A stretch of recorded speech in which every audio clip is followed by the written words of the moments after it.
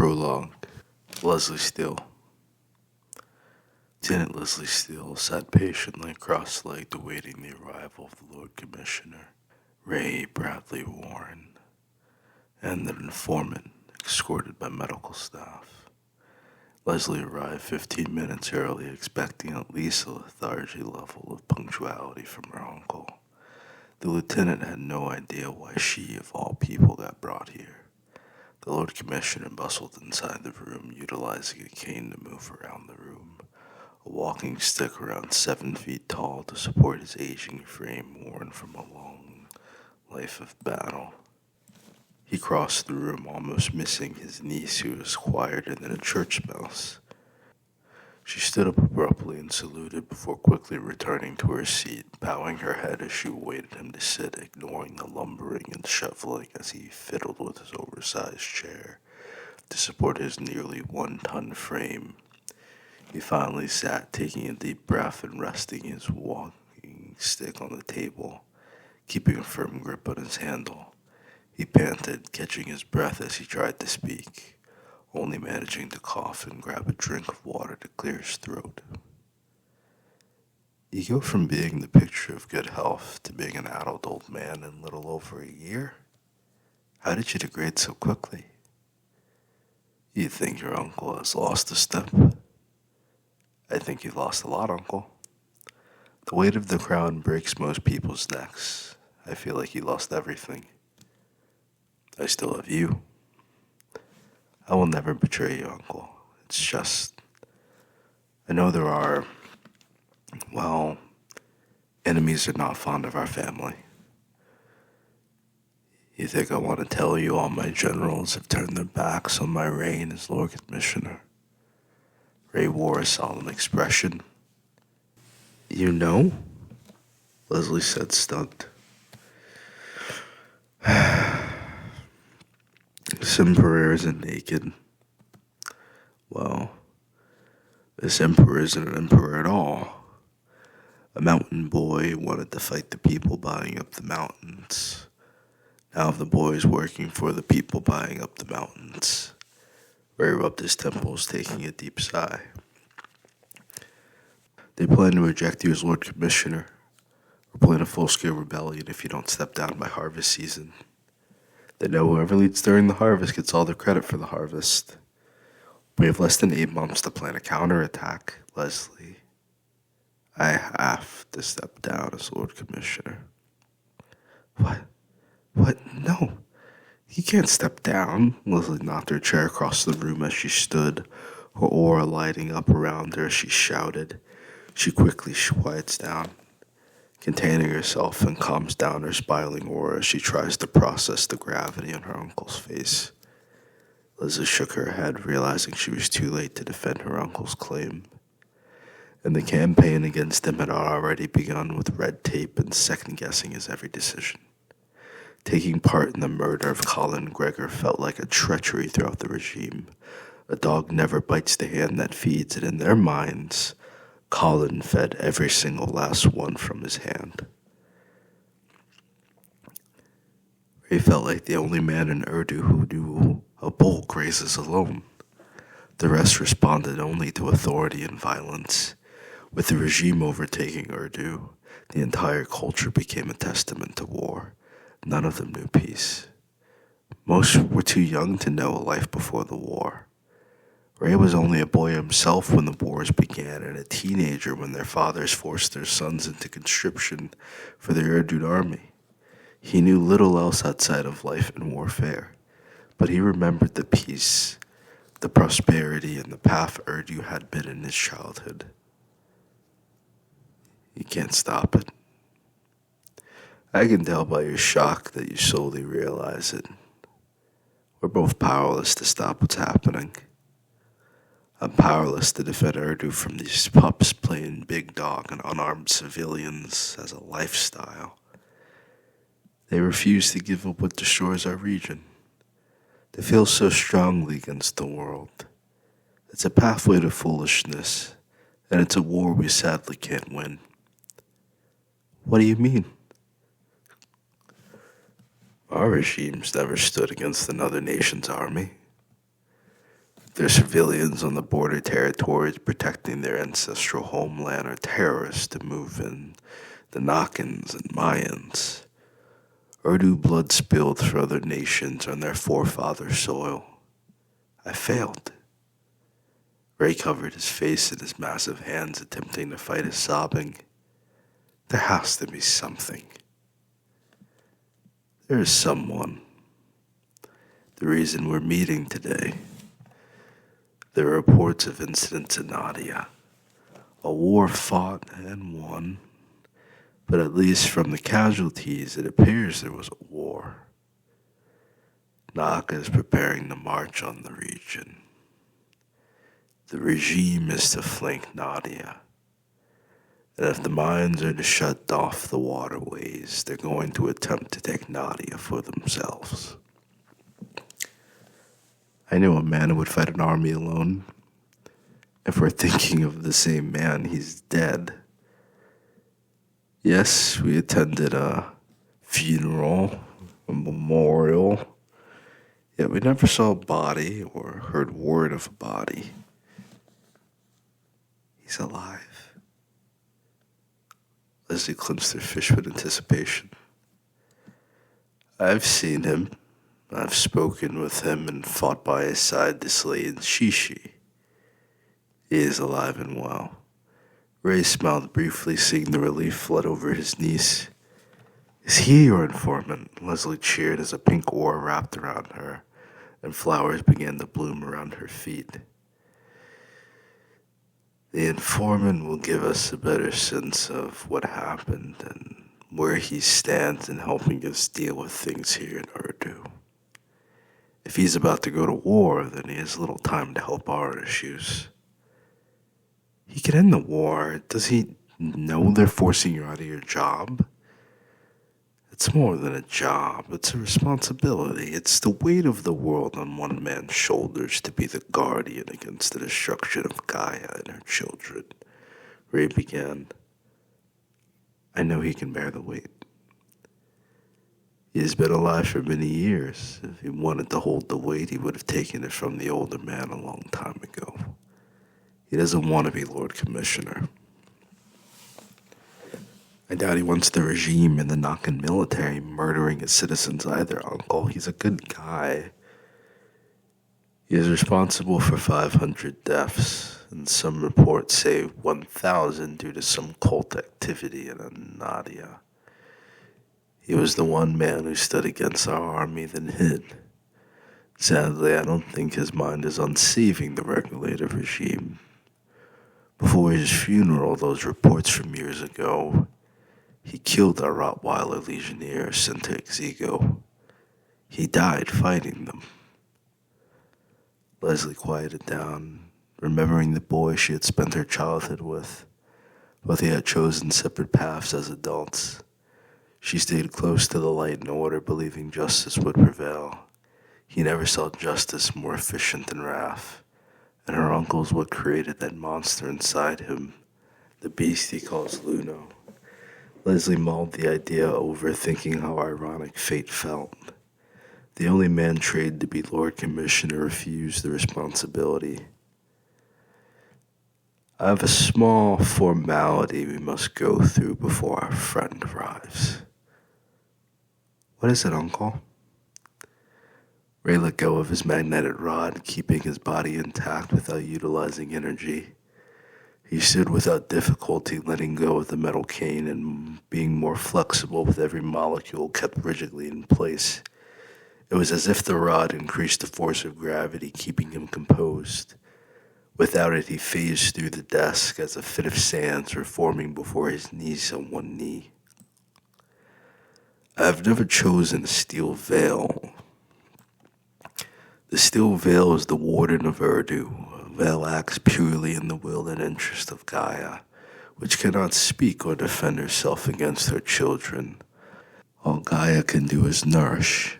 The veil protects those who protect Gaia and her children. The veil must bring justice to all those who abuse Gaia and her children. I had never chosen a veil in my decades of leading the regime. I hope one day one of my proteges may continue my actual work as Lord Commissioner long after I leave.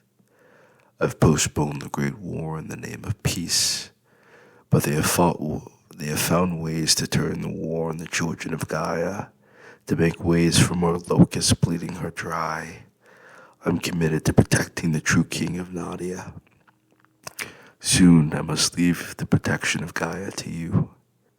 Will you accept the responsibility as the steel veil and to help shoulder the weight of the world? I will. I absolutely will, Uncle. Leslie stood saluting, trying to stop the flowers growing in her hair from excitement. And so it is done. As Gaia and God as our witness, you are the protector of Gaia and my steed. Upon my death, you will become the new guardian of Gaia. Don't speak of such things. I must. I only have 8 months to train you for taking on the regulator regime. In case he doesn't believe this is his concern. This is his home. He was born and raised in Urdu. Ray rose to his feet, turning his back on Leslie. Nadia is his home. Nadia has always been his home. As much as I wanted him to be Ardun, to be my successor and to lead this war, all I want now is for the war to stop, and they refuse to allow me to call off our troops. They've planned something massive, something already in the works beyond even their control. I have left the Order of the Sun Lotus, and I've joined the King's Guard. I suppose I have a little time to waste. Leslie felt no different. There is no cloth, no badge or plaque with her name to show people. All she would ever have is this meeting, her uncle's word, and God and Gaia waiting for her to fulfill their will on their behalf. Leslie felt no different, but the air in the room felt heavier. She pondered on what else she didn't know. Her childhood friend had been alive after believing him dead. If her uncle got forced out of being Lord Commissioner and she was too late to defend him, what else had she failed to learn or realize? Leslie felt her throat tighten from the anxiety, feeling like an imposter. She reached for some water to find her uncle holding out his glass. We will begin your training this evening. It will be strenuous, but when you've completed your training, you will know you're worthy of protecting Gaia, he reassures Leslie. Thank you again, Uncle. Leslie held her throat, massaging it until she felt familiar energy in the air. The energy grew in intensity. It felt like a wild beast from the void had entered the halls. Leslie stood up, bracing herself, putting her body in between her uncle and the energy outside the door, far more potent than she could imagine possible. Then suddenly, the energy level dropped completely, throwing Leslie off guard. Shocked as a gurney was wheeled into the room and quickly set up with oxygen, life support, and fluids. The energy level began rising as Leslie looked over the familiar woman she hadn't seen in years. Carmen Cruz is your informant, Leslie muttered as she studied Carmen's body, seeking a wound until she saw her entire heart had been missing from her body. A gaping hole in Carmen's chest as the doctors and nurses worked to set her up. Still, she was alive? Leslie covered her mouth, sitting down, for the first time in her life feeling mercy for Carmen. Leslie watched as the physicians worked around the room and then stepped aside, leaving the Lord Commissioner's gurney.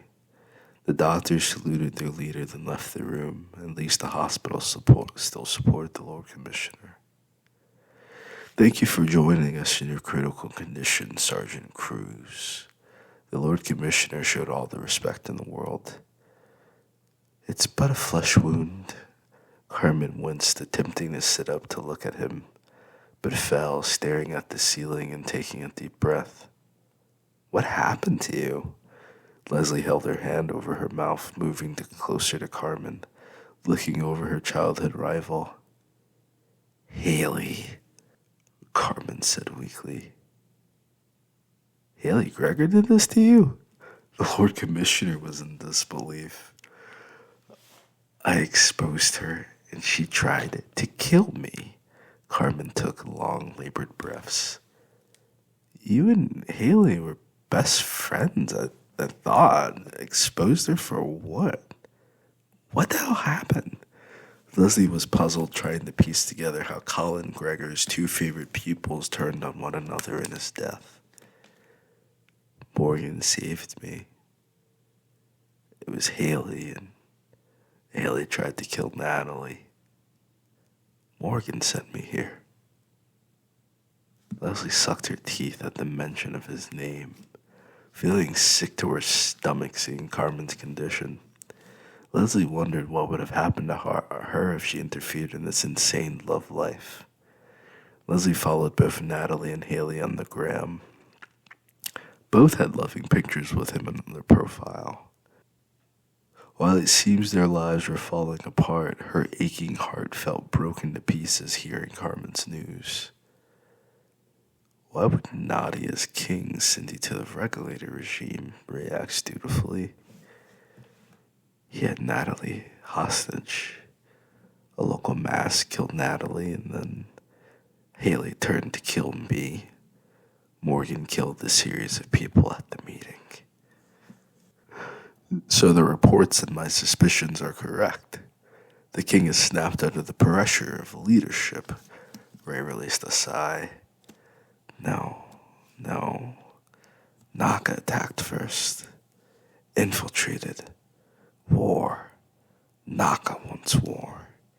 He wants peace. Carmen strained, trying to restrict her excitement as her heart rate increased drastically.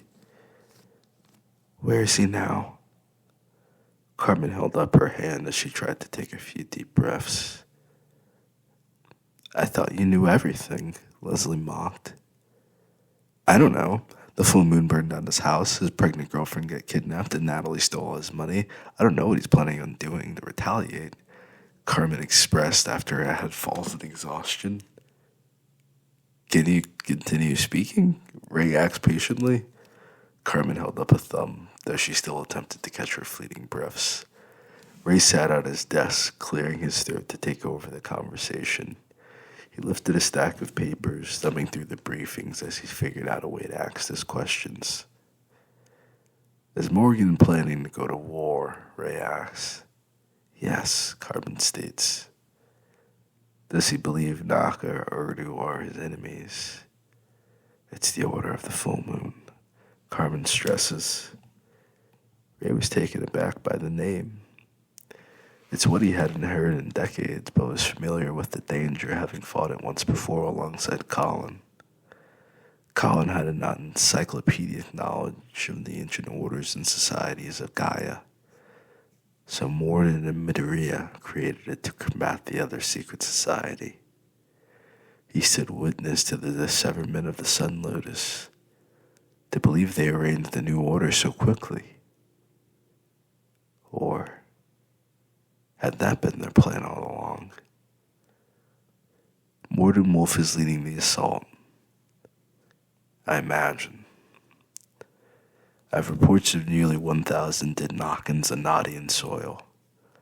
Are those all due to Morgan? The Lord Commissioner asks for confirmation.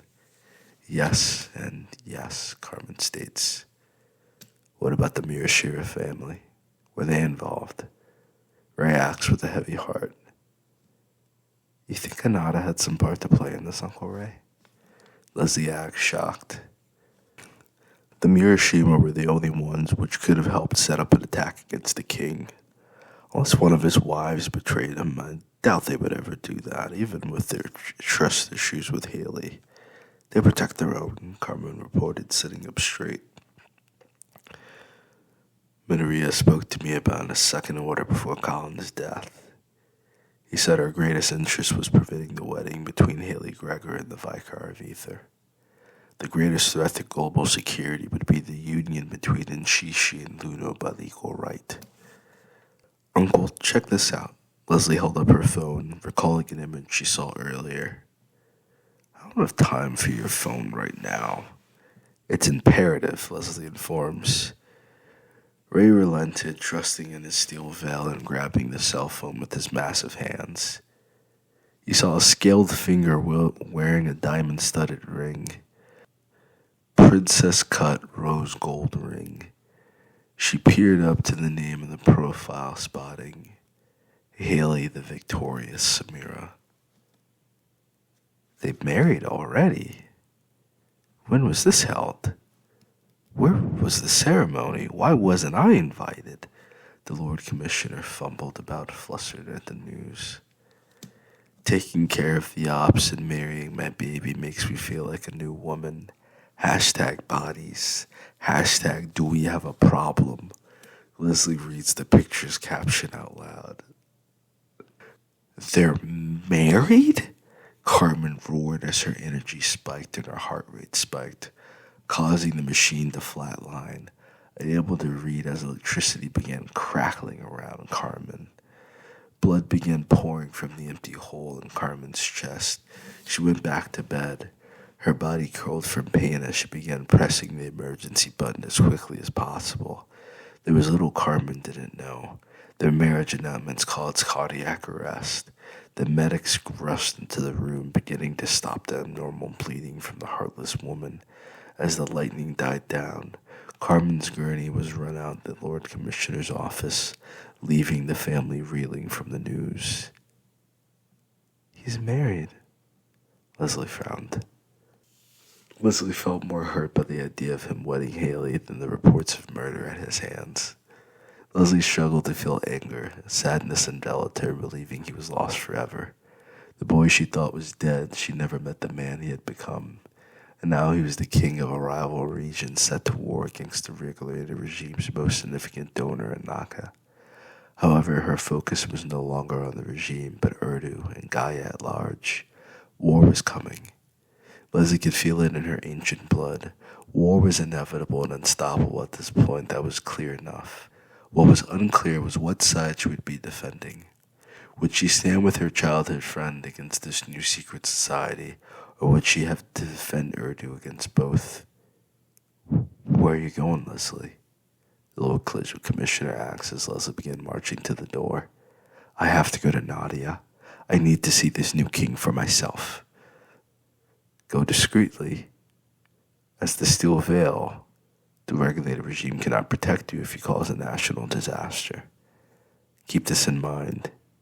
If you leave Urdu, you would be on your own operating to protect Gaia. I understand. You would be walking into the lines and without training as well, her uncle notes. Leslie gulped, remembering Carmen's wound. Next to Morgan, Carmen was one of the regime's strongest soldiers. I have to see him, Uncle. I have to talk to Morgan. Leslie clenched her fists in primal rage. After your training, you will be ready. For now, I cannot afford to lose you. Her uncle bowed his head, pleading as best he could. He knew he didn't have the authority to stop her if she chose to leave. Leslie's rage called for her to fly out to Nadia as quickly as possible. But she took a deep breath, resuming her seat, conceding. Leslie didn't speak, unable to cope with her decision to postpone seeing her lifelong friend. She convinced herself the boy she knew was dead. Whoever was running around in his body was an unknown foe. It had been years since Leslie took her training seriously. Before Morgan had initially left, he had the power to fight in war single-handedly. Leslie's wisdom told her to be obedient to her uncle's training. It wouldn't last too long, and then she could walk into Nadia fearlessly. Chapter 1. The patients sat uncomfortably in their seat, shifting in the plastic chair in the psychologist's waiting room.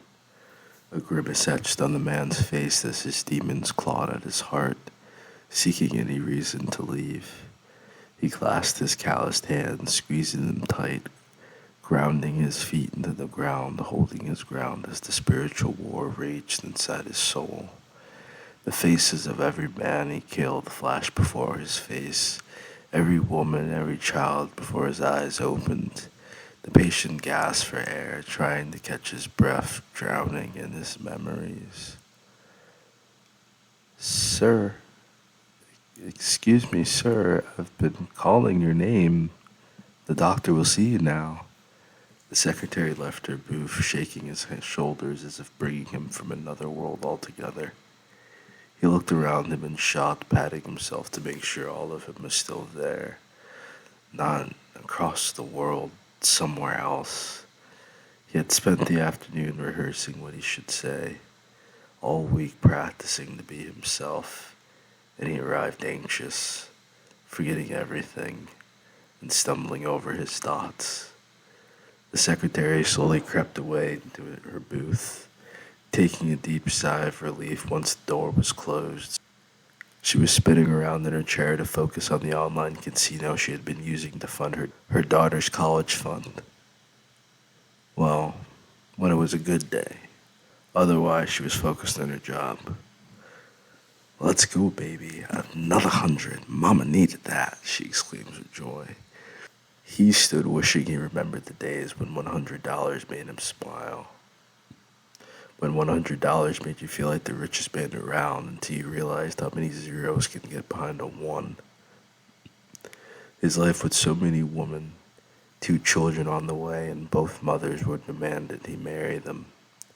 Until months ago, he had been finding a way out, but with the announcement of a 3rd pregnancy looming with another girlfriend's morning sickness, the last thing he wanted to do was what he needed most. He put off therapy for so long. He knew something was off, but he used it to his advantage. His life as a soldier allowed him to be himself, to feel useful for his violence. Around women, it felt like he was juggling eggs rather than walking on eggshells. Come on, buddy, you're paying by the hour, the secretary shouts out once more. Money is of no consequence to a king, he uttered, giving his head a polite bow before holding the doorknob. All right then, pal, there are other appointments scheduled today, and you're already 5 minutes into yours. I wouldn't make a habit of saying this to clients, but I've been watching you, buddy. It would help if you were here. You're loco. She points to the door, giving a few laughs. He smiled, gritting his teeth behind the forced smirk before releasing it with a deep breath, walking through the threshold. The room is rather cozy. Unlike the expected sanitized room with white walls and Tesla-inspired equipment, instead were wooden walls as if sitting in your grandpa's den, 2 recliner chairs facing one another, picture frames of fishing trips and vacations with the family, the myriad of degrees as a person collects stamps. Behind those chairs was the desk where the psychologist sat with his back to the door as if utterly unaware anyone were in the room, watching him, holding their breath, their spit, and their steps paused, frozen, still capturing the moment of the other's complete unawareness. The psychologist turns in his chair and the 2 men make eye contact. The psychologist takes a breath of air, adjusting his glasses before inhaling a heavy, burdensome breath of air, analyzing the person before him. The man stood motionless as if his stillness would make him disappear. He coyly looks away, slowly moving into his seat. Were you going to kill me? The psychologist asks. The man gave a brief shake of his head. Have you killed people? The psychologist follows up. He nods. Well, at least I know you're not a liar. Do you like the paintings? The psychologist stands, walking to the 2 chairs in the middle of the room and offering him a seat. It's nice art. He nods. You weren't focused on the paintings. It was, I was looking at the family photos. You have a beautiful family. I never had that growing up. My ward tried his best, but it didn't last long. Thank you, sir. It was the best decision I ever made. I wish I felt that way. The man sighed. How do you feel? The psychologist asks. Stressed. I guess more scared. Confessing, feeling like dropping his heart on the table to be observed. A man like you scared? What could make you quick in your boots? You look like you used to play rugby or wrestle. The psychologist jokes, taking his seat, leaving his guest standing. I was a child soldier for the regulated regime. I served under the man who killed my family since I was 7. Do you want me to keep going? Well, we can go into introductions, but it doesn't tell me why you're scared, the psychologist presses. I'm expecting children, and I don't think I'll be a good father. Oh, and are the child soldier people trying to take your kids? The psychologist tries to piece the two things together. No, I never had a childhood. I was a murderer my entire life. I have no idea how I'm supposed to have children. The man gasps for air. Well, do you talk to their mother about how you feel? I know pregnancy can be tough. Women are going through a lot of hormonal changes. They can switch up on us if we're not ready. You know? Yeah, and it's more than one woman. 2 women? The psychologist asks. Several women, but only 2 are pregnant. Another expected to be pregnant, but we're not sure. It was fun when we spoke about family. The idea of having a family seemed harsh. The psychologist's cheeks puffed. He covered his mouth, trying to hide his shock, screaming, "Damn!"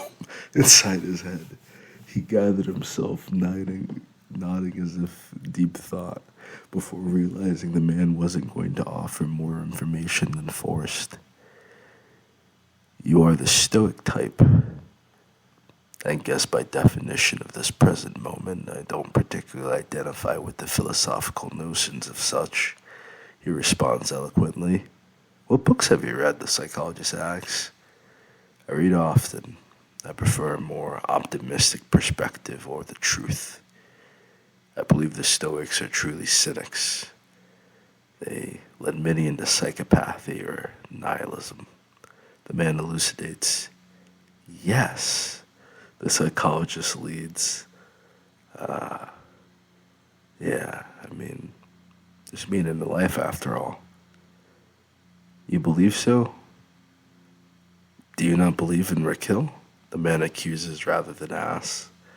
I do, but it's about a personal relationship with God. Do you want to talk about religion? The psychologist offers. Why is everything you say a question? What sort of information do you want from me? The man gulps, looking to the door before back at the psychologist. My name is Chris Kieran Torjun. I'm a doctor to help people like you. Each other region has its science or psychology and their viewpoint of religion. I've been focusing on the pain of the Ekru people, forced to call themselves Nadians to make their enemies feel stronger. The psychologist leads. The man leads and captivated. I believe you know more about the subject than me. Morgan Leonticus Samara. And King of Nadia. And the guardian of Ekru. How does that feel? Burdensome. The man tears up as his shoulders slumped, as he tosses himself into the lazy boy as it reclines immediately to his touch. Whoa, I guess we're starting back in the way position. Nice. Chris gleams, reclining his chair back, staring at the ceiling. Sometimes I love just leaning back and staring up and just shooting the shit. I can't get to say I do that too often. Everyone seems to want to speak and no one wants to listen, Morgan suggests. Are you sure that perhaps you don't want to speak? I want to get back to something real quick. What do you mean being a king and guardian is burdensome? That sounds awesome. You have superpowers, you fight monsters, and you protect people. That has to be pretty cool, right? All to stay king before being able to fulfill my duties as king. I felt more effective without a title, without people's attention on me. Morgan shook his head. Did you want to be king? I didn't even want to admit to people that I was the prince. I was told if people found out I was alive, then there would be a war. Well, did you even know? I didn't want to know. Morgan wipes his eyes. I didn't want any of this. The women, the kids, the money, the deaths. One day I was a kid, and then I was a weapon. I don't think I ever truly became a man. And now they call me a king. I mean, being a man is age. You've matured to characterize yourself by one nation's or one culture's perspective of being a man, quote unquote, without considering the whole scope is a bit limiting, you know. For instance, I'm a much better cook than my wife.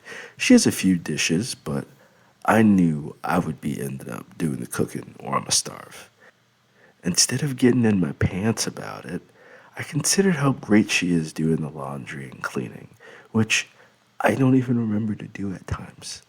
My point is that it doesn't serve you to wrap your head up in only one perspective or only one way of viewing things when many other perspectives could provide you a better view of yourself. Morgan nods. Chris takes in a short breath, wishing he didn't have to lead the conversation but shrugged it off.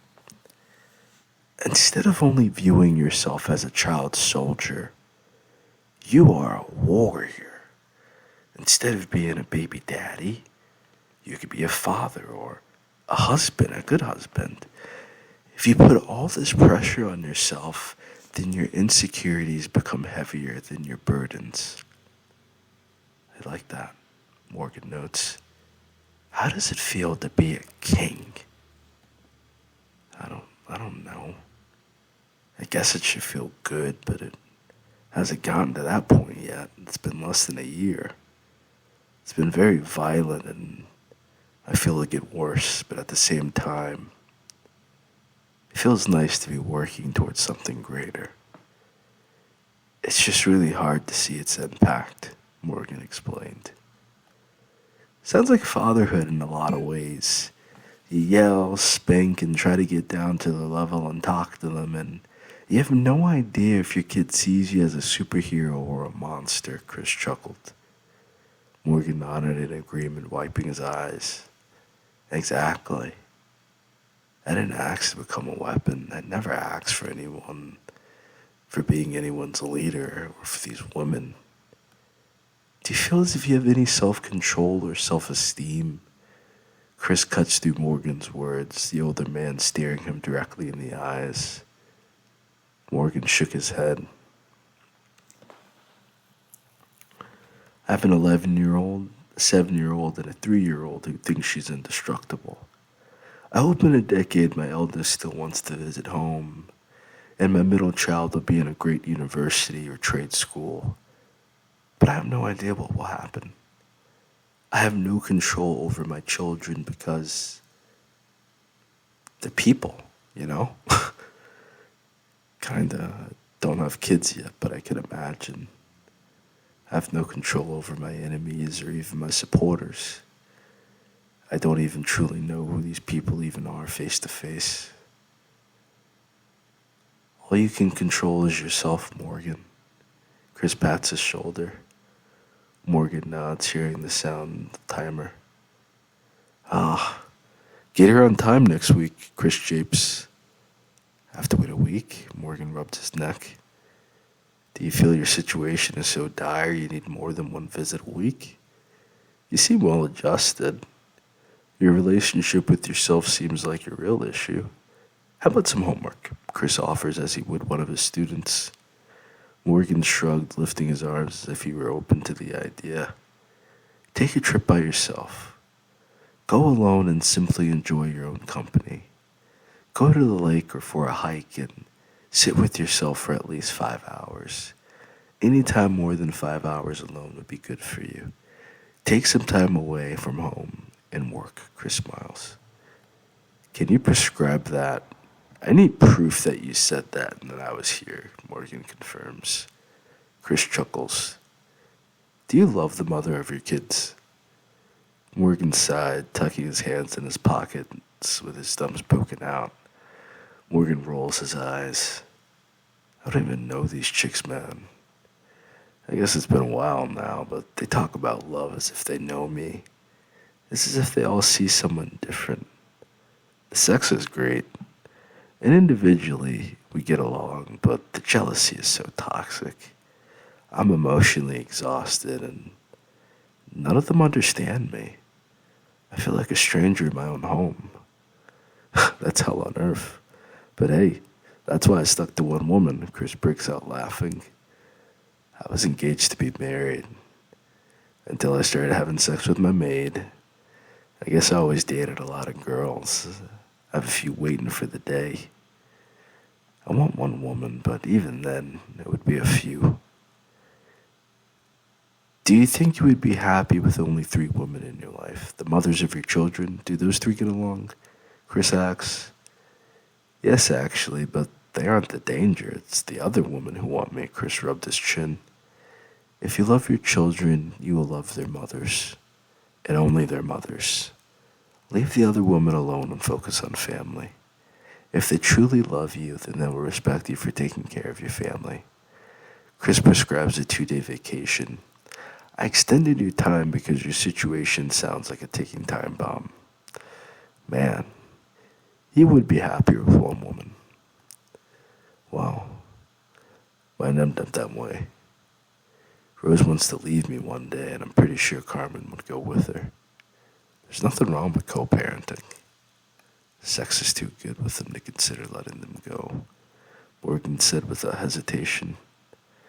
Sometimes what we love most is what holds us back. When I was a boy, I had a children's once, so I put childish things away and took up responsibility as a man. It feels like you're fighting fully stepping into your manhood by taking up other people's problems. If you didn't have children, I would recommend you take a year for yourself. I'm adding a prescription for you to take 1 year to be only with the mothers of your children. So even after the children are born, you'll still have time to adjust. Chris explains, hiding another piece of paper, holding it grinned. All right. I'll see you next week, Morgan extended his hand. I pray you see yourself first. Chris shakes Morgan's hand, patting his shoulder. I pray you find peace. I pray Raquel eases your pathway and you see the goodness in your heart. I pray you stop focusing on your pain and disadvantages. Focus on the good you're trying to do and how to do better. Thank you, Morgan gasps. See you next week. Hopefully you get in here in time. Chris walks him out the door and meets with his secretary. How'd it go? The secretary asks pleasantly, smiling at our boss. Fantastic, in my opinion, Chris announces. Can't wait for my next one. Same time next week, Morgan asks. Perfect. See you next week, King Samara. Here's your appointment card. The secretary holds out the 3rd piece of paper after updating their system. I told you so. Chapter 2. Rose Paz and Dale Samara. I expected far more excitement to be held when the death of a tyrant was announced. I felt as though I had become a stranger to my fiancé. Sadness, even outrage, being held for Colin Gregor and the loss to his family. Sadness, even outrage being held for Colin Gregor and the loss to his family as if he's ever done in a single thing for humanity. I can never understand the slave mind, crying for the death of its master, fearful of liberation around the corner. Freedom means more than vice and materialism. We seek freedom to govern and protect ourselves, to grow our food and raise our children. The freedom of sin is cute and tempting, but the liberation of one's very soul upon this Gaia, within this lifetime, what cultivates a force known to humanity than the force of one's soul? The slave may never know. They've never seen a soul before. They do not know what a soul feels like or what it can get them. They do not know money. They only know coin and paper. They know plastics and pollution as a way of life. The slave seeks liberty from reality and escape from realizing their condition in life, to be mentally absent in work and further in life. A person like this cannot fight for themselves nor any other cause. Instead, they bicker over comfortable forms of slavery instead of liberation for money and power.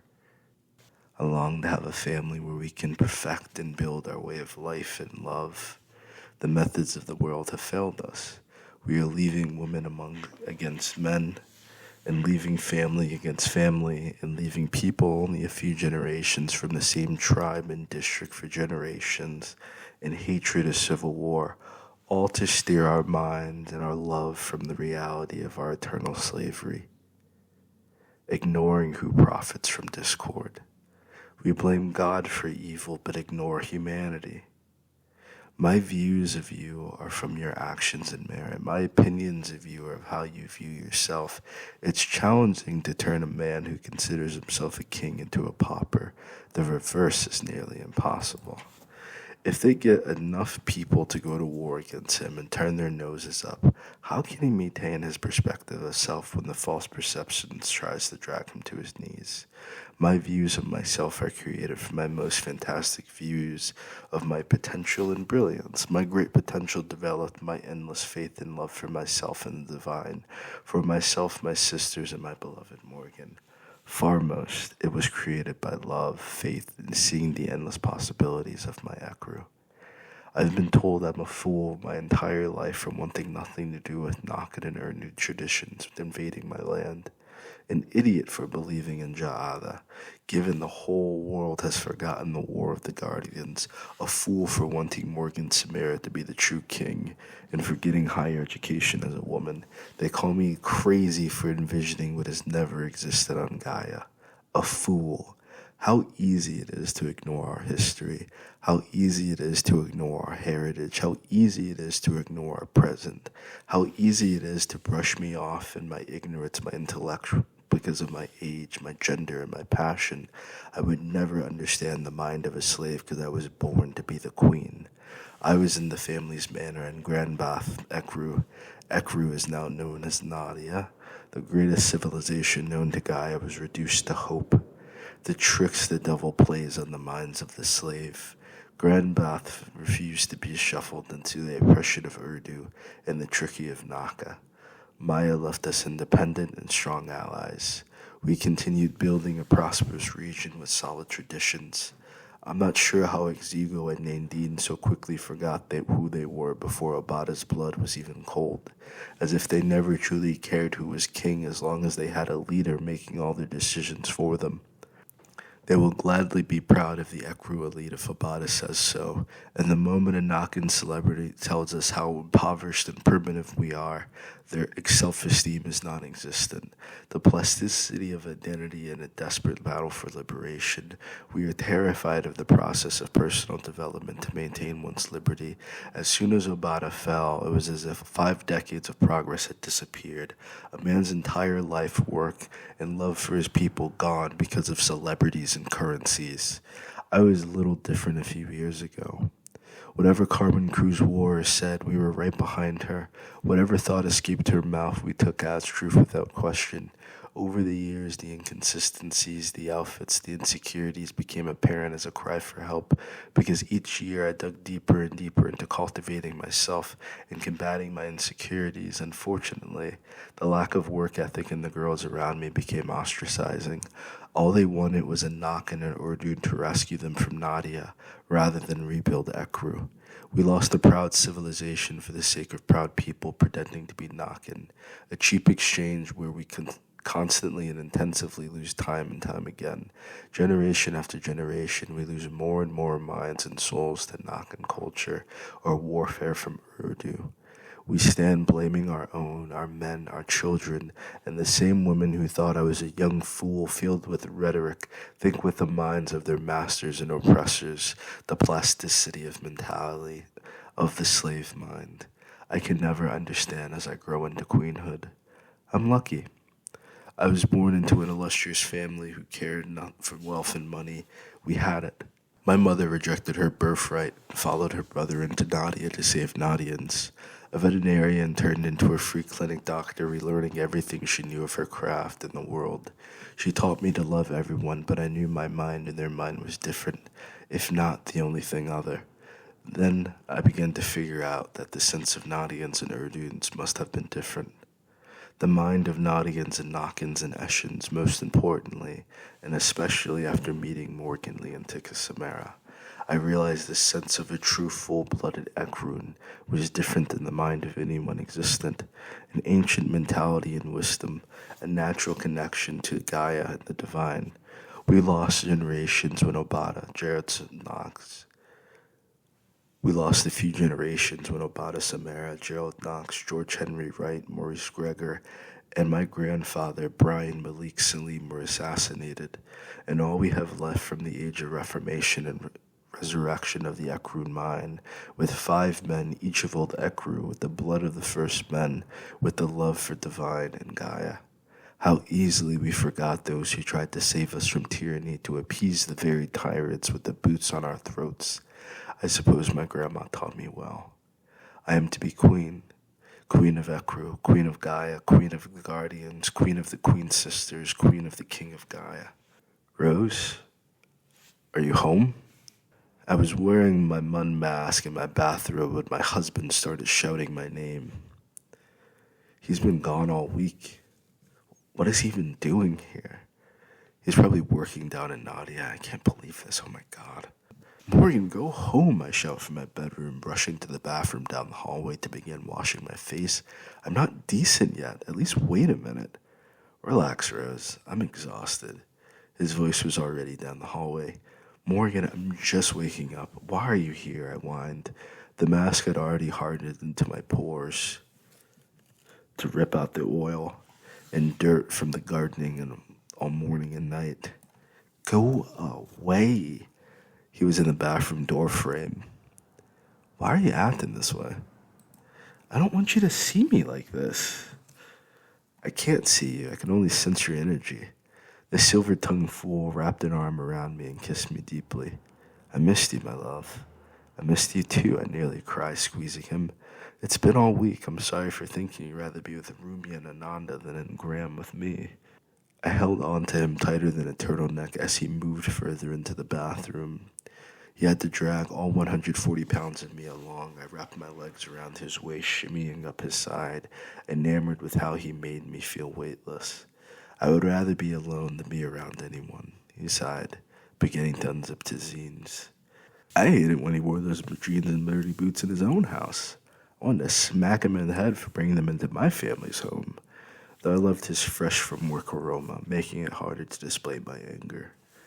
Since when do blind men pee straight? I asked, not wanting to flip out on this boy for peeing all over the toilet seat. Will you help me? I grinned. Oh, little old me helping a big man like you pee straight, I asked, casually reaching into his briefs. You're so warm, babe. Sweaty, he sighs as he relieves himself. This is harder than it looks. Stop wiggling it so much. I can't. It's been so long since we've last, I nuzzle his neck. You usually smell good, sweaty, but you smell gross. You smell adrenaline gross. He began coughing, a spurt of blood on his sleeves. He tried to hide it, but I was already overreacting. Where have you been? It was an emergency, he whimpers. I had to go. You're blind, Morgan. I can't believe I have to tell my elder this. You need to sit your ass down and recover. So you won't say sex, but you'll say ass, he mutters, rolling his eyes, beginning to walk off. You didn't wipe. Men don't wipe when they piss, just like I won't back down from the line of duty, he says defiantly with an assuredness Rumia and I have been practicing how to handle. That's fine. I'll tell her son how his father died right before he was born, how he could have waited to be treated, but instead, the day right before I went into labor from the heart attack he nearly caused me, he died, I say, walking after him, face mask and all. You better get a grip on yourself. I'm not one of those stripper bitches. I will fucking ground you, Morgan. Is that a threat? He turns about face, nearly knocking me off my feet with the sheer wave of energy for his aura. I'm not in an empty threat-taking mood. What are you saying? I hold my stomach, beginning to guard myself against danger instinctively. He was fuming, his teeth grit, but he only sighed, continuing to walk to my bedroom. I found a new level of confidence. The fear I once had of him had faded, allowing me to see the real man inside at times, anyway. He was a terrifying presence with weird buttons to avoid pressing. Most men I know either were all yang or were pacifists. I never knew when Morgan would lash out in anger or leave and never come back. He was something different entirely. I pushed his buttons regardless to see what they all did when I needed them. What were you going to say? I shout, following him. Do I have to go? He asks, pressing 2 fingers to his forehead. Morgan, I glared at him, the hurt building up inside me. I frowned for a second over the hurt within me, but my drive to fight took control. What about empty threats? He rolled his eyes, disappearing into thin air. I swallowed, biting my tongue as my eyes began to swell with tears. Well, fuck you, you cowardly asshole! Fuck you! He muttered behind me. I was embarrassed, but not too ashamed to tame my anger. That's what you're going to do when your son is born? I spit venom at him, sizing him up. He looked at me with a look of pain and disgust. His lips squinched into the corner of his mouth as he held back carnal anger, radiating a deep level of anger. He looked at me, not speaking. His cuddle was close to popping, unsure whether he would attack me or chop my head off. Do not come between me and my son. He steps to me. You better get on my face, I challenge. Morgan grabs my arms, lifts me off the floor without any effort. Get off of me! You don't stop, do you? He asks, carrying me to the bed. Get the fuck off of me, I shouted, kicking and shouting, but he was unfazed. He was staring at me like a man immune to human suffering. He stared deep into my eyes through the brown hellholes glaring through my skin. Get off of me, you monster! I saw a tear roll down his eyes. He dropped me on the bed and stormed off from me. Where are you going? I seethed, chasing after him. Where the fuck are you going? I came here to surprise you and enjoy my evening. Instead, you're acting like a cunt. I'm going home! He roars at me, his voice filling the whole house. Don't you dare talk to me like that. Then I suggest you watch your tongue before you lose it. He marched up to me, standing nose to nose with me as if he was about to slam me. Get on my fucking face, I threatened him. What are you gonna do about it? He challenges me right back. I won't let you see your son, I shout back at him. Lay a hand on me, and I will never let you see him. That's what it is then? His whole demeanor switched up. He fell back 2 inches. I have to get the hell away from you. Good, I shout, running after him. Get the fuck out. I'm glad to see you got what you wanted from me. Goodbye. He walked off, slamming the door behind me. That's what you get for coming in here, starting to shit. I ripped the door back open. And don't be slamming doors in my... He was already gone. Down the pathway with his hands in his pocket, walking blindly around. Why doesn't he blink away? Where the hell was he that he would be so tired to blink afterward? Where the hell does he think he's going? Come back here. Why is he leaving? Fine then, leave. I knew you never cared about me anyway, I shouted after him. And instead he walked around the corner and was gone. A lifetime of practice. The kids playing across the street didn't even seem to notice him go, though they looked at me screaming like a lunatic at the shadows and wind. Morgan. Shadows and wind. I walked back inside with the sobering silence crossed between ferociously flippant and somber loneliness. I hadn't seen him all week, and when he comes back, he's ragged and bloodied. Now he's gone again. I couldn't even enjoy those brief moments with him. Why does he have to be so stupid? I sat in the living room. My energy was exhausted and my day had only begun. I looked around the room, alone in my manor. I was twiddling my thumbs on ways to reverse time and get back my past 20 minutes with him.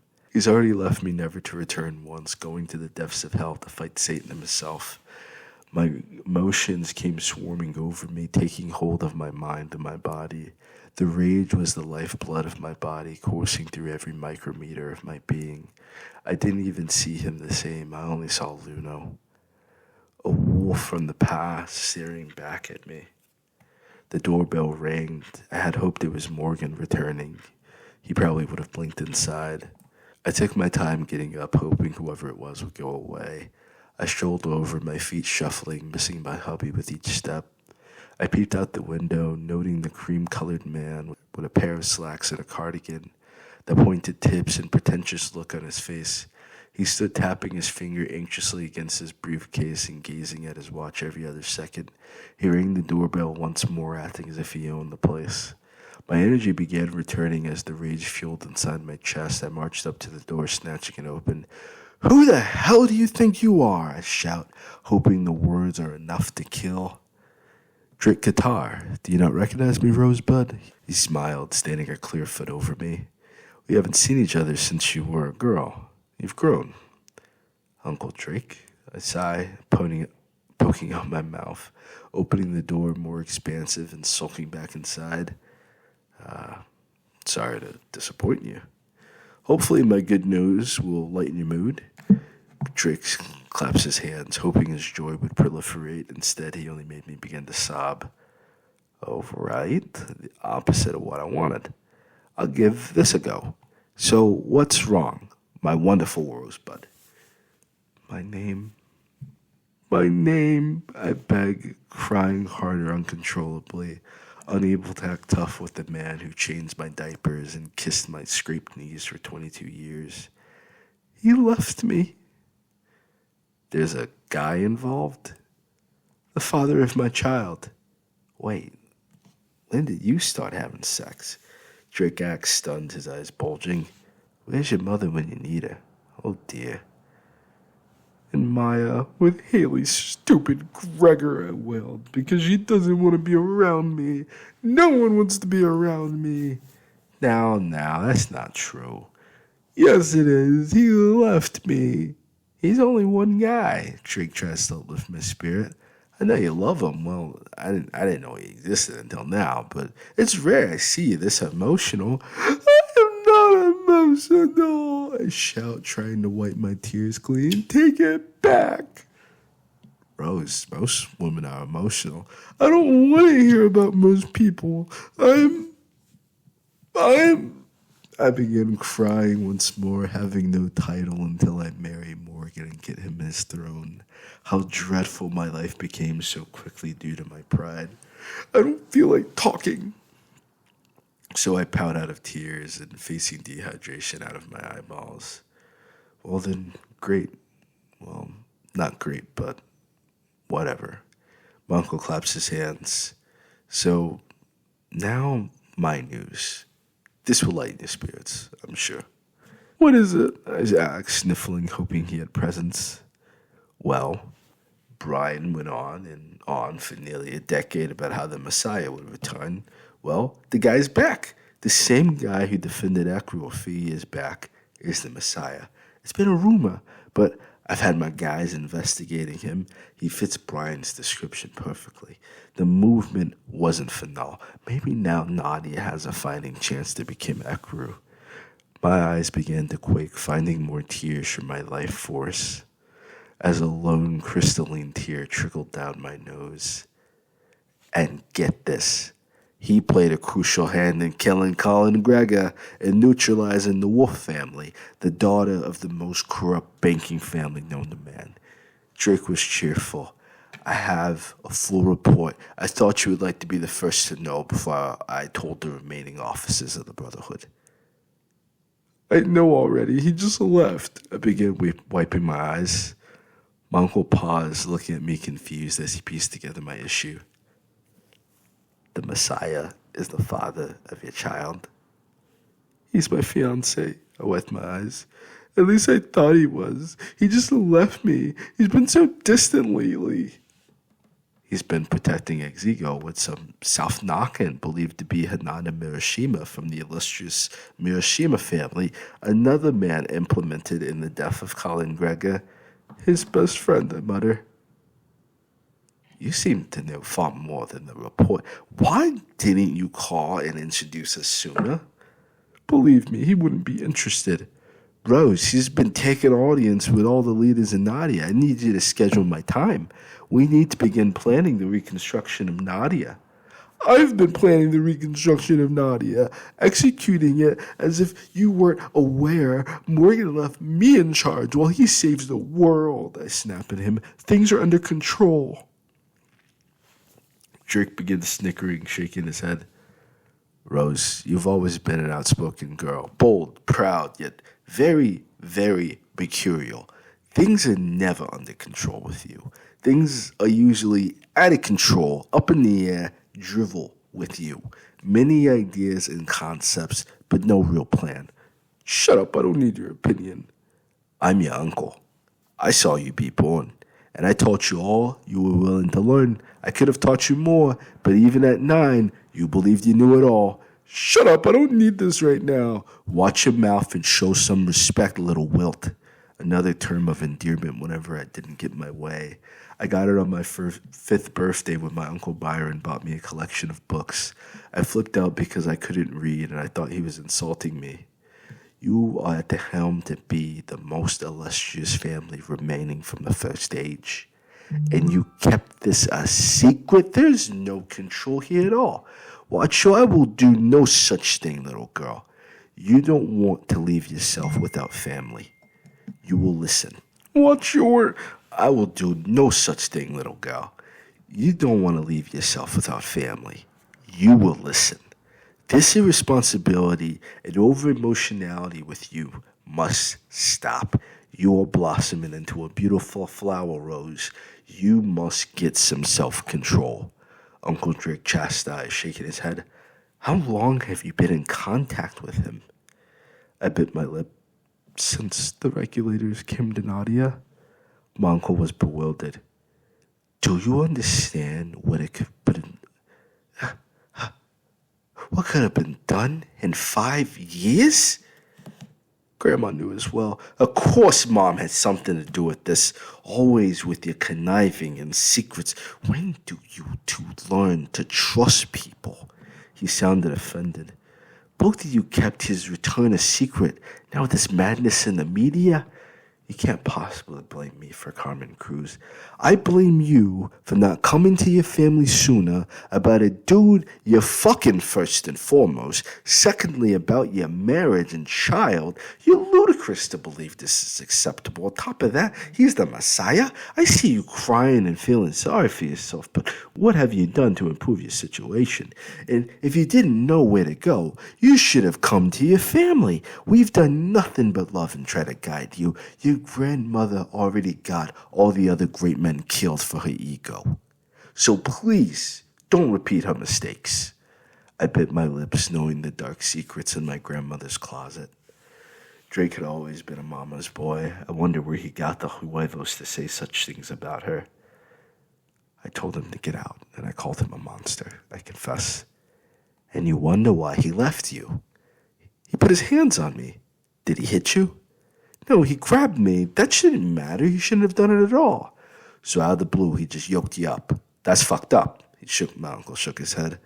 No, he just grabbed me and lifted me like he was trying to intimidate me. I wanted him to know I wasn't afraid. I stood up for myself.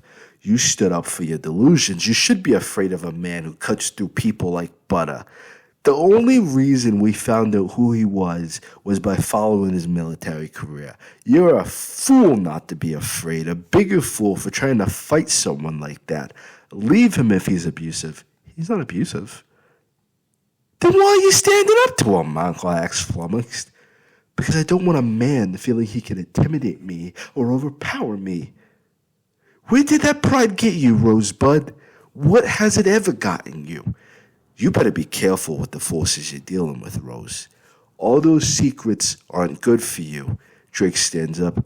I have to continue spreading the message. The Messiah that Brian promised has returned. Hold on, I'm not done. I don't have time for you to defend your ego and your terrible decisions. If you are to be the true queen, you must act like one. Let go of childish foolishness. Embrace your future, Rose. Don't fall into the same corruption my mother did. My uncle kneels before me and kisses my hand. I love you. Hope you cut out this nonsense and join the good fight. He gathers his briefcase, cracking it open. He hands me a file and a business card. Give this to him when you see him, and please call me as soon as you set an appointment. He kisses my forehead and pats my cheek. You're growing so well. You'll be a woman soon.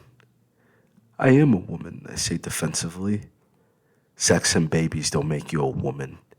Admitting your flaws, working on them, and finding wisdom is becoming a woman. He throws me up deuces and excuses himself. Don't walk away from me, I cry out.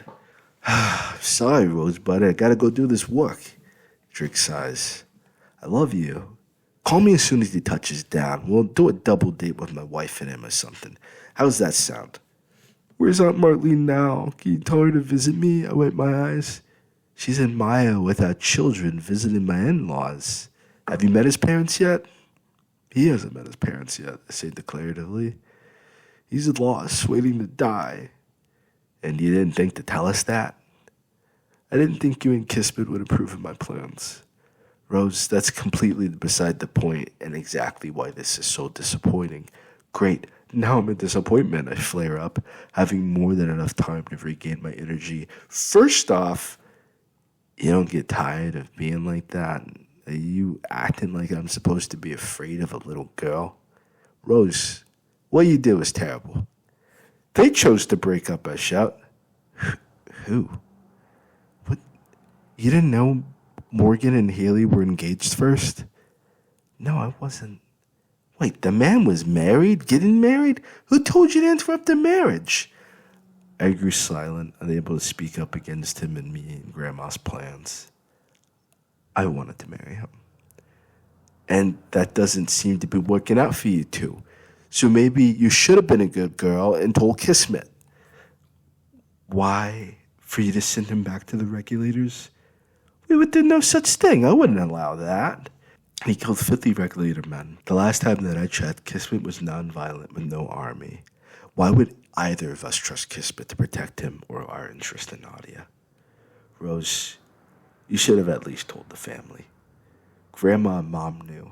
You seem mad you got left out the loop. Yes, me, the only man who worked for the movement in Nadia, which none of you wish to be a part of preserving. I have maintained the Brotherhood to this day for what Brian fought for, and the only one of you who works in the world government. You would avoid me for a woman who got every world leader killed by sleeping with them all? And Morgan is the reason Uncle Brian isn't here anymore. Brian is the reason he's no longer here with us. He had many options. He chose to recreate our crew. He should have stayed a prophet and left Avalon as his general. My uncle shook his head. Maybe you can play these games with someone else.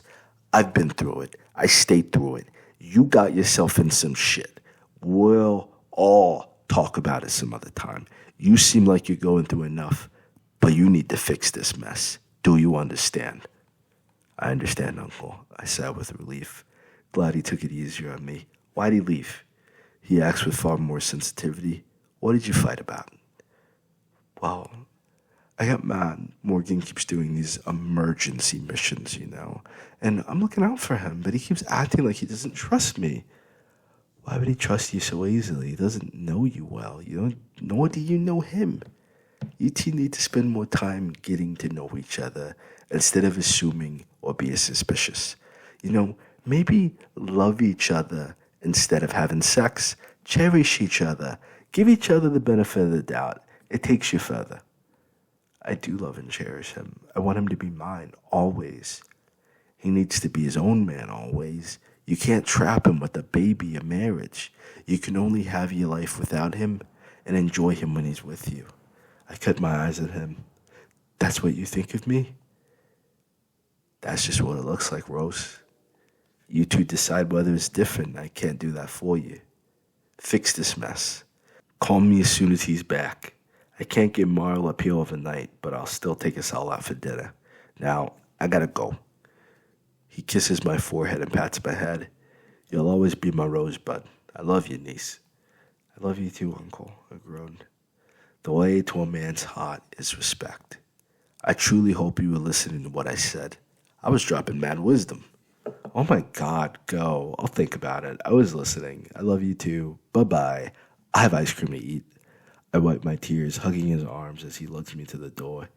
You're not a kid anymore, Rose. You're getting too heavy for all that, he strains. Or maybe I'm getting old. Maybe you need to work out. Morgan lifts me like a feather. Then maybe you should get back together with him and be thankful. You're a handful, you know, Rose. Be patient with him. You're acting as if you know him, Drake. No, but I know you. I had a lifetime with Brian. Our family has many difficult people. Good people, but skeptical minds. Don't ruin a good thing trying to fight for pride instead of your relationship. That's just a married dude's tip. It's easy to lose love and start over. It's hard to truly get to know someone for all their flaws and imperfections. Just be patient, Rose, and trust him. He is the Messiah after all. My uncle opens the door, taking a pause. I want you to know that my mom's been sick. She's been very irritable and errant as of late. If you two have been in touch, I want you to know she's been through a lot. It may not be the best counsel. She's wisdom. I couldn't help but put up an effort to support my grandma. A person who spent their life in pain doesn't have wisdom. They're remorseless cynics. They've only seen one side of life. So you need to be balanced, Rose. If anything, be greater than us all. Rebuild our family name and help the true king rebuild Nadia. I trust you. He waves goodbye, leaving me to my thoughts and grief. I went to my phone, scrolling through to find Morgan's number, wiping away my tears. I listened to the dial tone ringing a few times as I opened my heart up to be vulnerable to the man I love. I need ice cream and a nap.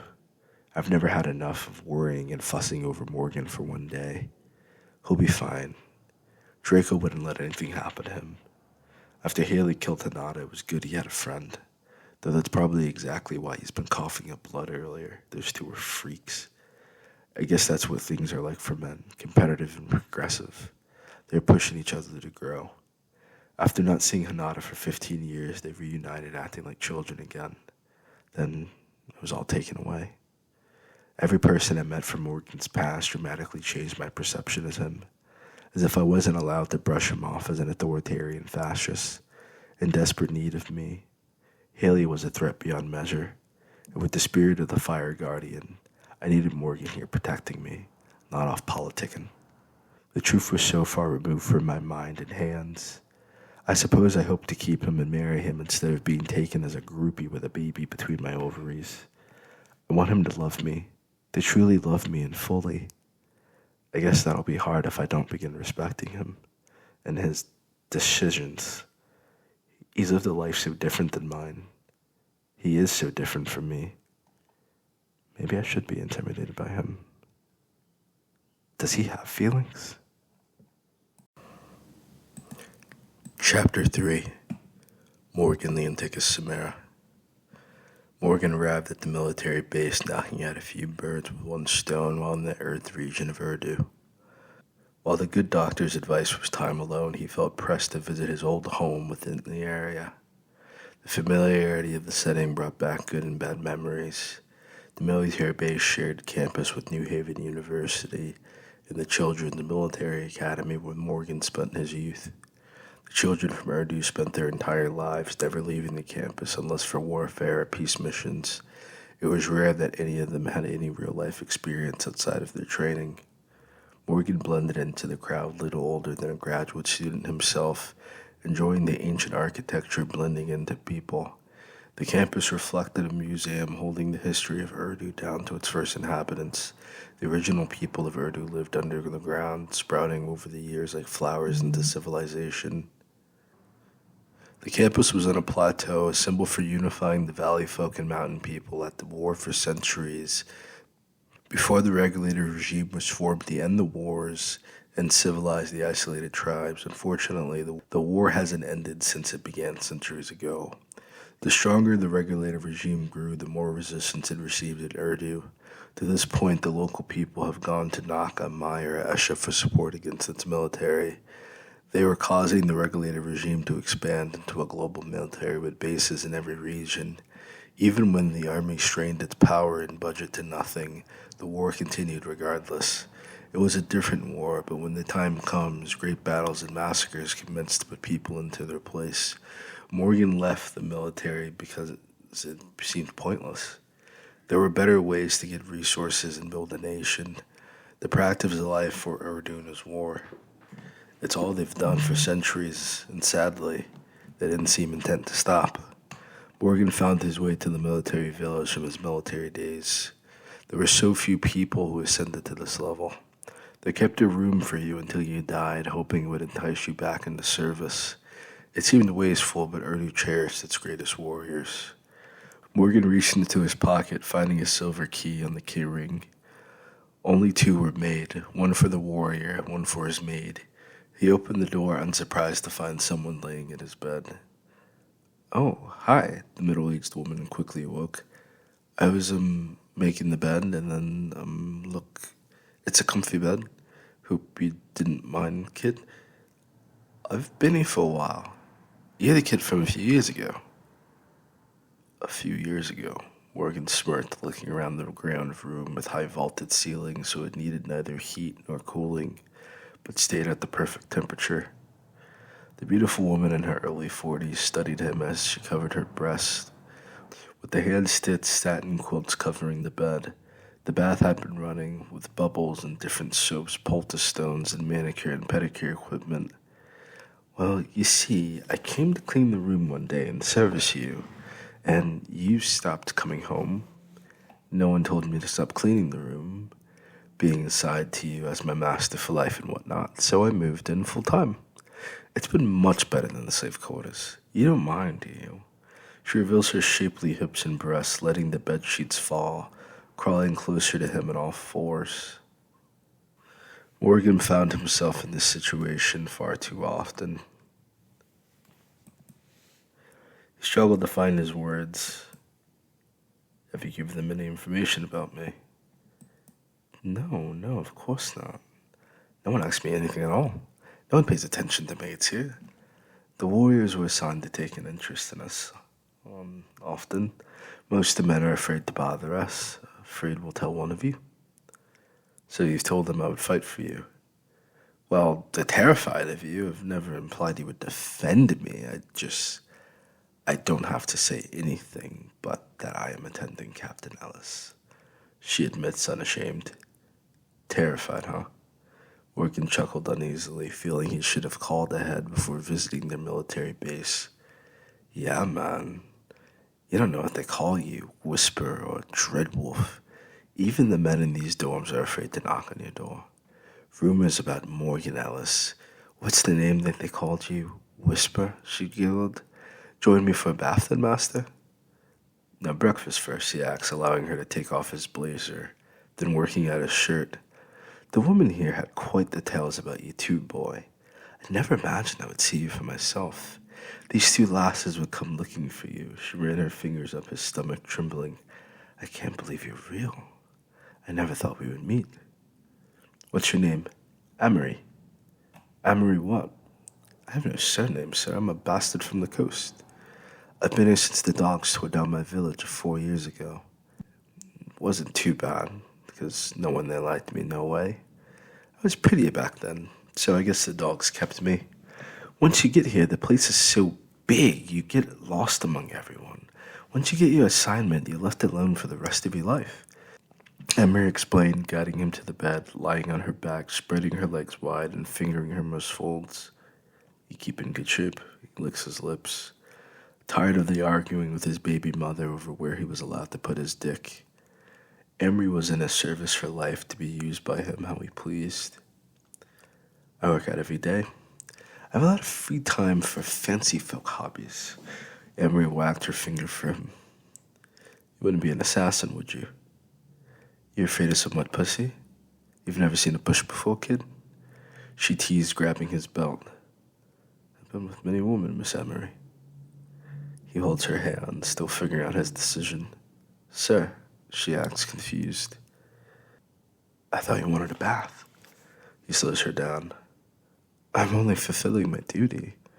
Emery coyly looks away. I've had a busy day so far, and I'm not in the mood for sex with a stranger. He takes a deep breath, backing away. Oh.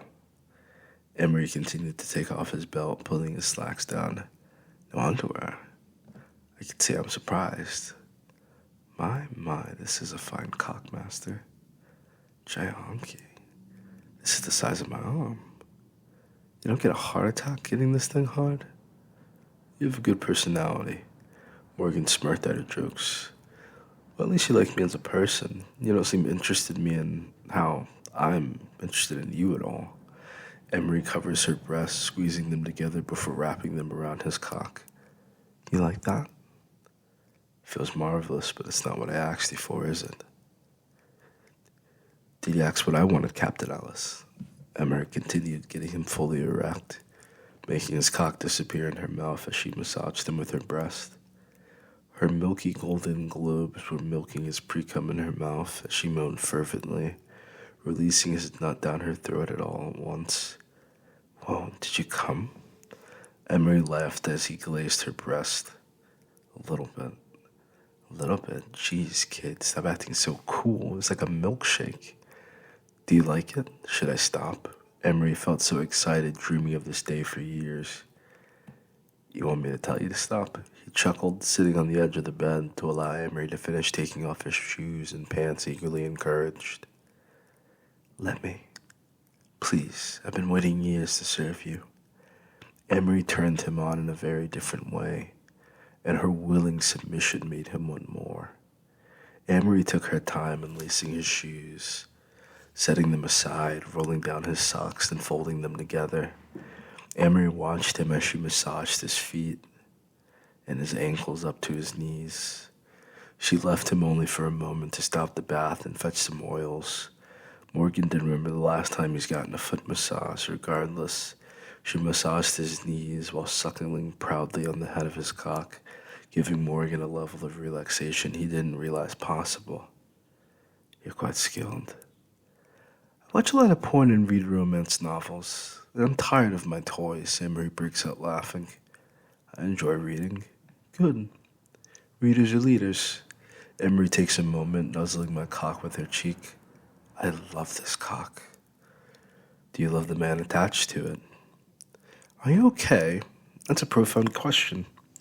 Emery sat by my side as I lay on the bed. Do you like cats or dogs? I like both, I smile. I like cats, not a fan of dogs. I had a few pet tigers growing up, but they run off to find their own once they get too big, but come around to visit. I had a panther for a while, but with panthers, one day they go out to hunt and never come back. Emery recalled, You raise tigers and panthers? I'm from Hunchback Beach, where the soft-shelled turtles lay their babies and the whales sleep. The place of love. It was safe for centuries until this damn regime came around, taking everything they can grab up. We lived one with nature and its creatures. We lived as the Urdu people lived since the beginning of time, when we came out to sea onto land, and those cities folk wanted it easy. Easy for them, hard for everyone else. I think I do like you. Hush. They would cut out my tongue if they heard me. I can't complain. I live here. Order room service whenever I want and keep it clean, right? Do you want room service? The menu is so good today. Beef ribs, macaroni and cheese, and a mushroom cap. Emery trailed off. Mushroom caps? Morgan laughs. Oh, that's what I'll be eating. Emery handed him the cordless phone, then returned to stroking his manhood with her bosom, slurping on his cock with her new angle and her yanni in his face. Don't be afraid to enjoy an appetizer if you're not scared of some wet pussy. I can't eat and order food at the same time. I think you can achieve anything if you put your mind to it. Besides, the kitchen is always busy. You'll be on holds for a bit. Emery sits up on his face, arching her back, holding herself up as she squats on his tongue, taking the phone from him as she swirls her hips, holding herself with one hand, holding the phone with the other, Yes, hello. I'm waiting for Captain Alice. Yes, in the villas. Oh God, yes. I'm fine. I'm great. I never felt better. And how are you? Great, great. I'm glad you're good. Can I have the prime rib and beef rib specials of the day? Yes, you can. Yes, yes, yes. Fine. Yes. Morgan held Emery's hips, sucking on her clitoris as she melted on top of him, laying with their stomachs pressed together. Emery strokes his cock with her hand, finishing up the order, sneaking slurps between words as she orders dessert. Thank you for everything. Bye. Emery hangs up, rolling off of him, catching her breath. You're trying to kill me. You asked and you received. Are you gonna do your job now? Morgan nods to the bath. Are you sure you don't want to enjoy me first and then relax? We have about 40 minutes until lunch arrives. Emery left Morgan to slide into the tepid waters of the bath alone. Emery sang to herself as she got her materials together, remembering her training and surprised she had to use it. Morgan licked his lips as he watched Emery. His hand mapped her stretch marks and curves, impressed she was a woman. A whole woman, and he wanted her. Morgan felt the wolf barking in his ear. I'm about to wear this lady out before I eat, he thought. Emery moved to grab the soap, lathering the loofah as Morgan eased beside her, gripping her hips while her back was turned. Emery groped, looking back at him surprised, basing herself as he stressed out her pussy, burrowing into her guts. Morgan firmly held her hips, knowing if he came home smelling like another woman, he was better off not coming home at all. Morgan had 2 days to enjoy himself before returning to his personal hell. Emery's pussy felt so tight, self-lubricated as she gasped with every thrust, refusing to back down, throwing her hips back to meet his thrust. Morgan pulled her hips back, holding her waist against his to keep Emery from running away. Morgan felt her body tighten, she murmured under her breath, pleading and praying to her patron Anki before rising on her toes, letting Morgan slide right against her womb. Emery broke her neck, turning to see the man she had only heard in rumors, watching him dominate her as if he never wanted her to forget how he felt wrapped inside her sex. I'm coming, Captain Alice, Emery called out before resting on her stomach. You came already? Morgan asked. Rose would have rolled on her back, letting him get his full until finished. You still need more? Angry flashed a sign of fear. I can use my mouth, but I think you rearranged my spine. I'm going to need a few minutes. At least a nap. You feel so good. Morgan teased, rubbing her hips. Will you be quick? Emery asked regretfully, but he made her feel so beautiful. I'll let you live. Morgan sighs, backing up, holding up his hands in surrender. I was expecting I wouldn't be enough for you, Emery panted. I have a sex addiction problem. Well, you are mounting a stranger. I love how you took my pussy. I was expecting us to wait a bit, but nope. I guess you did like me, Emery teased, swimming across the bath, sitting in his lap, taking the sponge she had been squeezing the life out of, beginning to scrub his body. Now you may relax and let me do my real job, okay? Morgan sat back, closing his eyes as Emery sang softly in his ear, lulling him to sleep.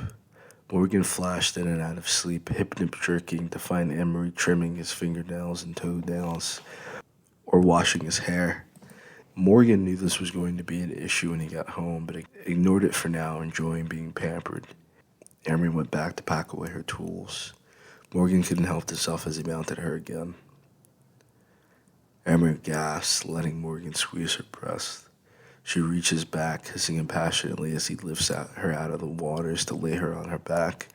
Emery screamed out, wrapping her legs around him, holding herself up on her elbows as he squeezed her hips, making waves. Morgan lost himself in humping this woman, stopping only when he felt himself about to erupt.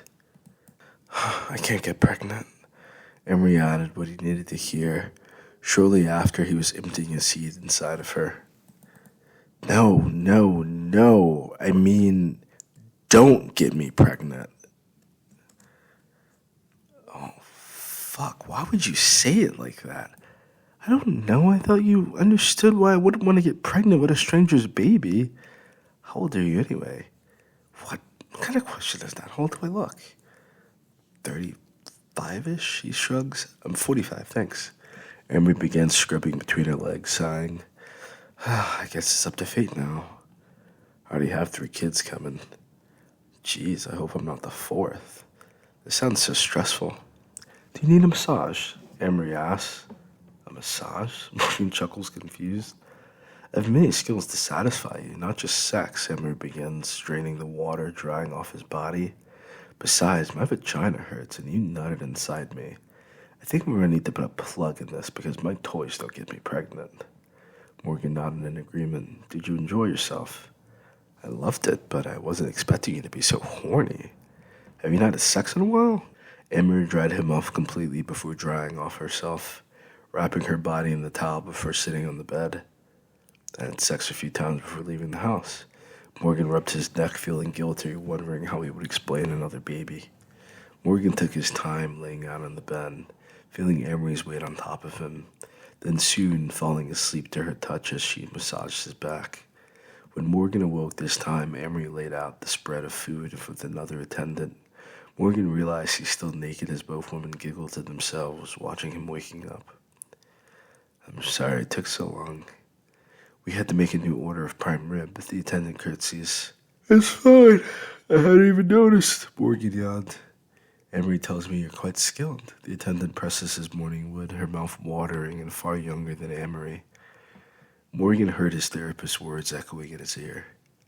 Do you have any self-control or self-esteem? I appreciate Emery's compliments.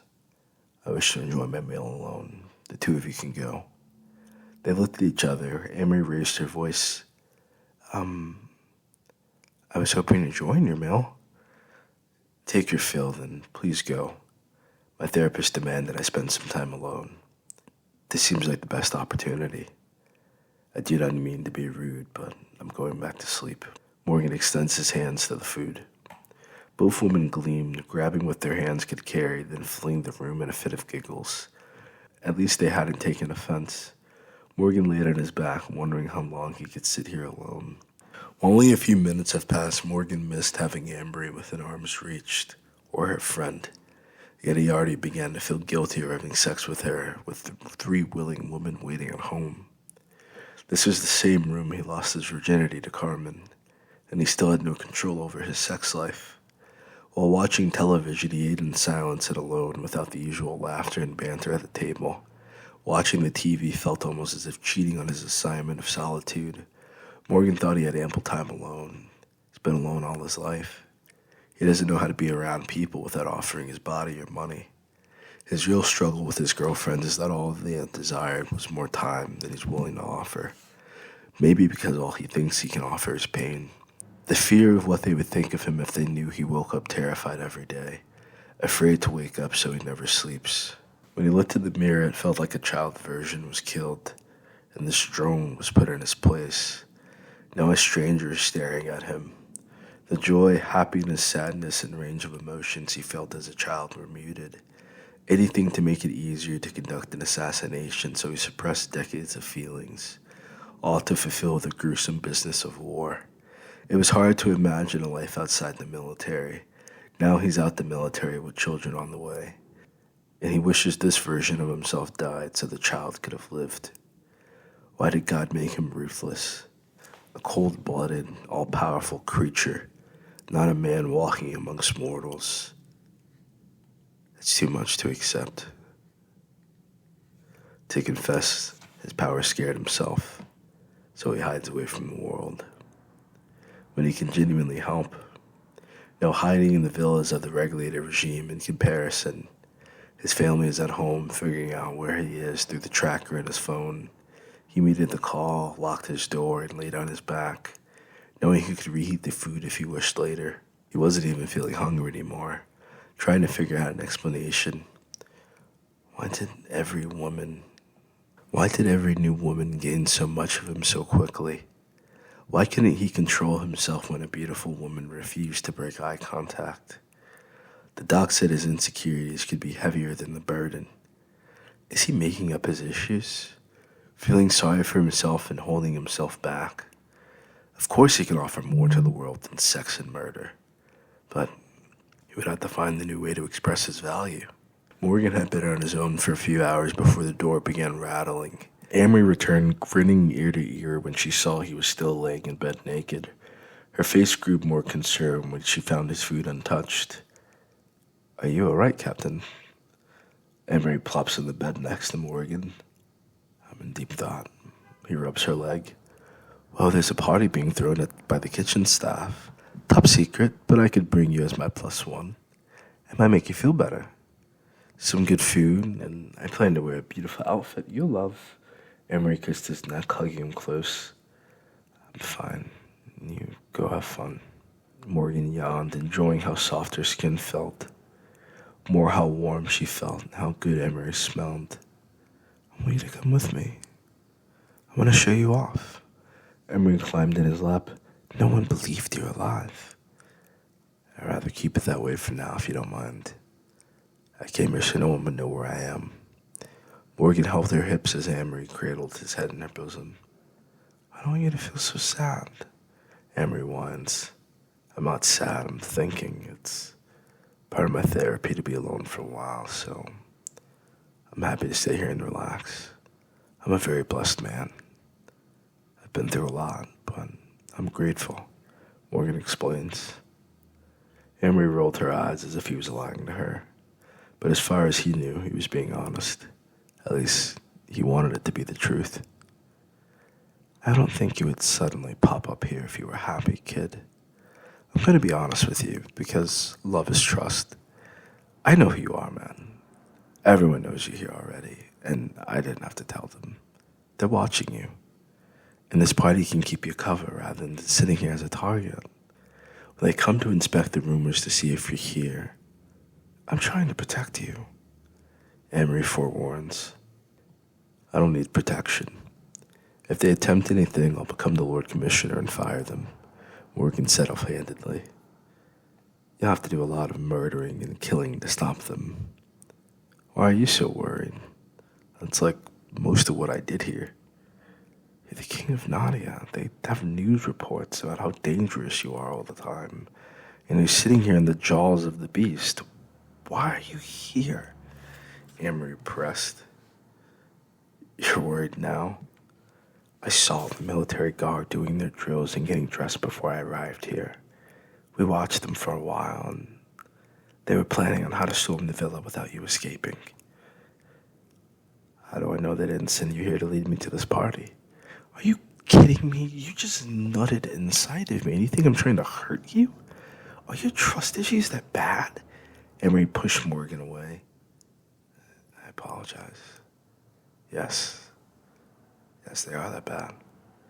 Morgan held her hand, firm yet gentle as not to scare her off. Will you be safe if I left Urdu? Yes, I could make by without, but check up on me sometime with that good dick, okay? Emery pounced on him, kissing Morgan's face all over. Are you going to teleport away like they say you can do in the news? I guess I have little choice. Can I keep the food? Emery whined. Of course. Order yourself more, but stay safe. And thank you for warning me about the guards. I'll come to look for you in a few weeks, I promise. Morgan lifts her chin, kissing her. Keep my place clean. Don't get hurt, Emery whimpers as she was about to cry. Why are you so sad? I had so many plans for the evening. We could have disguised you at the party. We could have waited until after the gods left. I wanted to make love to you all night. Think of what to name our children. But you'll go home, and I'll be here thinking about you every day, and you won't even remember my name, Emery cried. It was a startling reality as much as he wanted to reassure her. It was an omen he's heard repeatedly from the women who have fallen in love with him. Maybe he did need to learn how to be alone, to stop hurting these beautiful creatures created by Raquel. Only in death was he alone. People have surrounded him since the resurrection, unable to control his cock, his rage, or his enemies.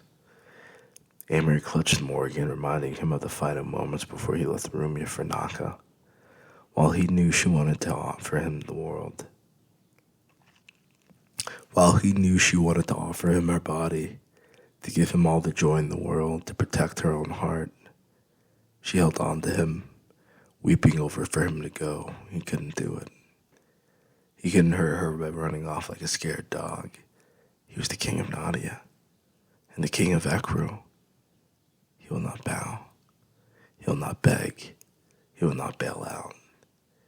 Amory gripped Amory, holding her down on the bed. What are you doing, Amory gushed, hushing her tears. I'm standing my ground and claiming what's mine. Morgan lifted her hips, penetrating her rough as she wrestled against him. Baby boy, you can't. You must flee, she moaned, arching her back, holding his hands against her breast as he pounded her insides, remorselessly speaking in vain. Morgan was abruptly interrupted by banging on the door, the marching sound of footsteps in the hallway. He hadn't bothered pulling out. Morgan was picking up his pace, now mounting Amory from behind as she bit into the pillow. They moved to the beat of the marching. The door was kicked open as the soldiers poured into the villa suite. Over 50 uniformed men watching as Morgan plowed into Amory with her hanging off the edge of the bed. Morgan continued as he hadn't seen them, hearing Amory's cries of pleasure until he pulled out of her, coming down her back in large globs, emptying his nutsack on her beautiful honey golden body. Amory lay motionless, catching her breath as Morgan stood off the bed with his seed still dripping from the tip of his penis, facing the guards naked. Gentlemen, thank you for your patience, Morgan announces, raising his arms to greet them, placing them behind his head. I would offer you a seat, but there are more guests than I can hold. You're under arrest by order of the General Assembly of the Regulative Regime. A giant soldier marched up to Morgan, saluting before extending the paperwork. May I read this over? Morgan asked, turning his back to him and returning to his beautiful Amory. Amory was counting the guards, wondering how he would fight them all, unarmed and unarmored. I suppose, the guard muttered, looking around the room at his men as Morgan practically ignored them. I see. The usual regime business, am I right, gentlemen? When it comes to repairing Urdu, we are told nothing can be done, but a good fight comes along and they send innocent men to die over nothing. Morgan sighed, shaking his head, tired of the bullshit bureaucracy of the military. I guess, the guard answered, shrugging. Will you come with us peacefully, sir? Would you leave me alone peacefully so I may return to making love to this woman? Morgan rebuttals, introducing the guard to the absurdity of his statement. I can't do that, sir. You're under arrest, and we cannot leave you until you're in custody. The guard signals for everyone to raise their weapons. Alive or dead, I might add from the paperwork. The Lord Commissioner has not approved this paperwork. His signature is missing. So this isn't a fully authorized warrant. It's a rush warrant. Even in Urdu, it's illegal for you to be in my private property without a proper arrest warrant. So you have a search warrant. You may look around, but if you touch my maid or me, we will all die in this room tonight. Morgan extends the word back to the guard. I need a moment to call my superior officer. Captain Morgan Lee and take a Samira. Your superior officer. Luckily, I'm here to catch this abuse of justice. The military harassing a man making love to his paramour. I request you leave peacefully before men die senselessly. Feeling his adrenaline picking up. You were discharged from the military. Your rank means nothing to me or anyone else here. Okay, men, he's resisting arrest. Take them both in, dead or alive. The guard signaled, tired of Morgan's antics. Morgan raised a hand, creating an ethereal shield for their bullets. He waved the wall away, dropping all the pellets to the ground instead of sending them flying right back where they came from.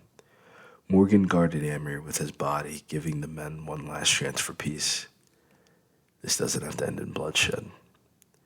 Leave while I'm still having fun with you before you realize why I have this villa and you're living in the barracks.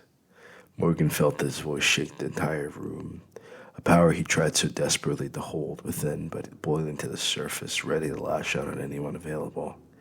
There was really ever anything that could separate a man from his pride.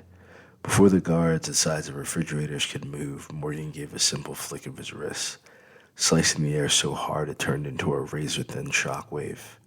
The commanding officer spent his last 30 seconds of life watching his body falling to its knees, and his men knocked flat on their butts.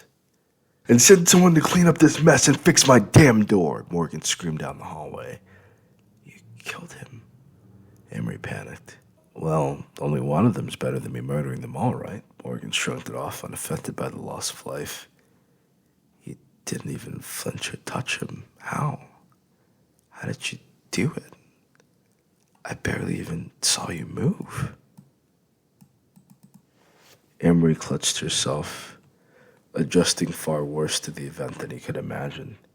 "Emery, relax. It's okay now." "Don't touch me. Don't hurt me," she cried, holding up her hands. Morgan gulped, wondering if he had pressed too far. To see how ordinary people reacted to extreme violence with running and anxiety attacks. He was different than them. Broken in a way, yet still whole. Stopping them from hurting either of them physically, yet somehow hurting Emery more than death or a bullet ever could. Morgan felt mortified as his lover refused to look at him in the eyes. He left quietly without her noticing, escaping the regime campus and moving on to find a place to be alone. Sometimes all he feels he's good for is sex and murder. He wants to be more than a monster. Chapter 4.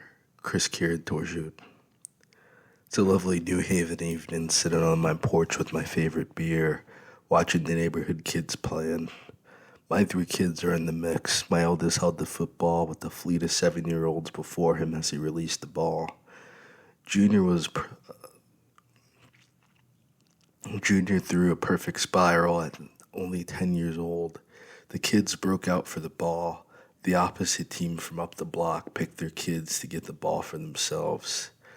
I held a proud smile as my 3-year-old scooped up the ball, breaking into a sprint across the field as the other kids tried their best to get the ball. Nielsen ran around in circles, unaware of the game or the agitation of his siblings' embarrassment. "Dad, you gotta get Neil," Chris Jr. calls out, still trying to catch his baby brother. "From what I'm seeing, you all can use him on the team." I laugh, coming down to grab my baby, who immediately begins crying as I take away the ball. "It's okay, buddy. Relax. You have your toys." "Ball! The ball!" Nielsen cries out, reaching out his hands. "I want the ball!" "All right. I'm done, guys. I'm going to go play with Nielsen." My middle child, Sabrina, let out a sigh, taking the baby from me, and Nielsen immediately stopped crying. "Thanks, Sabrina." I smiled bright. "What can I say? I have the gift." Sabrina gleams boldly, then skips off with Nielsen chasing after him. The older kids got more serious, pointing at Chris Jr. as Jr. strategized with his team. They all met at the line of scrimmage of our front yard. 2 boys quickly ran to the very edge of the line of scrimmage, taking Junior's team by surprise as 2 large boys rushed behind the defensive line, getting right in my son's face.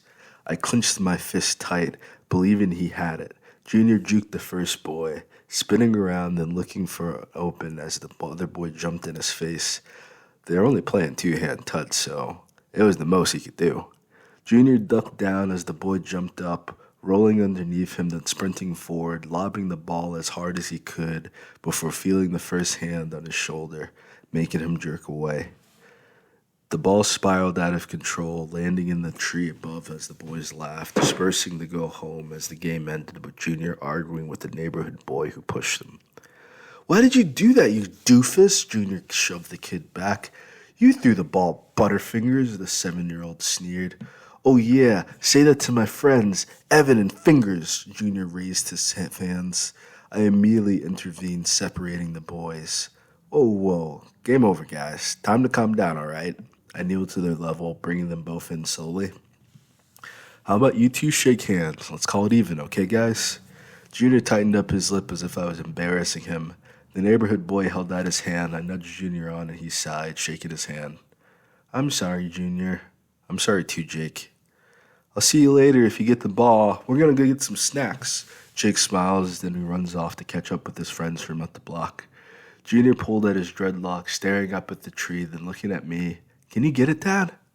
I rubbed my neck, looking about 5 feet above my head, far more than I could jump vertically. I scratched my head, wondering if I could use some of my old math tricks to help us out. I stretched out, getting a running start before running up the tree, kicking off and grabbing the branch above. "Whoa, Dad, cool!" Junior jumped up and down, cheering me on as I shuffled my hands across the branch. Fortunately, I put on a few dozen pounds since my freshman year of college and days running on rooftops. The branch snapped with my weight and I crashed to the ground. The ball drops next to me as I yelp out in pain, nursing my hip in agony as I try to stand. "Mommy! Mommy!" Junior runs inside, screaming at the top of his lungs. Moments later, my wife Maya came rushing out of the house, observing me with a smirk on her face. "What happened here?" Maya sneered. "I was trying to get the ball. I think I broke my hip." I groan as she gets her body underneath me, lifting me to stand. "If it were broken, you would be crying." "I'm putting on a brave face for the kids," I whimpered as Maya helped me back into my chair. "Shalila's coming over in a few minutes. She can take a look at your hip or at least prescribe you an x-ray," Maya reassures me. Her aunt is a physician, practicing medicine for the past 20 years. I must have given her the secrets to the fountain of youth. Shalila had to be in her 50s, but looked a little bit older than 30. I wasn't complaining about her looking me over, but I wanted to appear more capable in front of such a woman, and as far as I knew, she was single. I had a few friends who often asked about my aunt. "She's bringing her boyfriend. Can you believe he's almost half her age?" "Some guys get all the luck," a sigh. "Hey, I'm right here," Maya playfully slapped my arm. I stayed patient on the porch until seeing Shalil pulling up in an emerald green BMW. She got out wearing a purple sundress and a pair of flats before I saw a pair of shoes and a suit that looked all too familiar. The face was unmistakable. I held my breath as my patient stepped out of the car, observing our neighbors. When we made eye contact, he raised a brow, then turned to Shalil, and the two had a brief spout before she calmed him down, walking ahead of him to greet me on the porch, clutching my hip. "Hey, Chris, how's everything?" She gives me a tight hug, then kneels to observe my hip. "You probably pulled the muscle, big guy. Can you walk at all?" "I can't put any weight on it." "It's a strained hip," Morgan deduced. "Want to bet?" Shalil dared with an intoxicated look as she rubbed her bow's chin. "Your military training is the PhD? I say it's a muscle strain in the tensor fasciae latae, abductors, and gluteus medius. At the end of the day, you're only going to tell him to stay off his feet and get a few weeks of rest, right?"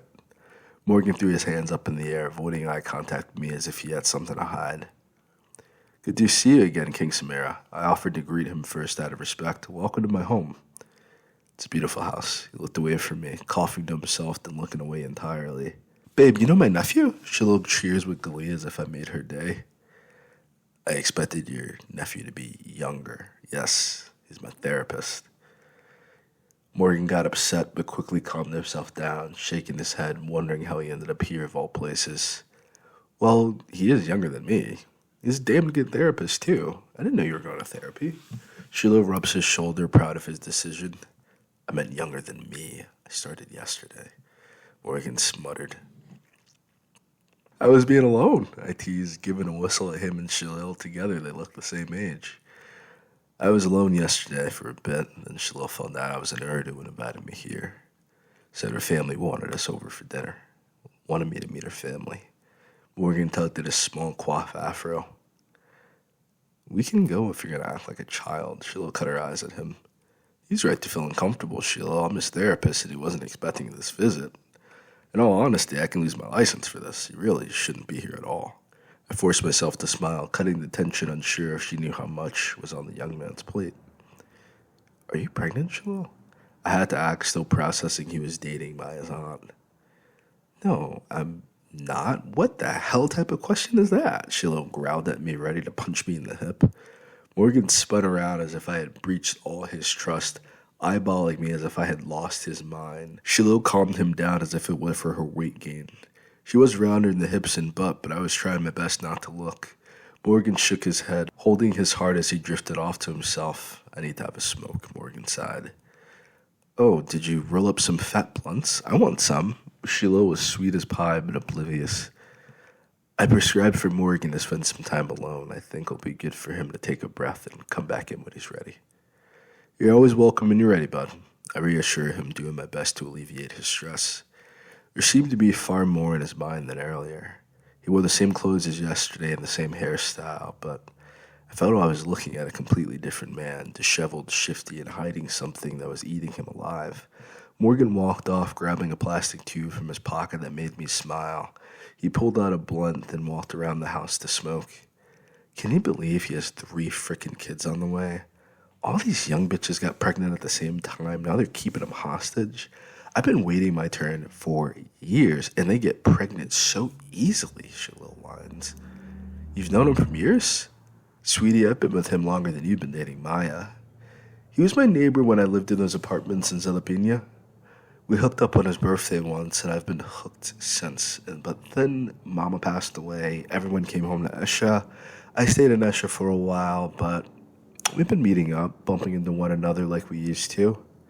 And then I decided to make things official when I heard he was in town today. Shiloh groaned, pleased with herself. As long as he didn't rope you into it. So you know about his situation. And you still want to date him? I rubbed my head in total confusion at her decisions. He was against the idea of hooking up again, but I don't know. It's a bit irresistible. Shalil looked over her shoulder, looking to break away to join him. I don't want to hear about this, Shalil. I'll scrunch up my face. I'm not having a girl talk with you. You're a therapist. I mean, we're only having our fun, but there are a lot of women in his life trying to take control of him. It's not good for him. Shalil admits. Yeah, I remember those days, but I figured it out a little sooner than him. Would you marry him? I was curious. Did he talk about me in therapy? Was he planning to ask me? Like, absolutely. Yeah, we can go to Esher and forget about all of this, but I know he doesn't love me. We're friends. I guess I'm happy he can just confide in me. He was so distressed and crying last night. He said he had to be alone. When we talked about it today, well, I think you two should talk. Sheila rolls her eyes. I understand. I'm not trying to violate his trust or his privacy. If he wants to tell me, then he can tell me. I'm not going to turn our family dinner into a therapy session, all right? Besides, we got to be cool if he's sharing his weed with us. We can't psychoanalyze someone supplying the green. I could use some of that for my hip. I haven't smoked since Sabrina was born. You waited until Sabrina, Shalila laughed.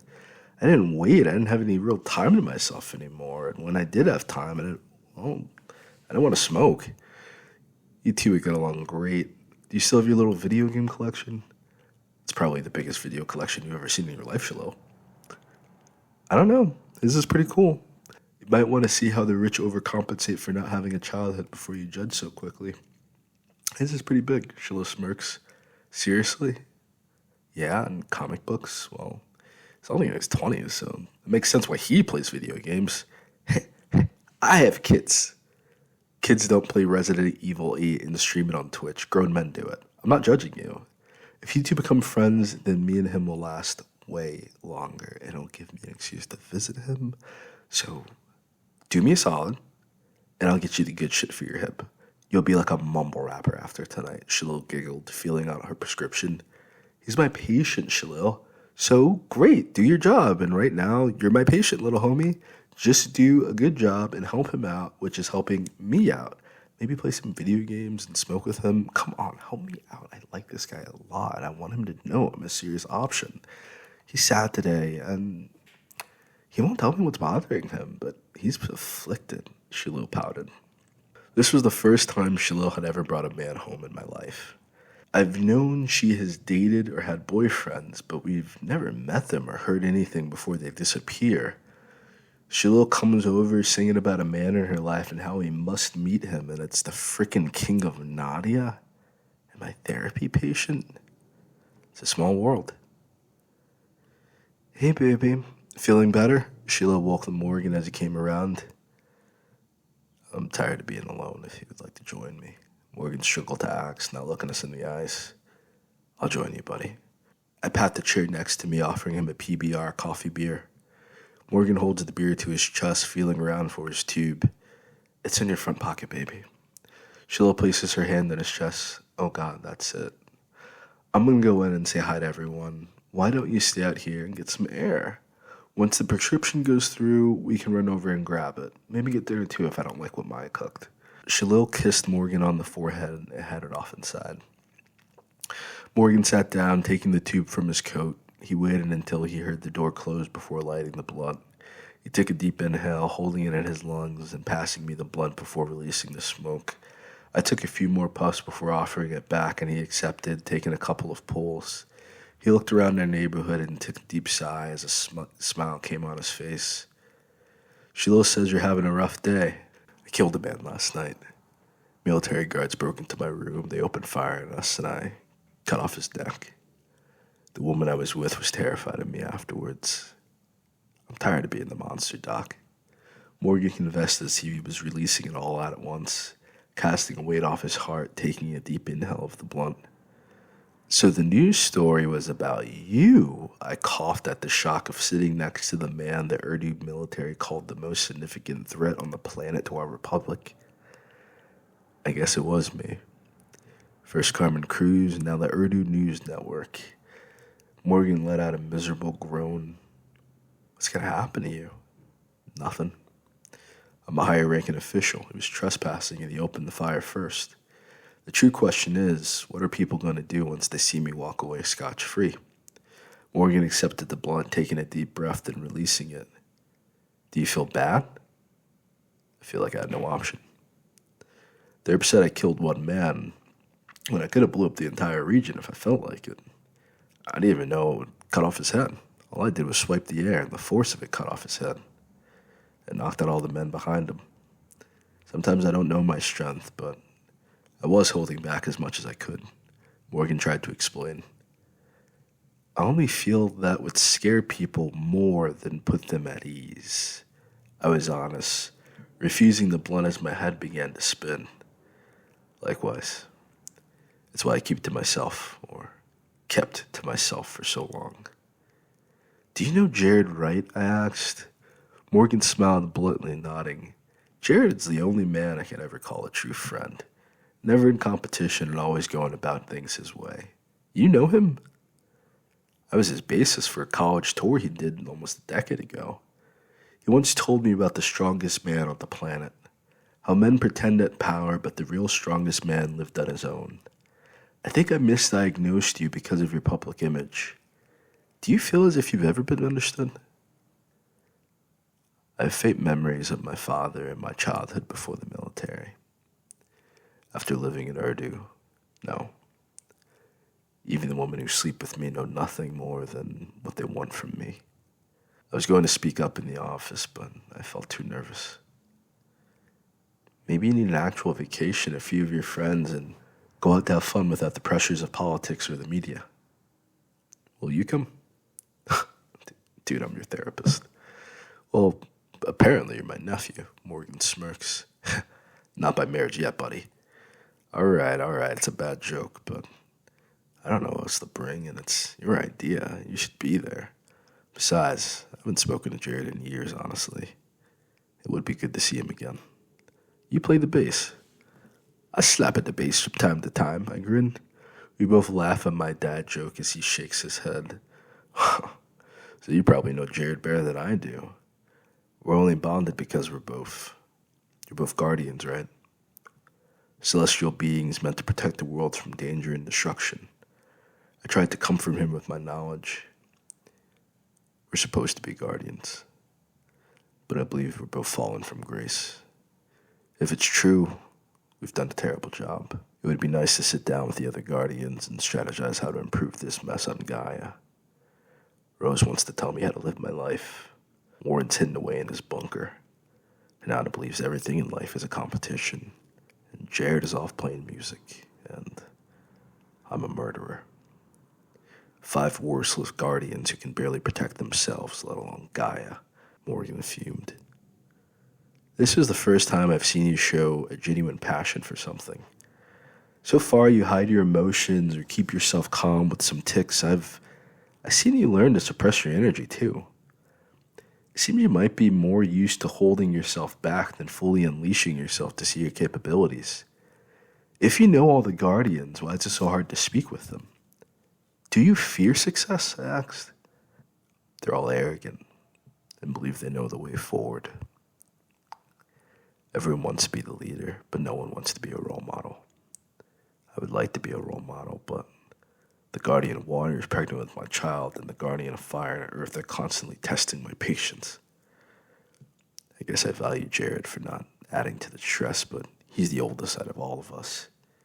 It would be nice for him to share some wisdom, but instead, we struggle on our own against one another's cause instead of acting in unison as Rakil intended. I would like to bring the five guardians to peace. I believe it's the only way to save Gaia from destruction. Morgan explained, much wiser than his age would have led me to believe possible. Well, Ada is the leader and the role model, so ultimately it comes down to you. Life isn't about saving the world, it's about saving ourselves from the world. Once you've saved yourself, you can help your wife, your children, and your community, but if you don't have yourself, you'll be able to help no one. And you always feel like you're making things worse. Morgan nodded. That's exactly how I feel now. Well, relax today. You're with my family. Plus, Sheila said you wanted to get your butt kicked in some Super Smash Bros. So let's see your work, young man. I extend my hand for him to help me up. I'm going to talk to Rose about our conversation. She's better at planning those things than I am. Besides, eventually I have to tell her about yesterday. Morgan shook his head. You're going to tell your girlfriend about sleeping with another woman and killing a guard? I'll have to tell Shiloh about it too. I don't keep anything from Rose and Ananda. They're the only two people who want to know the truth. The rest want to live in a delusion. All those two ask of me is to be honest with them. Morgan nodded with conviction. What do you think about Shiloh? Morgan smiled. Do you want the truth or do you want honesty? What's the difference between truth and honesty? I asked, confused. The truth is the real deal. Honesty won't hurt your feelings or understanding of your aunt. Morgan drifted off into speech. I think I might not want either, but I want to know your intentions with her. She asked me to fuck her until I blow her back out. He quotes, coughing into his arm and looking away again as if seeing or hearing something. Is it good? I whispered, curious. Morgan shrugs. She enjoys herself. Sex is all the same after a while. I enjoy our conversations, but the sex is nice. If we stopped having sex and stayed friends, I wouldn't be upset, but it's not what she wants. It doesn't seem to be what any of the women in my life want. It feels like all I'm good for is my body. I used to feel that way with women. They act like we're the horny lot, but women can be greedy for sex, money, or your attention. That's why it's good to find one and settle down with her, because at least you know she will keep you honest. Or in your case, truthful. Why so many women? I asked, hoping I was making sense to him. I don't want to feel alone. He grows quiet, leaning back as if he's never considered the question. Why? I guess because sex is constantly being offered to me. I've learned to accept it since I was young. I dated the Lord Commissioner's niece. She would let me have sex with her and her friends. I once had a mission in a witches' coven and spent almost a year trying to impregnate the witches. Luckily, I didn't have kids with any of them, to my knowledge. I've always had access to sex. It's become a hunger, like when a man eats. We don't need to hunt anymore, but it's like going to the grocery store or a restaurant to decide what you want to eat. But everywhere I go, a woman wants me to have sex with them. Suppose I want a beautiful, thick woman with huge breasts on call. I can sleep with a skinny girl who will suck my dick like it's her first meal all year. I can have sex with an older woman or a college student. There's a way women look at me I've noticed since I was old enough to get a hard on. They look at me asking me with their eyes to take them, and before they return to their life. Women enjoy sex as much as men, if not more, so I started doing that. Some women might not say it, but in their eyes they tell you. I meet many women without the look, who look abhorrent or enraged as if they can hear your thoughts or feel your attraction. I keep my distance in those situations, so I cannot ignore the look or feelings I have when a woman is exuding her desire, or else I get into trouble. Can't you say no for the sake of the woman? It will hurt. I do most of the time, but it also creates a tremendous amount of strain on the woman expecting sex or my intimacy. Men get trained to accept no as an answer. Women believe no or I have a girlfriend is a challenge. Most of my issues come from women I've rejected, so I don't know. It's hard to say no to a woman.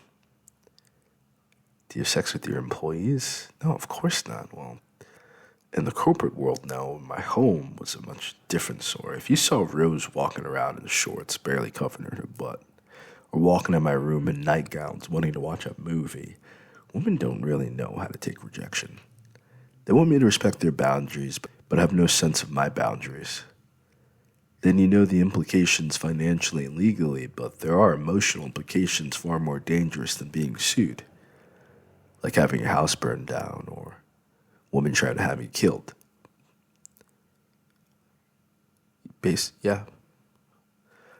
Before I had considered the perspective, but knew what he meant by the look, or the way a woman will touch or talk to you when she's interested. And many women patients and had to create clear boundaries with them after appointments. We might be friendly, but we can't be friends. I didn't know how to explain the benefits of such limitations with this man who didn't believe in limits. Look, I'm not on the clock, and when I'm on the clock, I don't get paid to judge people. All I can say, your life would be simpler and more enjoyable with one woman. As I told you yesterday, focus on the mothers of your children. Simply because someone wants something from you doesn't mean you have to give it. I informed him, patting his shoulder. It hurts to feel like a piece of meat, doesn't it? Looking at them as meat doesn't fix it. When you see more in yourself, you'll find women who want to respect you, not have sex with you and spend your money. Thank you, Doc. Hey, it's Chris. I'm off hours. We're just talking, man. I'll leave off the title. All right, big homie. I appreciate the wisdom. He dapped me up, taking out a more giant blunt than the last one. Whoa. Do you usually self-medicate like this, bud? I chuckle, observing the smoke. Typically after a hard day, I enjoy smoking. Clams up a bit. I shrug. I guess for now, do what you gotta do, but over time, you might want to find a better way to cope. Smoking is nice, but unless you're fixing your problems, you'll have to keep smoking more and more until you no longer get high. It's like you're in my head, man. I've been through what you're going through right before I found my wife. Before I took my wife seriously, I would always date different girls or explore my sexual options. After I was in a relationship from hell, I stopped dating, and then the right woman stepped up. I was only 22 when I made the decision, so it wasn't easy, but I'm happy and I have a beautiful family now. So I offered, hoping it might convince him. Morgan nodded. My children's mothers are beautiful. I think Rose truly loves me, but she's the one who advocates for me taking on more than one partner because of my libido. In truth, there are only 5 women I'm with, including Shalil. There would be 7, but one is busy ruining my life in Naka, and my fiancée left me to go to Maya. I was engaged, but I guess I slipped into my old habits after the engagement broke off. I was single for a while, living alone. Then I found out Rose had been living in my lake house. After I saw Rose, I wasn't too keen to find her a new job, but my fiancé popped up. You're right, man. After I saw Rose's blood, I should have just took her to Maya and lived there. Chris nods. Interesting. Well, we have an entire session next week. Let's can it for now and find something new to focus on, all right? Sounds good to me. Morgan sparks up the second blunt. We talk about video games, anime, and comic book heroes until dinner time. I think I did make a friend. Not for Shiloh, but for the sake of finding someone who finally understood my decision to be with only one woman after sleeping around. I look forward to seeing him one day with a wedding ring, or in his case, multiple, honoring his family and not his lust. It might take him longer than me, but I was happy with him. I don't think this young man knew what happiness meant anymore. It's a shame how drugs and sex destroy good men. I was on cloud 9, sitting in my den, watching the cartoons I used to watch in my 20s with the King of Nadia, laughing our asses off, high off his weed and me off codeine for my hip pain. My wife and her sisters and aunts were making dinner while the other men were on the back deck talking about their jobs. I couldn't discuss work, and this personal project was far more entertaining than discussing divorcees and kids who felt they couldn't handle high school. I loved my clients, but hanging out with a king reluctant to take on his role seemed like the sort of thing I dreamed of in my graduate classes. In a way, it was a relief to have a friend. I was buried in my work and my family most days. It gave me joy, but I had forgotten what it's like to hang out on the couch with a pal, watching television without a care in the world. We didn't end up playing video games, feeling too baked, but it was nice regardless. What if this is all God intended for life? Morgan asked, sitting on the floor with his arms behind his head. Dude, I didn't even know you were still awake. You look knocked out. I was laying on my side in a hip brace, shifting the best I could without groaning in pain. I didn't even know I was awake. Morgan yawned before we both broke out laughing. I think it's time to head home, man. I'm exhausted. Already? I rubbed my neck. Morgan rubbed his ear. Seriously, man? You're good company, man. The family usually sleeps over. I chuckle at the admission. Alright, well, I guess I'll see you next week at your appointment. For sure, man. Morgan stretched out. Shalil, let's get moving. Shalil surprisingly came quickly at his barking. Hey, don't be calling me like that around my family. That's for home. They see me as an empowered woman. I can't be running at your beck and call.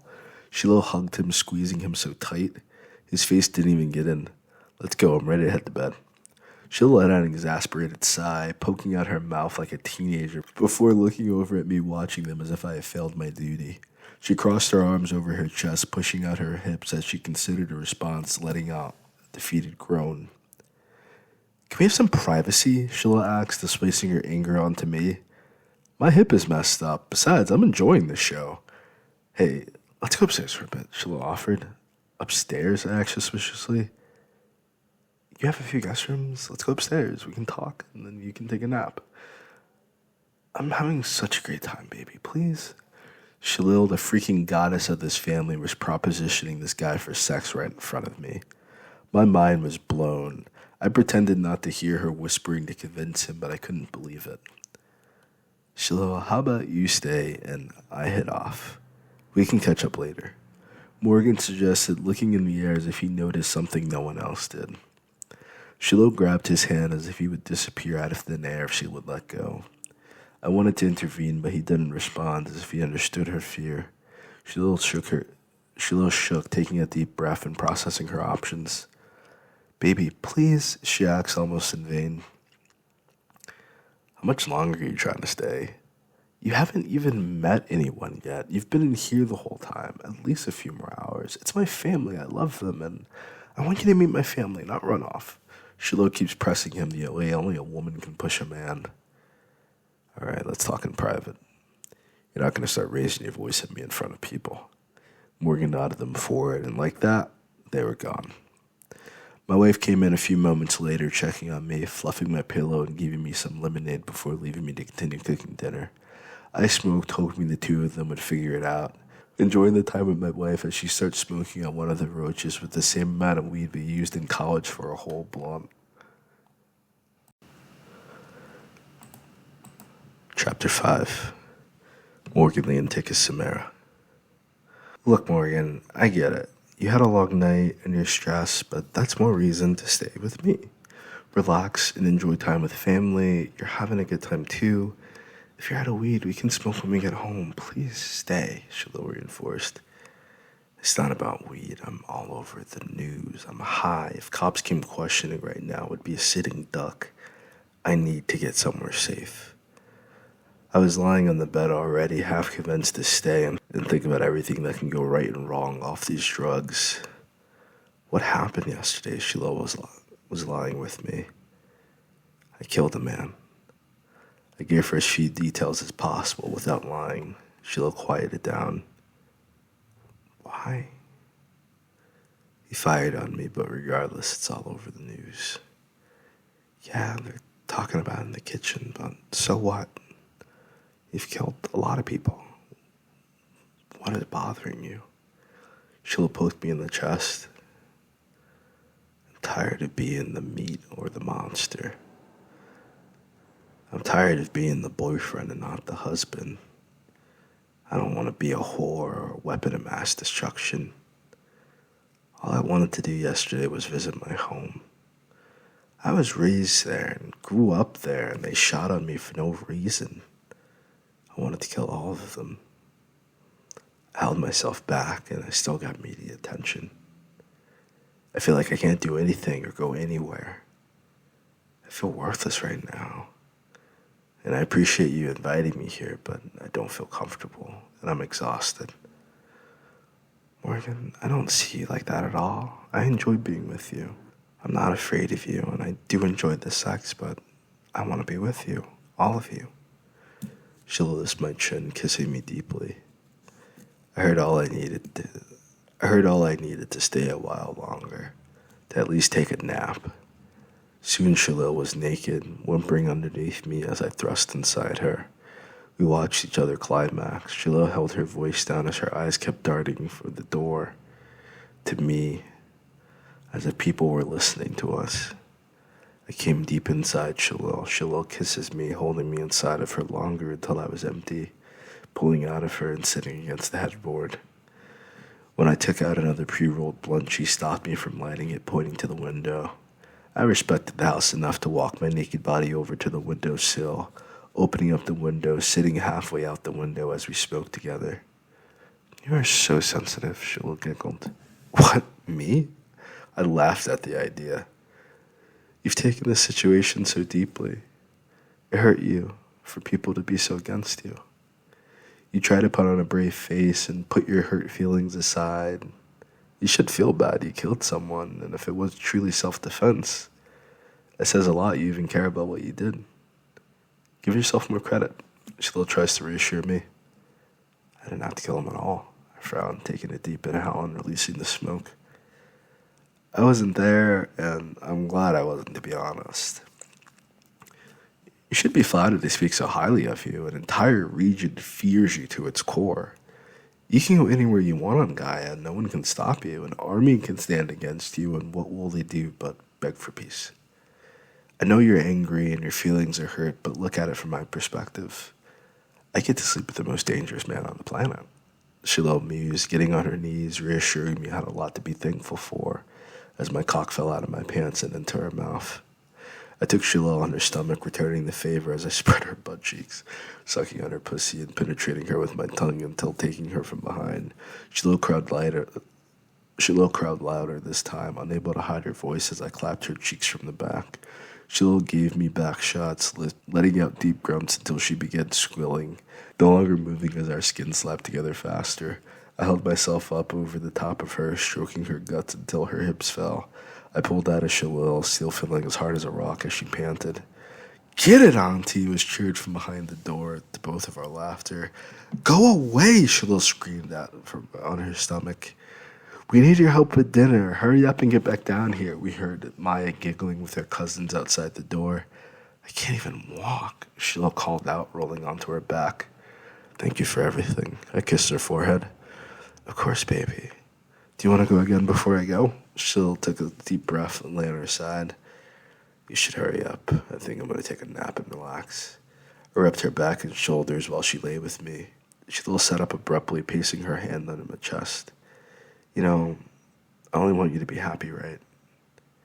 Yes, I know, but, Shalil asked, looking at me intently. I just don't know what awaits us in the future, especially on my path. I enjoy you, but I have 2 women at home waiting on me. I'm not sure how long we can keep this up before my children are born. I relented, hating to ruin the mood, but hating the lie. We're friends. I'm not expecting anything from you. I would like a ring, but your time is enough for now. I get it. Trust me, I get it. I want you to make the best decision for yourself and your family. If sleeping around out of a relationship doesn't make you happy, I'd rather you find someone you love. Sheila was always more mature than me, even though I know it's one most women would never have. Her perspective was refreshing. She was happy being single. I think I'm going to take a vacation, invite a few friends, and rediscover who I am as a man. Can I come? He already came, and no, it's guardians only. I'm trusting my doctor's advice. He's a smart guy, and so far his advice is working. I stretched out on the bed, missing my villa. "You're going on a vacation." I broke out laughing. "Probably gonna drink and do some dumb extreme sports for team building. I'll be happy to go horse racing. I used to have a horse." "Oh yeah, what happened to it?"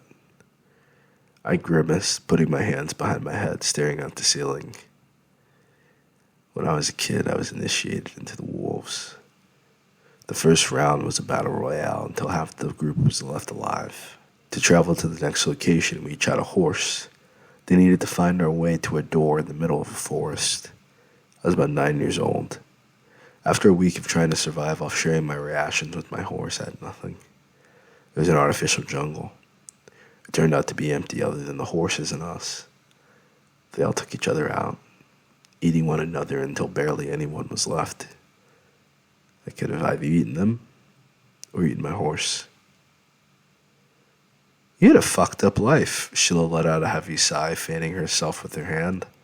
"Sorry, I shouldn't have mentioned it." No, sweetie, that's fine. Holy crap. I had no idea you went through so much. I figured you grew up in the military academy and had a rough time being a Nadian in boot camp. You were a soldier. How did the military allow such a thing? There's a program to abduct or buy superpowered children from their family. Most people don't activate their divine gifts. When a child displays it early, then they're either sent to the Corps or the Wolf Initiative. What's the difference? The mentally gifted go to the Corps, study, do smart guy crap. The doc knows my friend who grew up in the Corps. I was in the academy, but I was also on active duty as a secret agent. I wasn't quite a soldier, I was a weapon. You send one of us in and we can infiltrate or envelop ourselves into the group, then pick it apart quickly, or over time, turning it against itself. I guess that's why I don't like going out much. Did you get most of these scars when you were young and they never healed? I got most of these scars fighting the Guardian Luno in the 5th dimension. Fieldwork was easy by comparison, but still difficult. Do you still feel, human? I gulped, feeling attacked suddenly as my heart began racing. Knowing I'd shared too much of myself and scared away another woman. I sat quiet, feeling as if I was about to break down, clutching my heart. I believed this everlasting realm of understanding and love lay between a woman's legs. I've yet to find it. "Morgan, I didn't mean to offend you," Sheila hugged me. I didn't respond. I guess I don't know how to react if I feel human. "Morgan, that isn't what I meant. It is what I meant, but I didn't mean it that way," she tried to explain. "I guess that's how I appear to you, right? Some freak, a hairpin trigger and heartbreak away from insanity. I'm some project for you," I asked. "Baby, of course not. I'm not saying I don't know who said that to you, Morgan. Oh my God, I'm so sorry. It's not how I wanted to come across. Oh, I'm not afraid of you." Sheila squeezed me. "What's your endgame?" I shook her off. "I'm hanging out with you. You're my friend. I like you, and I'm hoping you take me seriously. I at least hope you trust me to be on your side."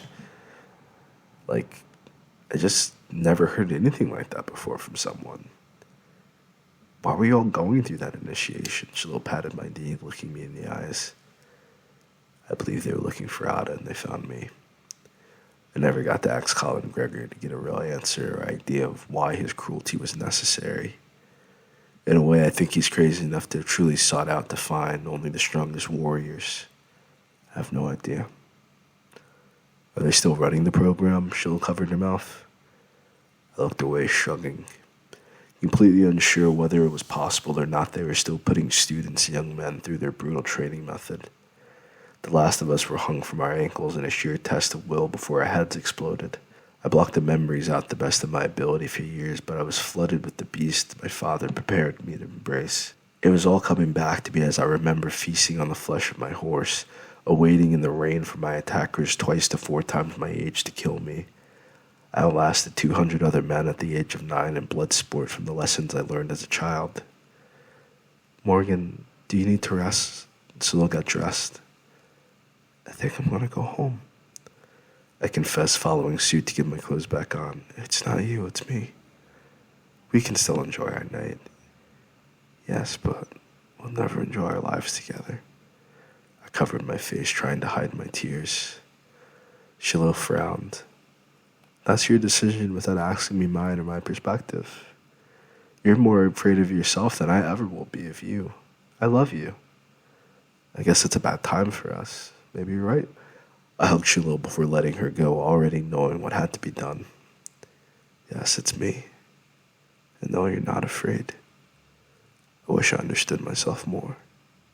But it's not fair to all the women. It's not fair to me. This shit's crazy. I'm gonna take some time to myself. I shook my head. I'm gonna call Rose, Shiloh sighed. It's still weird you all have each other's numbers. On speed dial. Shiloh was already on the phone. I don't want to talk to Rose, I protest. Shiloh studied me. Will you talk to Chris? I quieted down, unsure whether I knew the answer to the question. I pondered on it quietly as Shiloh led me back to the bed. Shiloh lifted the hem of her dress, guided me back inside of her as we kissed. Rubbed my back, my neck. She was soothing me as we slowly moved, our hips in unison. It was just really hard growing up, okay? I pant, picking up my pace. I'm listening, Morgan, Shiloh assured me. No matter what I did, no matter how good I did, I was reprimanded, yelled at, or ridiculed. And no one but the frickin' devil took any interest in me. It was like living in hell. I never got sympathy. I could never show emotion. People accuse me of being some psychopath when this is all I could do to survive. I have feelings. I have big feelings. Let it all out, Morgan. Shiloh moans. They refuse to understand me, and they've always vilified me. They keep testing me and testing me. They keep demanding more and more, and now I am a king. I rule an entire region, and these bastards still want to control me. I grabbed her hips, unloading decades of trauma and anger. What will you do? Shiloh gasped over the sound of our lovemaking. My place slid to a halt as I wondered an answer. I don't know what to do. I keep turning my greatest enemies into my allies, and then instead of fighting me, they attempt to control me. I guess I'll stay at Nadia, save my own home, and if my enemies come, deal with them accordingly. You don't sound convinced. Well, I hadn't considered a solution. You just keep smoking, killing, and fucking, but you haven't taken a seat to figure out how to fix it all? Shiloh giggled. You're judgmental today, Shiloh. I've always been hyper-analytic. I'm a doctor. I have to pick things apart to understand them better. You can't just jump into surgery after meeting someone. I try everything possible before needing to cut someone open. I guess with you, you're not stopping to analyze yourself and use your brain to figure out right from wrong. You point fingers, you stare at the past, and it's holding you back. People look at you as if you can save the world, yet you preoccupy all your time with your enemies. That's true as fuck. I know. Now keep going. You're scratching an itch. A little bit deeper. Oh, yes, Daddy. She purred as her heels rained me in her sweetness. Will you come back to Nadia with me tonight? You're going on a vacation. I don't want to be around all of your girlfriends unless you're around. Call me when you come back, all right? Shiloh giggled. I'm serious. I want everyone under one roof. We can raise our kids together. They can deliver them. I want to focus on my family and region. Nothing more until things are fixed. So if I'm not in Nadia, you won't be thinking about little old me? You're not old. I'm 54, baby. That's older than you. Shiloh blushes despite me being in her guts. Come back to Nadia with me. We can start a hospital together. Who in Urdu and Esha will ever offer you such a thing? Shiloh bit her lips, her arms around my neck as I hit her G-spot. I slowed down my strokes to brush against her walls as her body contorted and squirms from the orgasm rattling through her body. We lay in each other's arms, panting, sweaty, and whispering sweet nothings, promises of tomorrow, and how great our lives will be once she joins me in Nadia. After what I imagined was almost half an hour or so of sleep, kids were jumping on our bed, singing Shiloh's name to tell us dinner was ready. I groggily rose, growling before I could realize the children were jumping on my back and head. I finally got up in a huff of frustration, looking around at the kids who only laughed, running out of the bedroom. Shalil stretched out her athletic, well-kept frame, the first to get up before looking back at me. Luckily, she was already dressed, smoothing out her dress before leaving me laying in bed to catch up on my rest. As much as I wanted to dream Shalil would come back with me, her family was here in Urdu, in the south of Esha. So what would be there for her and Nadia but drama and violence until the order is brought to the region? I wanted these women in my life, but my life was so violent and volatile. It's selfish to ask anyone to be a part of my hurricane existence. If I gave myself a few years to focus on fixing Nadia, we could probably set up the pathway to healing by the end of the decade. If I keep focusing and spending time in all these other regions, I'll never be able to rebuild my home. Nadia needs me. Hell, I need my help. I'm fucked up on my own right now. Let me fix myself before I try to lead other people. I considered teleporting away, but I didn't run off batteries, and the food smelled delicious. I was led downstairs by the spices and flavors seasoning the air, until I was attacked by a group of children in the kitchen by their mothers and fathers, apologizing as they retrieved their children from my back and legs, trying to climb me. It was a fun way to meet everyone. I felt at peace around so many married couples. Shilil's family welcomed me so warmly, I felt terrible for wanting to leave. I ate my meal with Chris in the den until we fell asleep after another round. Chapter 6, Chris Kieran Torjun. I did feel like a mumble rapper as I lay slanted on my couch watching South Park, feeling like college all over again. It was nice to fight away the creeping acceptance. I'm getting older every day, but it's on me for not exercising like I used to and riding my bike at least. I guess a lot of it is inevitable. We'll get slower and have to one day accept life as it is right now. Not how we want it to be, but how it is when you look in the mirror. I played with my stomach fat as my wife walked into the room with a smirk on her face, watching me longer than I noticed for snickering. Do the truffle shuffle, Maya teases. If I do the truffle shuffle, I'm going to throw out my other hip. How do you love me? I'm fat, old. Do you hear those two upstairs? I sighed, feeling cucked in my own house. Baby, you're not fat. You're out of shape. Look at those biceps and pecs. My man boobs, I frowned. Maya broke out laughing. Chris, you do not have man boobs yet. If you're worried about it, why don't you use all that gym equipment in the garage you bought? My hips are broken. I'll never walk again, and you'll have to wait on me hand and foot forever. No. I got you for 3 months tops, and then you had to start some physical therapy. Why the hell were you climbing a tree? Maya sat by my side, rubbing my legs. The ball was stuck in the tree. You have a ladder. I didn't want to get the ladder. I mean, I had it, I had to see if I still had it in me. It's been so long since I've done any parkour or jogging. I miss that discipline I had in college. You're still disciplined, but in other ways, in your business, with your clients, as a father and husband. You're disciplined where it counts, in my opinion. Why don't you do some parkour with Morgan, after all? You learned all that kind of stuff, Maya suggested. Hey, you two stay away from each other, okay? I warned. What? Baby, you are all mine, and that dude is for the streets. Hey, he's my client. You've had dinner with clients before, Chris. I don't think he's crazy. Shiloh says he needs a friend more than sex or therapy. He doesn't have friends? I mean, you're his therapist. You should know that. I only met him yesterday. Well, I have all the deets, Maya squealed. You are way too excited for this, Maya.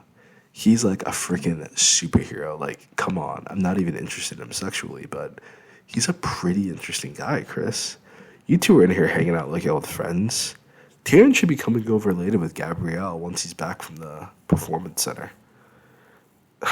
We're only missing Jared. Ugh, if I have to stay away from Morgan, you need to stay away from that guy, Jared. He's the one who needs therapy. Jared needs to be a therapist. Jared needs to take his ass back to Kissman and work on being a guardian. At least this one is in therapy. I mean, I guess he needs it too. They're not like human beings, Maya began. What do you mean they're not human? Of course they're human, I defended my friends. Chris, come on, you know what I mean. We're human and our family is human. Jared and Morgan are completely different biologically, psychologically, even sexually from a human. They're guardians, man. Shiloh says he has these crazy powers. He teleported to her last night after teleporting home in Nadia back to Urdu. He's here because he's tired from jumping all over the planet. We can't do anything like that. They're not human, Maya espoused. Well, if you put it that way, then yeah, I agree, but they're still humans. How old do you say Jared is, baby? Like 100 and something, 130 or now? He only looks 30. That's not human. The news is talking about Morgan. They're saying the squadron has been summoned to bring him to prison. I sat up immediately. The squadron? Do they know where we live? Do they know he's here? Ugh, fuck. I gripped my teeth, squeezing my hip in agony as I fell back on the couch. I hadn't been watching the news or paying attention. He said he killed someone yesterday. All this because of the man he killed? I strained to ask. There's a long list of reasons. Colin Gregor, Natalie Wolf, thousands of knock-ins were killed in Nadia recently. And he walked onto the regulator main campus, took a nap, a bath, ate a meal, fucked a maid, and then killed a man. All last night. Walking away without taking any responsibility for it. I mean, maybe he does need therapy. Maya finishes up. I gulped, looking toward the guest bedroom and feeling my hip, realizing I had no way of defending my family from this guy. I mean, I've had dinner with clients after they left my care and long after the fact. Not a brand new client before realizing any of this was going on in their lives. I would have never brought this guy around my family. He's upstairs fucking my aunt and I'm down here defenseless. Shiloh and Morgan are going to stay the night, maybe a few days until things die down, Maya informed me. What? No, I bark. What, Chris, I thought he was your friend. He's a stranger. I just met this guy. He needs to get the hell out of here tonight. There's no way he's staying here with the squadron or the regulator regime looking for him.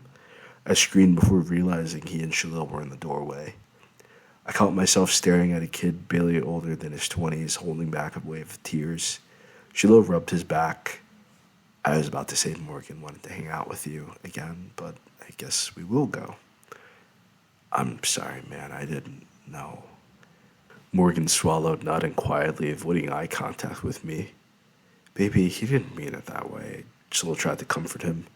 He didn't show a sign of emotion, but staring him dead in the eyes, you could see a crying child who had been bullied and kicked around his entire life to become a man used for sex, murder, and anything in between. Barely above the drinking age and has his life ahead of him. If he survives this mess, I could write a brand new school of psychology from our meetings. You're just a kid. I held my chest, beginning to cry myself. Unable to process how someone so young has been through so much and still stood. I don't need your tears. You can have your family. I'll take my leave. Morgan turned about face, digging into his military training and marching off mechanically. Sheila looked at me and then Morgan, taking a deep breath before going after him. He stopped immediately, staring as if he would erase her from existence. Don't touch me. I'm leaving. You stay, he demanded. Sheila held her chest, nodding, watching him leave, walking past their family without even the slightest show of concern. Sheila slowly crept after him as if she were sleepwalking, crying to herself as if living a nightmare. Maya helped me to my feet, walking up the outside where we saw Morgan standing in the middle of the street. In a moment, he was gone into thin air without a hint of where he had gone. Sheila fell out crying hysterically, reaching out for him. I felt like a piece of shit watching her sobbing, falling apart as her boyfriend left to face his judgment. I worked my way into my chair where my bear sat, unable to look away from what I had been seeing, becoming a believer. Maya helped Shiloh inside the house while I sat amazed at how a man could disappear without a trace into thin air. I knew a kid with similar powers, but nothing so controlled. Never at will like he did. It's gonna be okay. I've known Morgan for a long time. He'll be back for you. Maya assured Shiloh, getting her into the threshold. As a Nadia myself by birth, I grew up hearing legends. I spent college studying these ancient secrets. The Ekru people who came before Nadia was formed had legendary abilities. The most feared people on the planet, and then a cooperative effort tore Ekru apart, warring for the land, bought the ground from the wars, leaving Nadia, a fraction of the actual land and resources of Ekru. The rest of Ekru is now controlled by the banks of Naka and the military of Urdu, or a Commonwealth of Esha. I understood the rage inside of him. All he wanted was to be understood. Well, now I know you, Morgan Samira. I think you also understand I had to make the right decision for my family. As I sat on my porch, a massive gust of wind nearly blew me out of my seat as a man with the word hope written across his chest landed. He was wearing blue and red spandex suit, sporting a pompadour. He approached me without surveying the damage he caused. Cars and trees were knocked over from his landing. I was barely holding on to my seat as he walked up to me. I recognized him immediately from the news and toys my kids begged for all the time. "Greetings, citizen. I am Overhope, the leader of the squadron. I am looking for a fugitive.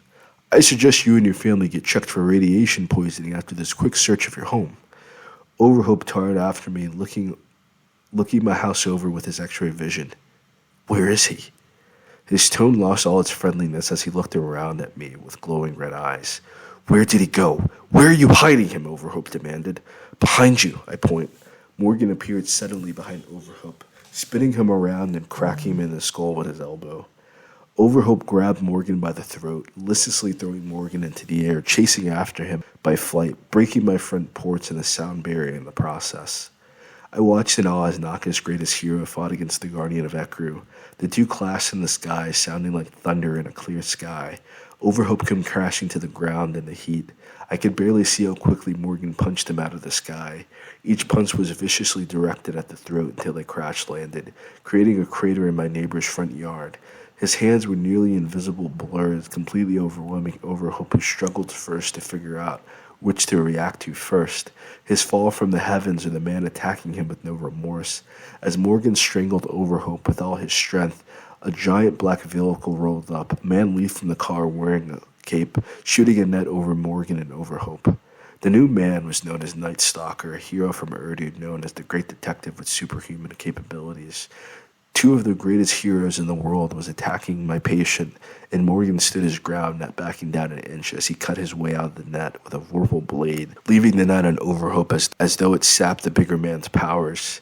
"Cease and desist, or under citizen's arrest," Night Stalker barked out, holding a ray of light at Morgan. "So you admit you have no real authority here," Morgan growled. Purple energy began radiating around Morgan, making him start to levitate. His eyes glowing red as Overhope joined Night Stalker's side, facing off against Morgan. Night Stalker and Overhope gave each other a brief nod before a cloud of smoke rose at their feet. Morgan jumped onto the position, fighting the men inside the cloud. I could see nothing, nor could I move due to my hip. "Babe! Babe! Help me!" I cried out, straining to get out of my chair. Maya came running, covering her mouth as the smoke cleared, showing Night Stalker on his back as Morgan drove his fist through Overhope's throat. He picked his mark, and it seemed practical as Morgan relented, realizing Maya and I were on the porch. Overhope came full speed at Morgan. As Morgan watched us, he lifted a single hand, making Overhope disappear completely. Night Stalker had been crawling away towards his car. Morgan grabbed the man's head with one arm and slammed it onto the man's car. Morgan lifted Night Stalker's car with one hand before dropping the massive vehicle on Night Stalker's neck, splattering his skull under the wheels. Overhope returned as a fiery meteor from no idea how far away, but he reached Morgan. Morgan sent him out again with a flick of his wrist. "Thank you for helping me get the drop on him, Doc. I felt his power approaching from a few hundred miles away. More are coming. See you next week." Morgan disappeared, leaving Night Stalker's twitching body until the life fled. Overhope arrived in time to see Morgan disappearing, letting out a roar as he saw Night Stalker's body next to him. Overhope fell into his tears, nursing Night Stalker as if the two were good friends. Both being well-known heroes, it's not hard to imagine they had a close bond. Morgan was gone, leaving another dead body in his wake. Urdu's greatest detective was dead, and Overhope was coughing profusely, gasping for air, clasping at his throat as tears swelled in his eyes. The more he cried, the harder it became to breathe until he was coughing up blood from the injuries to his throat. "Help us! Help us! Someone call the ambulance!" I screamed as Naka's greatest hero began coughing up heaps of blood, choking on the blood in his throat with shock over his face, surprised he was hurt. By the time authorities and EMTs arrived, I was holding my wife after watching Overhope choke on his blood and vomit in the middle of the street, violently throwing his body around. The entire road was shut down as a crime scene, with soldiers throughout my house, searching for samples of anything Morgan had touched, drank, or used. Shalil stayed dead quiet. I couldn't find any of the roaches we had smoked, but smelled the scent of weed all over Shalil, who scrutinized me as I caused all this to happen. I was in over my head, complying with whatever was asked or said as a therapist, but again, to me the man was virtually a stranger. I'd only met him one day prior. Neither Meyer nor Shalil revealed their connections to Morgan. After a few hours, the soldiers were gone and my family was shaken up, murmuring to themselves, "Hey Shalil, are you okay?" I asked after everything had died down, and she seemed more relaxed. "You seen him firsthand now, right?" That was all Shalil said before leaving me there alone.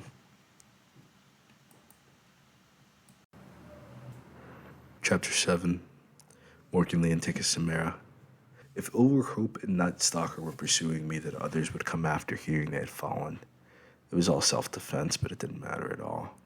More bloodthirsty beasts would be after me. I can't go home to any of my properties. Nowhere on the planet will be safe. I sat in an open field, enjoying the heavy winds and the great plains of Esha, waiting for the most likely competitors to face me. The squadron was a global effort to keep the superhumans on the side of the gatekeepers. They were marketed as symbols of bravery, hope, peace, and genius, but they were the bitch boys of the bastards who bought up all of Gaia and maintained global slavery. I waited patiently for a few hours until a pair of men finally joined me. "Whoa! I can feel your power from home. I had to come fight you," the taller of the men said, wearing a bright orange jumpsuit. "You idiot! Don't fraternize with the enemy." The shorter man with a widow's peak wore a tight pair of jeans and a barrel leather jacket, wearing a mustache. "I felt you both approaching. Did Squadron send you?" I asked, standing up. "Yup." The taller one starts to stretch. "We can fight first." "Shame." I placed my hand on the taller man's chest, erasing his heart from existence. "No!" his friends shouted as the tall man fell lifelessly to his back, staring at the sky with the same stupid smile on his face. "I will kill you for that, you bastard!" I doubt it. I let out a woeful sigh as he came at me like a bat out of hell, punching, kicking, and swiping at me as his hair began to glow golden and his eyes turning green. My eyes turned colors too. I opened up the king's eye, blowing his brain out of the back of his skull with a single glance, holding my skull, recovering from the ringing in my ears. I sat back down in the middle of the two dead bodies of Karat and Vitata from Esha. I had little choice but to end the fight as early as possible, knowing the longer I gave them in battle, the stronger they would become and the more confident. Individually, I would have been able to handle both easily in full combat, but both at once. I needed to kill them as quickly as possible. It didn't matter who the better technical fighter might be if my opponents were gone. I fear I haven't seen their full power. Maybe one day they'll come back. Rumors have that some orbs originated in Esha that can bring people back from the dead. Hopefully they can be gathered in case they want a rematch. I left the field keeping a low profile, but not teleporting, knowing it made a giant energy flare whenever I landed where I wanted to go. It was likely how they were tracking me. There weren't many powerhouses left on the planet I needed to fear. If all my enemies came to get me at once, then I could be done with them all in one evening. It was unlikely anyone else would be sent after the world found out its guardian had killed its false protectors. I don't want to be a monster, but I am a monster. I am the monster everyone fears. Maybe I am the one who's the schizophrenic psycho in the paranoid freak show. The way I killed these 4 men, I felt like child's play. I've been fighting men at their power level or higher my entire life. It didn't matter how strong or fast someone was. I only needed one opportunity to kill them when they were in arm's reach or in my eyesight. Who is the better fighter or who can use their element better? It didn't matter to me. I've fought stronger, faster, better, and more intelligent opponents my entire life. I only needed to kill them. They could use all their politics they wished. Everybody dies. I made my refuge in the forest of Esher for the night. A quiet forest night gave me peace of mind as I sat alone in meditation. I was involuntarily fasting as I hadn't eaten since my breakfast yesterday. It's fine. Fasting made me feel sharper and more perceptive instead of weaker or tired. I could eat if I lived. I was still figuring out if I was hunted or merely a trapper, setting his bait and letting his prey kill itself. The bravado and pride of these men killed them. I was only the cause of death. The sound of twigs breaking in the background captured my attention as I tried my best to ignore my watchers as I rested under the tree in full lotus position. I let out a yawn as a giant bolt of lightning hit my force field. A shield came from the brush hitting my shield before an idiot in a knock and flag costume ran up to me. I waved my wrist, sending him away, making sure to leave his bottom half far away from his torso ghost. His legs kept running, falling before me, gyrating against the ground. A flurry of repulsor rays hit my force field, followed by an assault of rockets and turret fire. I rested safely, taking my time to open my eyes to find the Alpha unit before me. Their leader, Major Naka, was already dead. The cyborg twins, Gragnok the Viking, and the booming steps of Brutus surrounded me as I sat in meditation. When I rose, the moon was up high in the sky. My eyes glowed purple as I observed the four men surrounding me. Finally, some strategy, but sadly, they stood frozen, waiting for me to move. I don't need to move to kill them. Well, perhaps not move much. I raised my hand, and they watched, marveling as four dark purple balls sprouted from my hands. I released them as the balls raced to their targets. One of the cyborg twins, Man of War, stood before the ball, slowly deteriorating from existence as his partner, Man of Steel, ran from his ball, using rockets to get as far as he could. It meant nothing. As long as his heart beats, the balls will chase him down. Gragnok was flying helplessly away, and Brutus ran until his fear conquered him, turning into a pale, fleshy man who deteriorated from life. I was going to lower my guard, remembering another member of the Alpha unit of Naka. An arrow whirled up to my force field, exploding with the EMP emitter, disrupting the electromagnetic field long enough for a barrage of arrows to fall to my location. I pushed off the ground, jumping toward the arrows being fired, finding Falcon Fire hiding away with his bow, holding up his hands for mercy. If they valued you more, then you could have gone first, and they could have been successful. Thank you, he teared up. You're most welcome. I offered before ripping his head and spine from his torso, tossing it aside and teleporting away, eliminating all my threats. While other heroes remained, few stood a chance against me individually. Well, none did anymore without Overhoop or Karat, this universe's best fighters. I remained alone on that plateau now, once again alone by circumstance. I could have had a group of men to support and train with me. Instead, they sought me out for battle and war, and I led them to their deaths. A man who doesn't come prepared to die has secured his grave. I knew death was inevitable. Whether I choose to die at the hands of man or a kill is my question. Only the Almighty Creator above me holds my life in his hands, to cut me down, to do with me as he pleases. The shield of the gatekeepers, bankers, and world military are dead.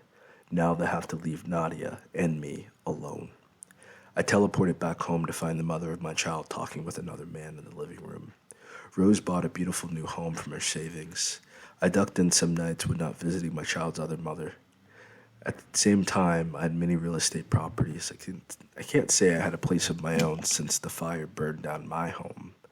I feel unhinged and unbounded. I tried desperately to protect the world from this feeling of blood and destruction and solitude. As I stared at this man talking to Rose, I wanted to kill him where he stood, but I knew it was the monster within me, unsatiated and demanding feeding. It's all in which beach you feed. Rose was shocked to see me back, but hugged me regardless. I'm glad you're safe. The news says the squadron and Alpha Union was sent after you. Did anybody find you? My eyes hadn't left the man, finally dressed in a three-piece suit. A tall, lanky fellow who watched me with the same intensity. He's not a fighter, Morgan. This is my uncle, Drake Qatar. Rose announced, placing her hand on my shoulder. Relax. He's on our side. Are you hungry? I'm starving. Haven't eaten since yesterday. I admit, letting down my guard. How was therapy? Rose sat in my lap, acting much differently than yesterday. It went well. Then chaos ensued. I felt lighter around those, letting my shoulders down as I breathed deeply, trying to bring myself back to center. I saw in the news you killed a high-ranking officer in Urdu. There'll be war over his head. The regime has been seeking any excuse possible to invade Nadia. Naka wants to shut down all their facilities in Nadia. You've destroyed the region. Drake threatened me. Aren't you from Maya? I scoffed, brushing him off. I'm the speaker of exile and Christmas. Yes, I'm from Maya by birth, but I've lived in Esha for decades of my life, Drake explained. I'm getting back from Esha now. The Great Plains are beautiful this time of year, if noted. What were you doing in Esha if the Alpha unit and the squadron were after you? Rose asked. I was killing them one by one, though it was far easier than I imagined. It would have been fun facing the entire Alpha unit at once. The squadron was honestly a bit tougher, but still, they are all dead now.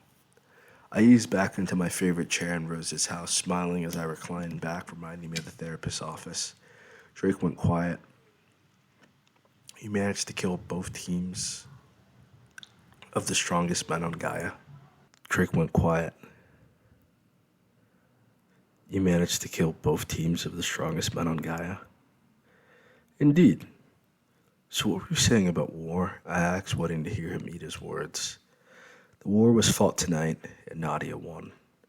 If they send an army, it'll be more senseless deaths from Naka and Urdu, not my problem. If the business is shut down, buy the locations by the end of the week. Welcome all the people from Naka and Urdu to leave Nadia peacefully if they wish, and if they wish to stay, they are no bother to me.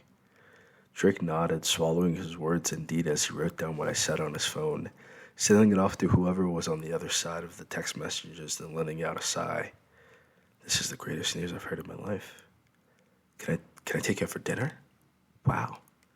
2 wars deflected in one day? Can I buy you 2 groceries as well? I mean, how do I show my thanks, man?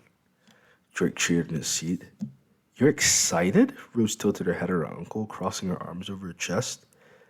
Well, with human nukes at the enemy's beck and call, it's been complicated to initiate world change when the bankers and the military can just threaten Kismet. Kismet has an army.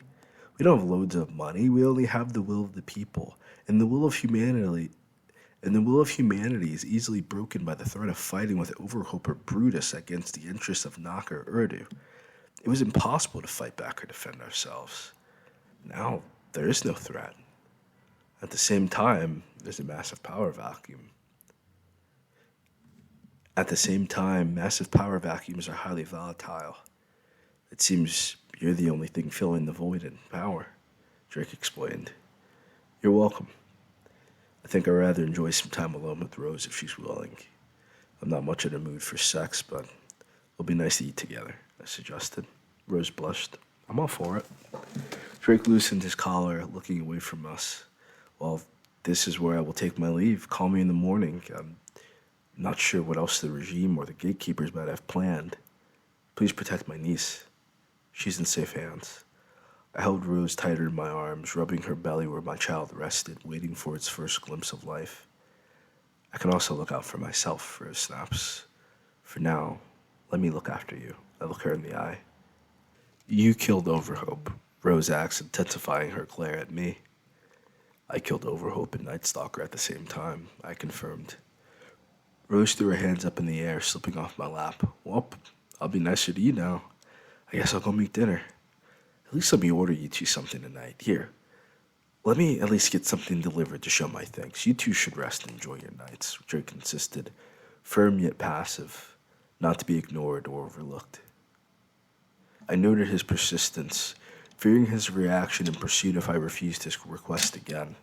Already believing I declined him once or twice was rude. A war of morality, a war I avoided entirely. I rose my hands in the air, relenting to his offer of feasts and beverages. I left the 2 of them to decide what foods Rose wanted. I went to the bathroom. My adrenaline was dropping, leaving me on the toilet, taking massive breaths as I tried to empty my bowels. My muscles and gut felt tight, clenching my butt cheeks shut, unable to relax enough to take a crap, still coming down from the heat of battle. My muscles felt sore and my body ached as I sat in the toilet reading a book, Power of a New Attitude, giving in to the silence of the bathroom before hopping into the shower. It was mid-shower with the warm water soothing my body that I finally feel my bowels begin to release, and I ran to the toilet, soaking wet, relieving myself, feeling all my stress, tension, and anger flush down the toilet. I went to the sink to wash my hands, catching a glimpse of myself in the mirror. There wasn't a monster staring back at me, not some ethereal hero worshipped by the people. I can only see myself, naked, panting, and ready for more, staring back at me. It's the first time I felt capable of being king. I felt little remorse for my battles tonight. Instead, joy filled my body as I saw myself smile for the first time in a while. Smiling fit my face better than a scowl or sadness ever could.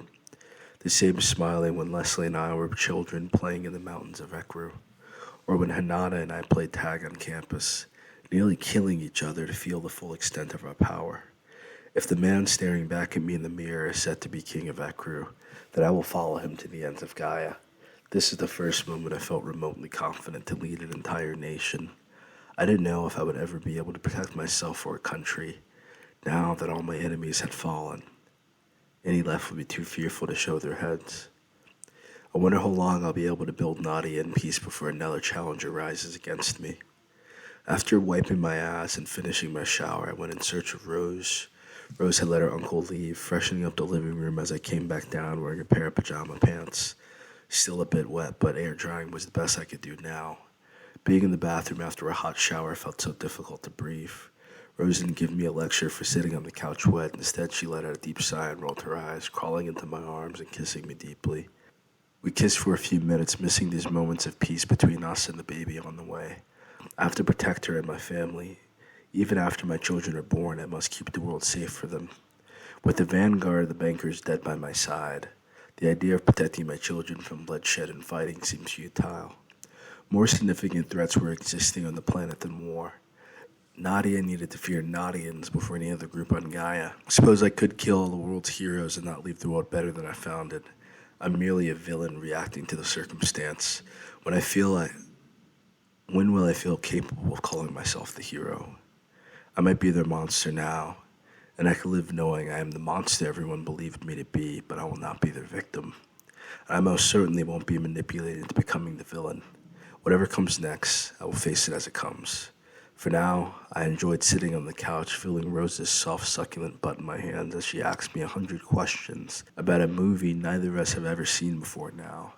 By the time the food arrived, I had more questions in my head than answers about the film. Wishing we had watched cartoons and smoked weed instead, but we gotta do what's best for the baby. Chapter 8, Chris, Kieran, Torjun. Chris, sweetie, wake up. There's someone here to talk to us about yesterday. Maya shook me awake roughly.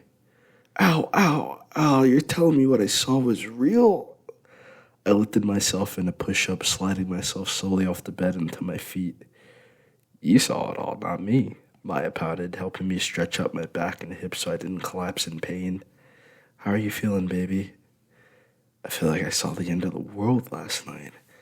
I've never seen two people so strong fight. I couldn't even stand every time they punched or moved. I felt the whole world shift.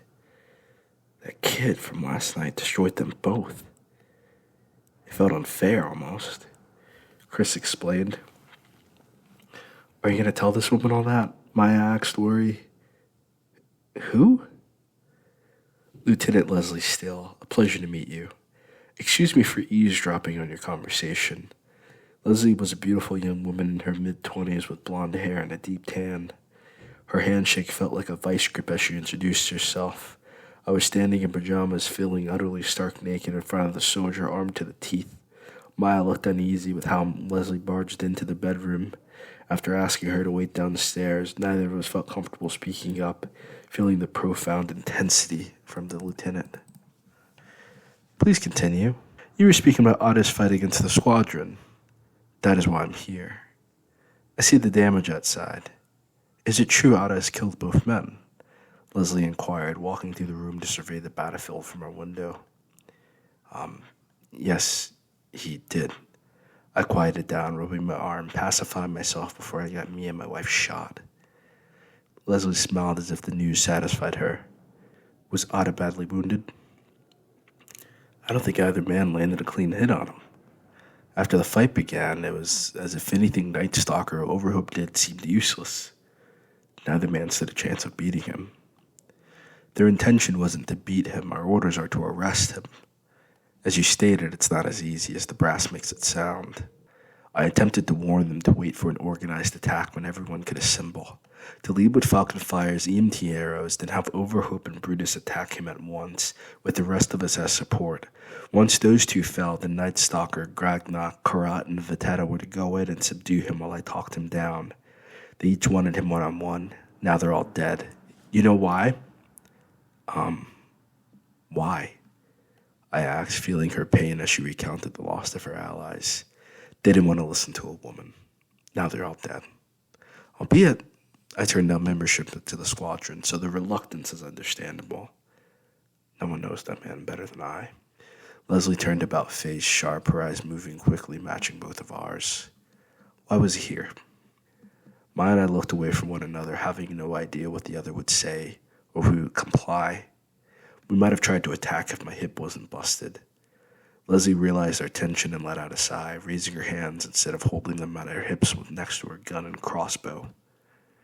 She wore a trench coat and fedora with a tight-fitting pair of pants squeezing her butt. I mean, I'm not looking, but God, it's hard not to notice how thick this soldier is in our bedroom. Why do you care about Morgan? Maya demanded. I doubt you remember me, Maya Herrick. You graduated a bit before my time, before I grew up with you in the academy. When I was around 5, you were leaving for your senior year before university. You knew Morgan well, didn't you? Have you told your husband? I'm married, and that was a long time ago. You slept with Morgan? I groaned, slapping my face to figure out what I'll be doing now that I'm hearing this crap. What? No, I've never had sex with him. He was way too young. Maya held up her hands. You knew the woman who did, correct? And you celebrated with him after his missions. I remember you at those parties, well after you got into the university. You're a fan of him, aren't you? Leslie interrogated. He was friends with my friends, yes, but that was years ago. I don't keep in touch with any of those women either. Before his death, correct? Leslie paced as if she were moving chess pieces in her mind. Leslie, what do you want with my family? Maya demands. I want the truth. I want to know what he was doing here, why he fought the squadron, and why you two are protecting him. It's for the safety of the world. Someone must bring him to justice. I fear there'll be more bloodshed if it isn't me who stops Morgan. My point in bringing up your past with him, you know firsthand how damaged Morgan is, Maya. You know for a fact what he's gone through and that he's completely unstable. If they challenge Morgan, he's not going to back down. Leslie explained, making a sympathetic plea with her eyes for her need for information. That's true. Yesterday, he didn't even attempt to speak with Overhope and Night Stalker before fighting them. It was as if their very presence was their death sentence, I explained, sitting on the bed realizing how things have gotten out of hand. I am his therapist, but I've only seen him for one session. He's in therapy. Well, at least that's good. Leslie smiled to herself, turning away from us so we wouldn't see the joy in her face. Who are you to him? I asked. Leslie turned, shocked by my question. Huh? What? I don't know. Has he talked about me? I've only met him 2 days ago, I shrugged. Leslie frowned but shrugged it off. Well, it can't be helped, you know. I haven't seen him for years. I don't know what I am to him anymore. I used to be family to him. We were briefly lovers. The last time I knew him, he was Morgan Ellis. Now that Morgan has died, and now Ada. It's all we have left on Gaia. What do you mean? Maya asked. We knew him when he was a child. He killed himself in Nadia, according to the reports of the natives. He died.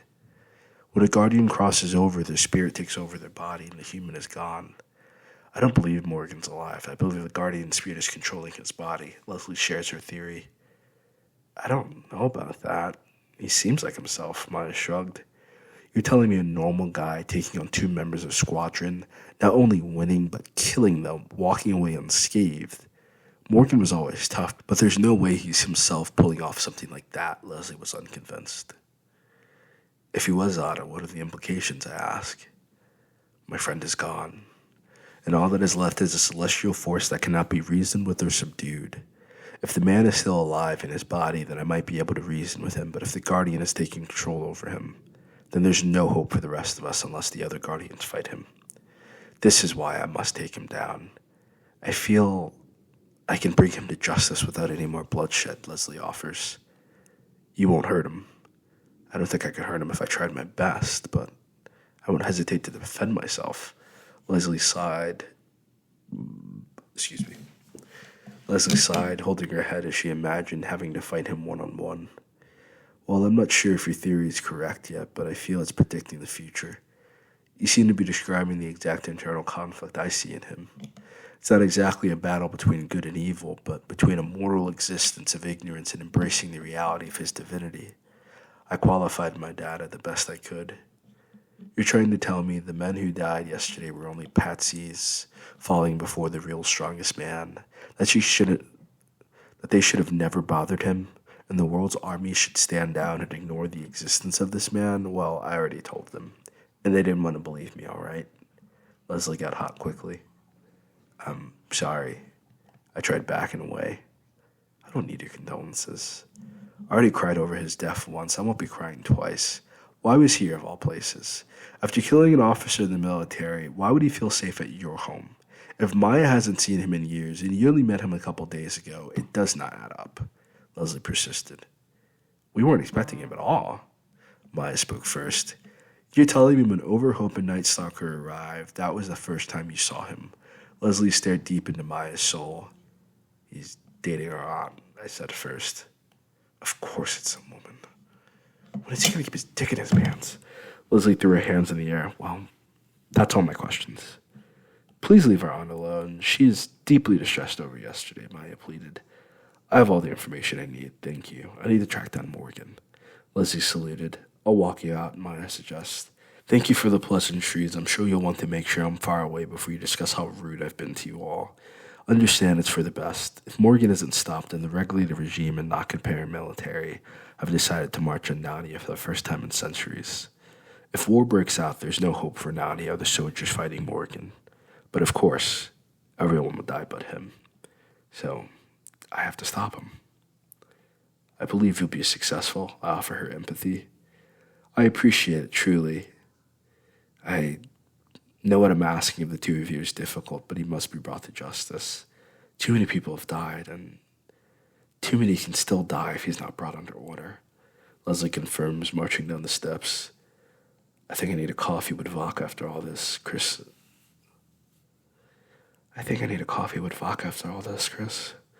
Maya sighs, heading down after Leslie. I sat by myself for a while, figuring out if what I did was wrong. According to my training, these were the exact moments when you needed to disclose information on your clients. I wonder if he'll blame me if he does get arrested. I don't want to see him in prison, but I also don't want to see Nadia in a war he can't win. Morgan might be able to defeat an army eventually, but how many civilians will be killed in the process? How much destruction will need to occur for the world to live at peace? He can't be everywhere at once. I never considered the idea of Morgan having his struggles because his guardian spirit was attempting to take control of his body. If such was the case, he should stay away from the battle. The more he fights, the closer he'll get to losing complete control over himself. He regrets his actions as if another person is moving his hands. Was he fully controlling himself, or was he only a puppet to the guardian Ada as his friend predicted? Chapter 9. Morgan Leonticus Samara. I was summoned by the Gregory State to discuss my transgressions against Naka and their elites. At the same time, I felt justified in my actions. They all disagreed with my premise, believing I was a warmonger. Things didn't end well, so we ended up in Colin's cigar room, speaking alone with Desmond Pierce, a lanky, grizzled man in a pair of slacks and suspenders with a legit monocle. He reminded me of Mr. Bean from Fantastic Mr. Fox, my favorite movie. Pierce and I had always had an understanding. He often referred to me as his nephew when I trained under Colin, promising one day he would be my king's hand as he faithfully served Colin and Maurice before him. Desmond seemed to outlive all the Gregor men he served. Even before Maurice Gregor wore diapers, Desmond Pierce served the Gregor family. My dear King Samara, you must eventually come to reason. Both Urdu and Naka have pledged to go to war. If you do not concede, how many of your citizens will survive when all they want is you? Desmond Pierce rationalized. Where does the Gregor family stand in terms of war? I asked. Desmond Pierce smiled. You would fight under the Samira kingdom, but the men will only obey the patriarch. Last I spoke to Lady Haley, she was still interested in your arrangements. If you do not concede to war, perhaps you might concede to a wedding and inherit your place as patriarch of the Gregor family. Once you're patriarch, no one in Naka will dare challenge you. I sat quiet, processing his offer. If I refuse? Desmond's smile faded, glaring at me as if he had never known me. You are foolhardy for all of Nadia to be killed to prove how strong you are, boy. You do not see how few options you have left. I never saw any options available to me. I see the opportunities I create with my bare hands. I didn't ask for those fights. Those men sought me out. If I'm guilty of anything, it's calling their bluff. I can destroy both armies before they arrive in Nadia, or send them all to a different dimension to starve to death. I see no real threat to my reign or kingdom, I declare. Pierce took off his glasses, cleaning them as he gathered his thoughts. I have underestimated you. I have truly ignored the cruelty and evil you have learned from Colin. Excuse me? I asked, offended. Yes, please strike an old man. Let's see the real side if you come out, you foolish runt. The question isn't how many Nadian lives you will lose. No, you have already considered your own interactions. How many innocent people will have to die from your hands, having no idea why their lives are being thrown away for eternity? Pierce challenged me. I opened my mouth but shut it, realizing his wisdom and truth. What good will becoming patriarch do for me if people already hate me? My plan isn't for war or marriage. Over 1,000 years ago, the guardian of Ekru left this dimension, sitting in meditation until called. He knew his power and the threat he brought humanity. I think my only option is to leave as well. I'll send myself to a different place and live the rest of my life in oblivion. I suggested, feeling no other option. You are so against finalizing marriage with Haley, Pierce asked. Haley is my true love. She's gone. I have no idea when she'll return, and in the time being, I have children to care for and women at home awaiting me. Surely you heard of what Haley has done to Hanada Merishima. Haley needs a wedding to retain her estate, inheritance, and title as matriarch. And you wish to leave for 1,000 years, never to see your children grow old or care for them. You're so afraid of yourself. You'll waste your existence and your children's existence to satisfy your enemies? Pierce was already tough on me, but he wanted to see things through. Do I have any other choice but a fight or marriage? I woefully sighed.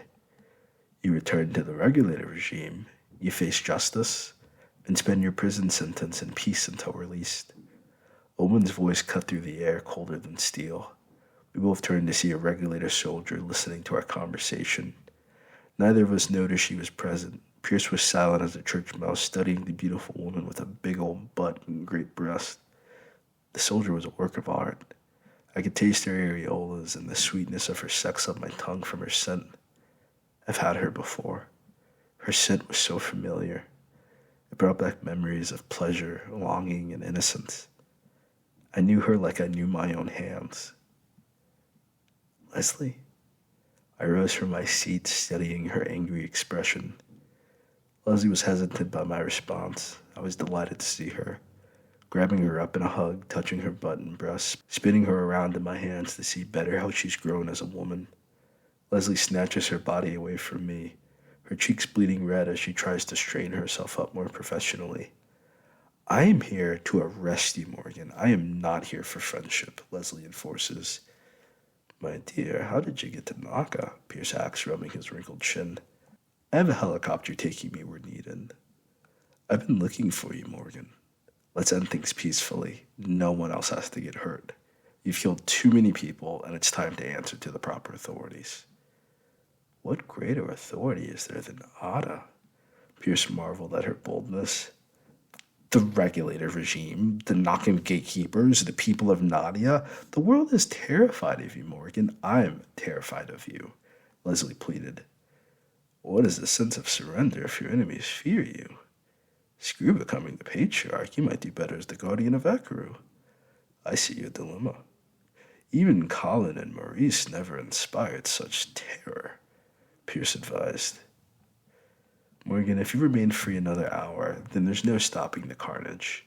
Innocent people will die. 2 armies will march on your homeland, and you cannot be at 2 places at once. Think with compassion, not logic.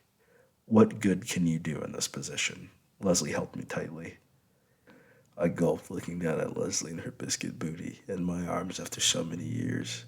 I ran my hands along her perfect frame, tight abs, and lovely breast, the type of woman who can get a man like me to go faithful. Leslie had known me since my parents died, before I entered the military and became a weapon of war. Are you Ada or Morgan? Leslie asked me. It's Morgan. I'm Morgan, Leslie. You don't have to be afraid. There will be no war. No one else will get hurt. I promise you, all right? I consoled, kissing her on the forehead. Morgan, I'm not worried about you, Leslie admits, pacing away from me and Pierce looking out to the Gregory estate. Why not stay here? Get married, have some kids, and retire. I have children in Nadia, I confirmed. Morgan, they want Nadia. They want you gone. I'm only here to protect Urdu. Leslie doesn't turn, explaining her mission. My uncle's sick, and the news coverage and media circuits want to hunt you. This has gotten out of hand entirely. It's killing him. I've no way to ensure that the world will be safe unless you're in prison.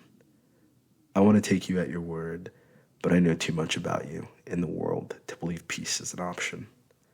Either you'll be subdued, or the military would need to be destroyed and disbanded. I know how stubborn the people of Urdu can be, but you are reasonable. We can end all this right now. If I refuse, Leslie sighed. Then come on with me. Come to our home, where we were raised together. Come with me, and I will protect you. Inherit your rightful place as Lord Commissioner. People will be pissed, but they'll be happier to know you're on their side and not a potential threat. I'm the guardian of Ekaru, not of Naka or Urdu. My home is in Nadia. You're both welcome to come back to Nadia with me, to live with me and have your own homes. I'm excited to reconnect with you both. All you offer me is prison. The prison of being patriarch or Lord Commissioner, or rotting away in a cell to die. None of these offers are acceptable. If these men wish to die so badly, then so be it. Morgan, the only prison is your addled mind. You've gone insane, you're unstable, and you're the greatest threat to our planet. I won't fight you out of my love for you. It will not stop the bloodshed. I came as the steel veil of Urdu. I admit, I'm still training and learning my position, but I came because I love you and I love Gaia. I'm begging you. Please surrender, because these armies will not. Leslie pleads one last time. My second son will be born in a few months, Leslie. If you believe I'll miss the birth of my child for the fears of the bewildered herd, then you're insane. I've never had greater clarity and been more at peace. It's your regions challenging me and threatening my family. I'm defending myself, and I'll continue to defend myself until the threat is stopped. Morgan, the armies have already been deployed. They've been on a motorized march, and many have already touched base on your borders. I know little of the Nakan forces, but I do know the regular regime is already at your front door. I nodded. Then I guess I must greet my guests and give them a fair welcome. Thank you for the intel. Morgan, please surrender now, Leslie cried out. I began dragging my feet as I moved to leave. King Samira, please reconsider your course of action, Pierce stands quickly. Here's the agreement. A single signature to secure the safety of Nadia, Naka, and Urdu. You can wed Lady Steele and Lady Gregor. Bring peace to the world, I beg of you. Do not repeat Colin's mistakes. Pierce's petition stung, and Leslie held out my legs, preventing me from moving. I quickly signed the damn piece of paper. I left in an instant to greet the army threatening my people. They feared me but didn't want to muzzle the army to kill innocents when all they wanted was me. I'm the threat to humanity, so their murderous dogs can keep feasting upon the citizens they are sworn to protect. The regulative regime of Urdu were little more than slavers. The Nockins were greedy pigs who believed they might be able to eat their money one day. I'm the only answer to humanity, and they wish to stop me. Stop me to allow the evils of this world to continue? Or did Leslie fear I've become an evil far greater than the bankers buying up Nadia and Urdu? Worse than the military imperializing all of Gaia? Was I a worse evil because I can destroy all my enemies with the wave of my wrist? That I've become so powerful my anger alone can ruin all of Naka or Urdu without more effort than raising my energy level? Does my immense power make me evil, or do the intentions of Naka and Urdu make them evil? This is the first time I entered into battle unsure what I was fighting for other than the day I died in Nadia. Again, I found myself fighting for Nadia, fighting against insurmountable odds, while I was scared at 18 years old, nearly a decade later. I'm welcoming the fight and the exercise. I'll not take my own life, and if a single Nadian is harmed, then that will be the end of the Urdu army, all at once. I arrived in Nadia to see the line of scrimmage with soldiers camping outside the city limits, boats holding more soldiers in our harbor. The soldiers encamped, waiting for their call to action to seize my territory. None of the soldiers were yet deployed. If I took this opportunity, I could kill all the men and women before they even realized I was present. To destroy their boats, tear down their camps, and send them running back to Urdu. As I calculated my plans, I realized Leslie's fears. I wasn't a boy nursed by his mother and loved by his father. I am the weapon of mass destruction they fear. In contrast, these men and women began their military service as high school graduates. I was raised in the theater of war from the age of 7. I did not think of peace as a possibility in my youth. I do not think of surrender. All I can process and entertain is bloodshed and destruction against total strangers I know nothing about, all for crimes I've genuinely committed against their countrymen. I am the most significant threat on Gaia, far greater than the bankers or this army. I sat on the rooftop looking down on the Urdu army, realizing Leslie's fears and concerns, so much to track me down in Naka. If I fight this army, I will never live with myself. If I fill Nadia's streets with the blood of my enemies, how will I ever hold my son or make love again? How will my own Rose or Ananda see me after I murder these soldiers without remorse? I felt paralyzed not by a lack of capability, but finally subsiding to the warnings and pleads of my allies to surrender. I could spend a short time in prison, but ultimately these people will never be able to return from their deaths. Father God, Gaia, I'm here above the world with the power to destroy an entire army, yet it feels wrong. What do? I utter bowing my head before the heavens before me, feeling dwarfed by the expanse of the entire mass of Gaia this army sought to conquer. I can be a conqueror for you, God. I can be your sword and shield, your justice, your fiercest warrior, to bring all these armies asunder if that's what you asked of me. If you want me to be the monster that they think I am, then I'll do it right now. I'll kill every last one of them. I screamed out to the sky, staring above, foaming at the mouth in bloodlust for them even daring to intimidate me with their numbers. My body ripped through the ether, returning to Naka. Is the deed done? Pierce asked, standing straight and bowing his head. I understand you did what was needed. Leslie didn't look at me. Tears in her eyes as she took a deep breath, putting on a brave face as if my subsequent actions meant we would be next to be fighting. I saw their armies camped outside the city gates. No one has so much as moved near the territory line, a few dozen miles away, but a large number regardless are reported. Why didn't you attack? Pierce asked. Colin would have burned their entire army to the ground from where I was positioned. I could have done a lot to end all my problems at once and leave Nadia safe. Instead, I will offer either of you a chance to give me another course of action. If not, I can destroy the military base before they can dress, then be back for the army station outside my borders. I can end the entire regulated regime right now. Give me something else to work with, Pierce. I sat in Colin's old seat looking over the contract we had been reading and going over for hours before Leslie's arrival. You'll be patriarch once you and Lady Gregor can solidify your marriage. Though I do not know how long that would be with the High Priestess of Maya involved. You've signed the contract, but I will need Haley's signature. Pierce rubbed his temples, processing his thoughts. You haven't hurt the soldiers, Leslie asked. Yet. Then maybe you should face justice. Go to prison, serve your time, and be a symbol that no one is above justice. You mean no one is above the regime? I roll my eyes. I mean order. I don't care about the regime at this point.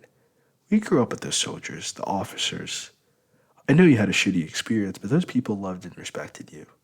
But as they say, the child starved of love will laugh in delight as the village burns to the ground.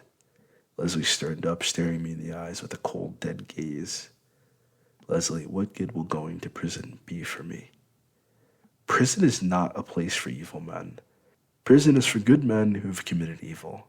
And you've broken laws. You've sinned against Raquel. And you've done evil against your flesh with all these women you date. So you're a washed-up version of the man you could have been. And hey, it's not half bad.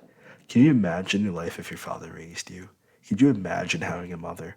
There's still time for you to live life. But first, you need to face what you've done. And crying about it in your home isn't going to fix it.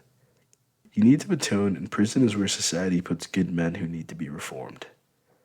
Your prisons create better prisoners in the armies that fight against you. They torture and kill their prisoners indiscriminately, governed by nothing, not even God. That's where you want to send me. You have no love for me after all, Leslie. As I wave her off, tired of listening to her mouth. If you break out, I don't care. If you spend 1 hour in prison and decide you hate it, I don't care. You're submitting to God right now. You are bowing down for killing and slaying his children because you get a temper tantrum because you had a hard life. Prison is an atonement. Go to prison, Morgan. Grow the fuck up and face justice. Not man's justice, God's justice. Leslie enforces, standing up, squaring up with me as if we were really about to brawl to the death over the subject. This is your sole mission right now, I ask her, leaning back in my chair and folding my arms behind my head. I am to be the next guardian of Urdu. We both know it. I will never live with myself if I left right now. Knowing I didn't try to stop you before you went down a path of no return. The world lost Ada once, and I've seen Luno use you for anything he wished.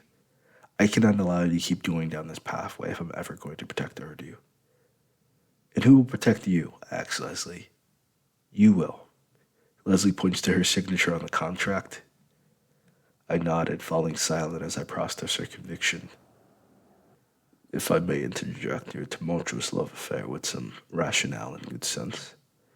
Prison may perhaps be the greatest statement of your power. If you were to use your training to infiltrate this prison, what greater way to show the world there is nothing above Ada? You're blowing smoke up my ass, Pierce, I scoff. Colin feared nothing more than Ada and Raquel, my friend, and you know it to be so yourself. I taught you, boy. I know the truth. The world knows the truth. No one wants to accept it because they want to feel greater than God. This is why I lost my people. You will become the patriarch of the Gregor family, and you will be the Lord Commissioner of the regulative regime. Mark my death and my words as my bond. This will be a great statement. You will march right into the army, and if they attack you, by all means, defend yourself, my king. But if you see the fear, hesitation, and anxiety as you approach, then take the army away from Nadia, but leave them alive. Take them to prison if you wish. Then find a way to gather the Ekru elite and escape. The Ekru elite are alive? I do not know. This is why I put prison at the end of the plans. I do know even if you find an old bastard like myself, he will be of greater value to you than a dead army. One day you will inherit the regulative regime. What good does it do to kill your own army? Pierce reasons. That's true.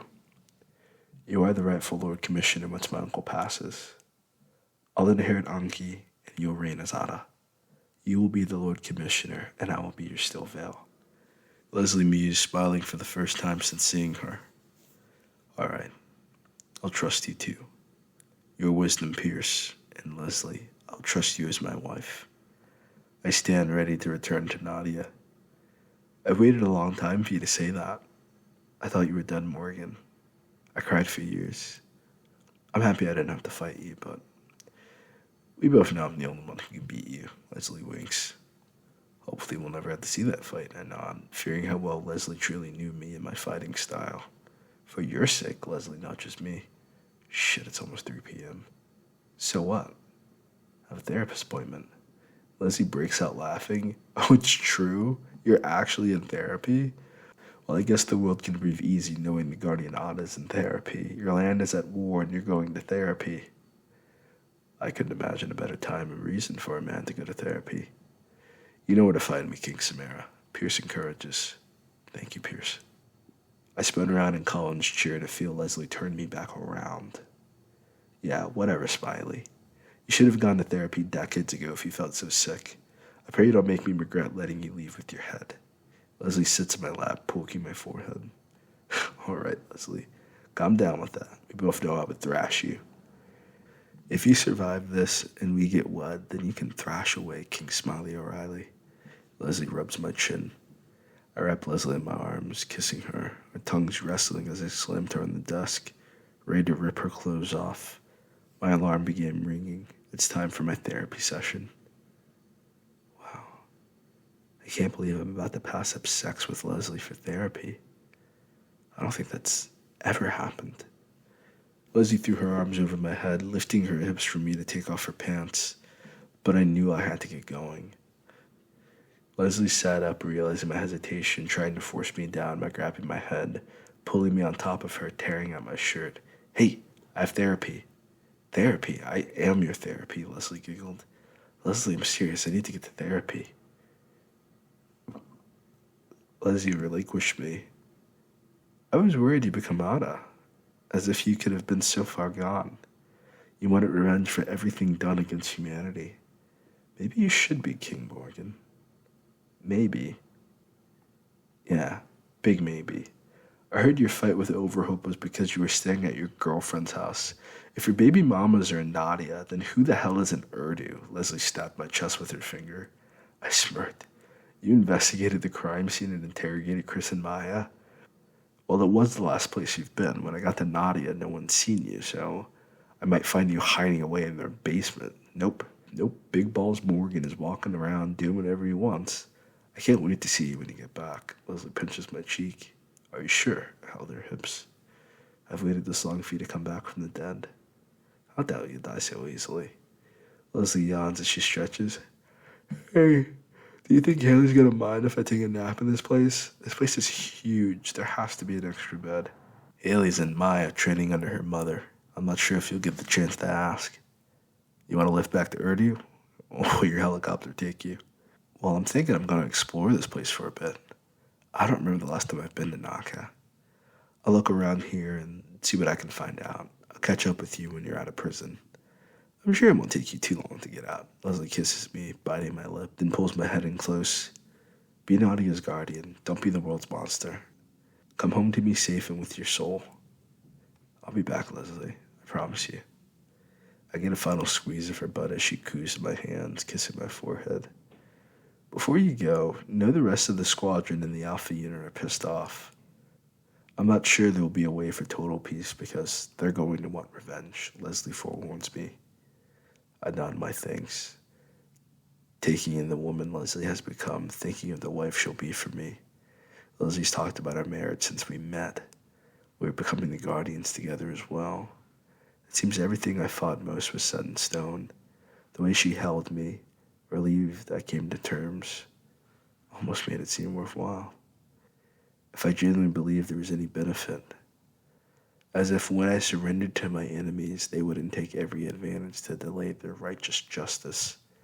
They argue about holding me accountable for my actions. Who will hold the regime responsible for theirs? As she feels letting me leave without ensuring she's not letting loose a warmonger.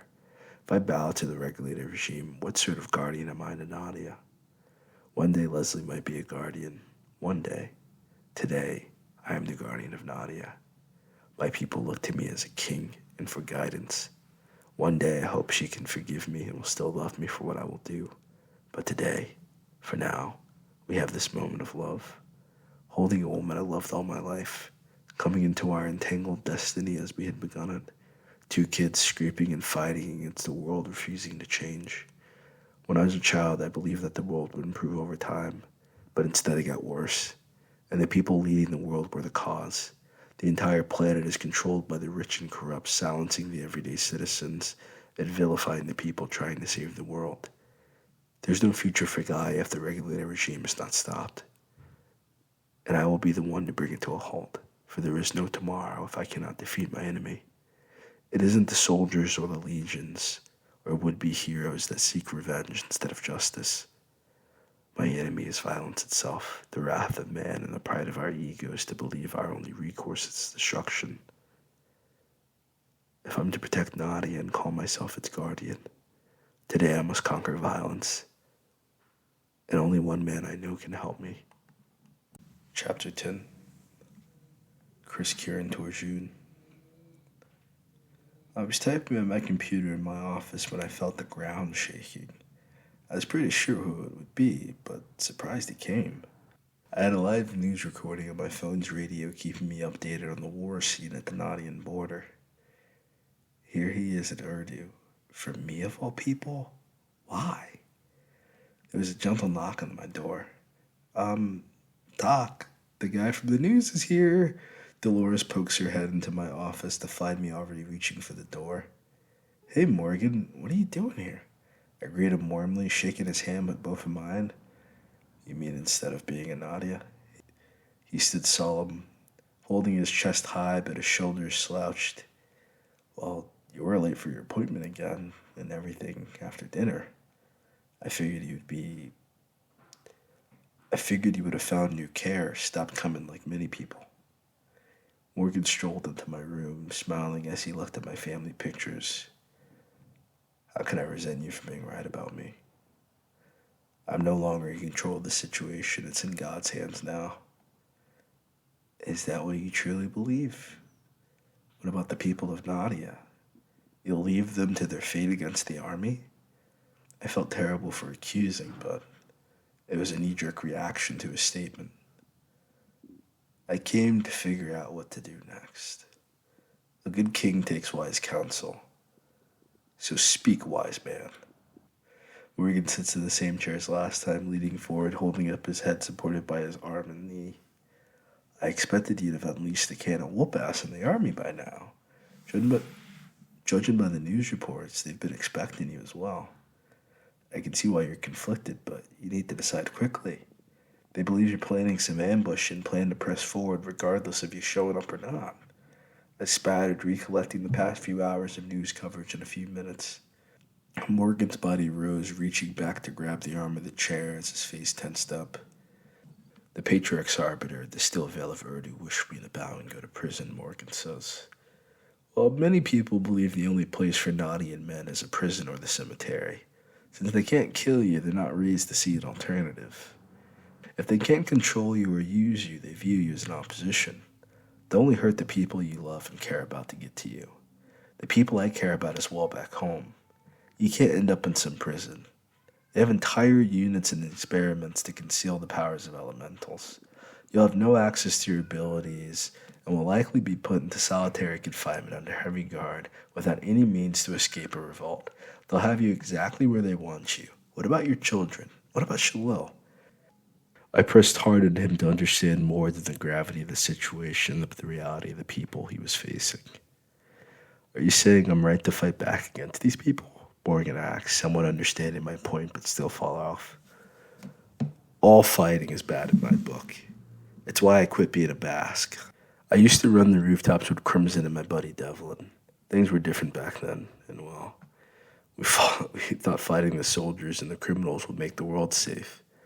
Instead, all that happened was that the criminals got smarter and better weapons, and the soldiers retreated, leaving the everyday citizens without any protection against us or the crime. The mafia took over and everything went to shit in Nadia. There was no way to stop it, but even when Gerald Knox was alive, a lot was done without his permission. A coup rose against Knox, and after your father died, the Ekru elites were imprisoned. Nadia fell to ruin. Now the same thing's happening in Urdu. You have to think critically about your true enemy. Who is rising against you because I know those soldiers on the front line don't want to die today. And I have a feeling that you came to me because you don't want to kill them. Correct, he confirms. Who's pulling the strings? Who's the real enemy? Violence? Yeah, but someone is commanding the army, I tap my chin. You believe the Lord Commissioner's done this, Chris? Morgan felt outraged immediately. I'm not saying he did or didn't. I'm asking you. You know your enemies better than me. Who wants to stop you from becoming a king? Who could have truly orchestrated all of this to bring an army to Nadia? I asked. Carmen Cruz, he whispered, his face falling to pieces as he trailed off in thought. The Lord Commissioner wasn't Ray when we last met. Lieutenant Steele accused me of being Ada and not Morgan. I believe the Lord Commissioner told her that so she wouldn't realize it's him who's lost his body to his guardian, Bor, as Colin did the same to Nshishi. He's grooming her to become his vicar, but if I'm correct, the spirit isn't grooming Leslie to control the spirit as I have, but to gain control of her better host body, as Luna attempted to do with me and, sadly, your friend Devlin. Well, if the Lord Commissioner is at the helm of this attack, I'm not sure there is a peaceful way to end the situation. The Lord Commissioner is the man who killed my parents, you know. He took me to Urdu afterward and raised me. Then when I turned 10, he turned me over to Colin Gregor. That's when things turned dark. Colin knew about my powers. He knew I was the guardian of Nadia, and he did everything possible to bring out my powers. In the regime, they used those same tricks to suppress all our powers until we came of age to use them. I didn't get those treatments. I got torture. I was trained multiple times a day, and when I was 11, I still hadn't unlocked my powers, so he created a competition where whoever won would become the new initiative as a wolf agent. The entire time, Ray talked me through it as if it was necessary, telling me to feel nothing, focus on getting stronger, and that my pain is a sacrifice for the greater good. Not telling me I was being used to further the regime's agenda of global domination. Not telling me that they commit these wars to topple governments and replace them with knocking bankers and banana republics. Now he fears my power. He fears the monster he created. This is happening because the Lord Commissioner's lost his soul to a cowardly spirit. Now the entire nation of Urdu trembles behind a man too afraid to make a phone call. I trusted him. One man instead of millions sounds like a good trade for me. My advisor told me if I could find one member of the Ekru elite in prison, he would be worth more than a dead army. Well, I wasn't in the Ekru elite, but I was in the Crimson elite. Our leader was in the OG Ekru elite under your father. He trained many of us on how to unlock our powers. I don't remember any torture, but he also told us it was all he could train us without the true sacrifice of the Grand Masters. I know Colin Gregor was regarded as one of the Grand Masters. Colin Gregor was my father-in-law, Morgan sniffled. Were you too close? All in all, he treated me as a son. I believe I was the last person he truly had left. He and Haley have a lot of unresolved issues. His wife left him, and many of his cronies turned against him. He was surrounded by yes men and people who feared him.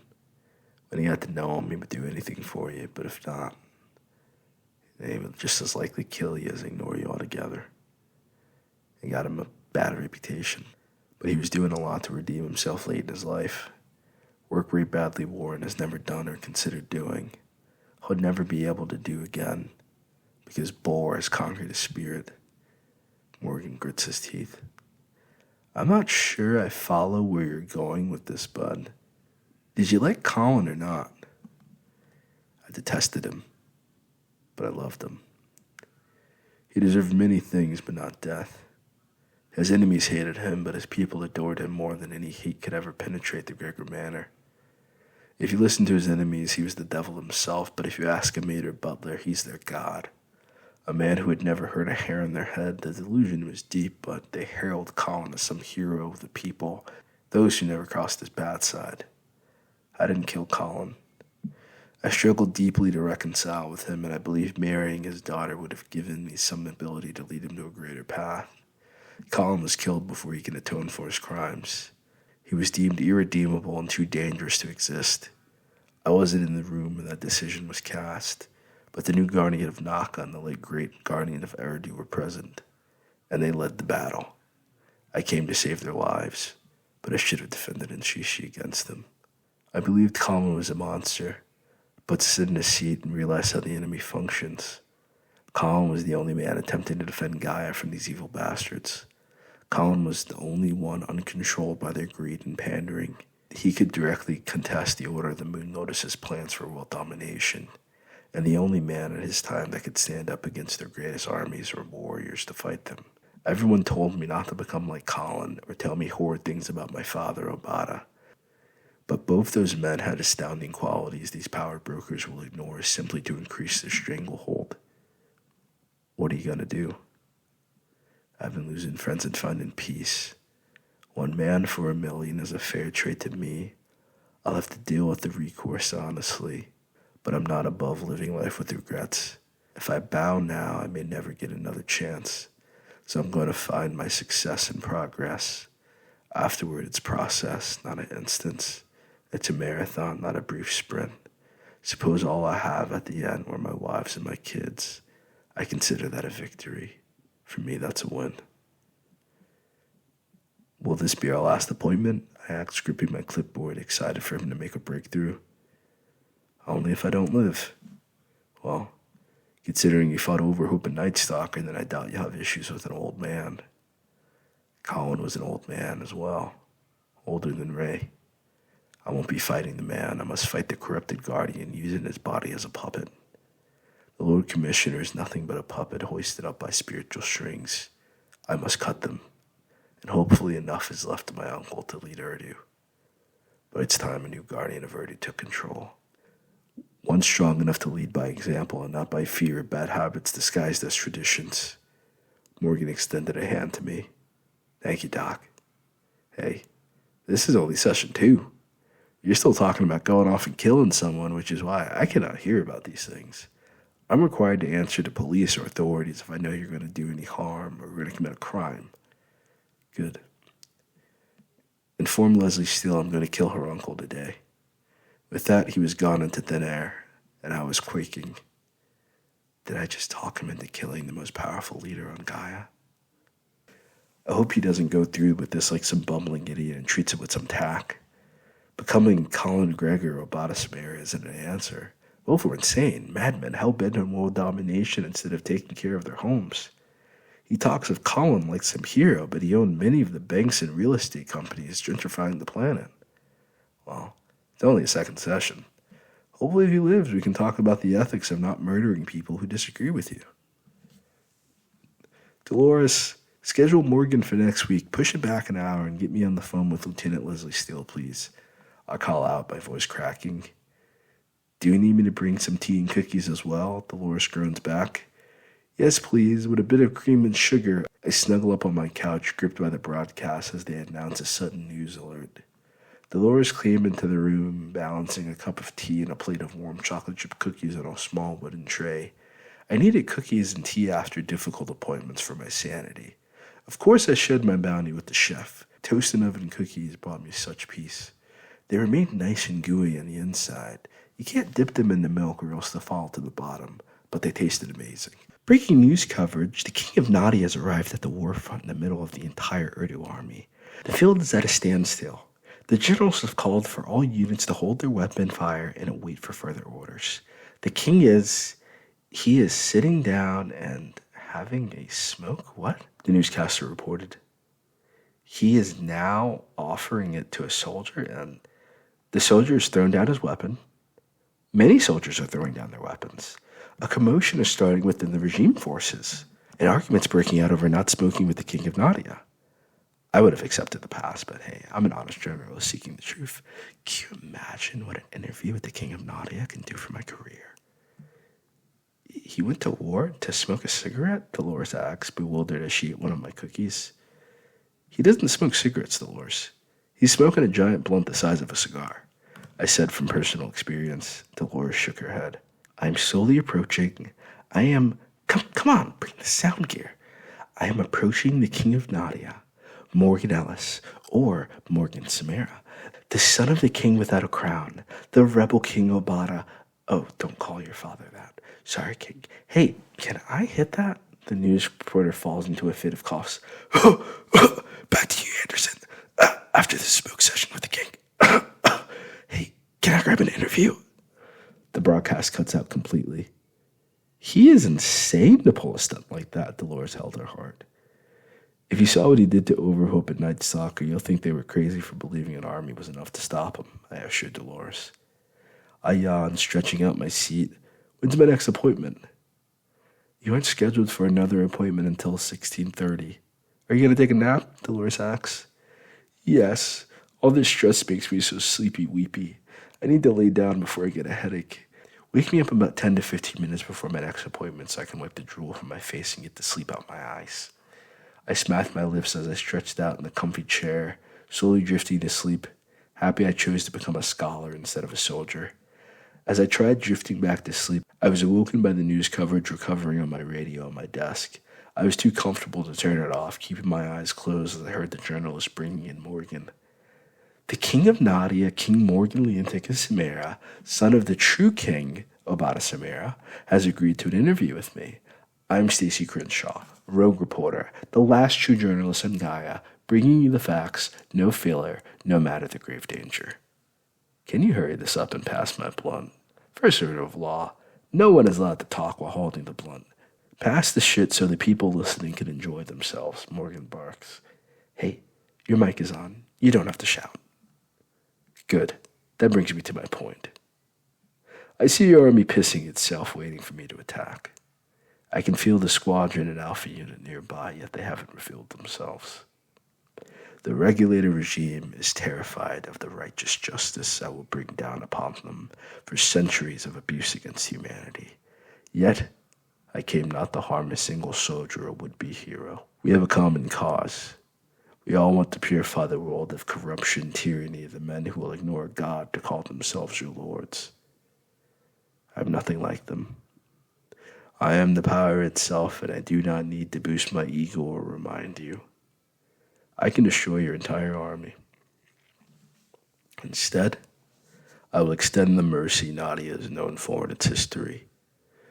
Mercy has brought Nadia to its current ruin, and mercy that once led Ekru to glory. I declare myself the new Lord Commissioner of the regulated regime, the patriarch of the Gregor family, and the King of Nadia.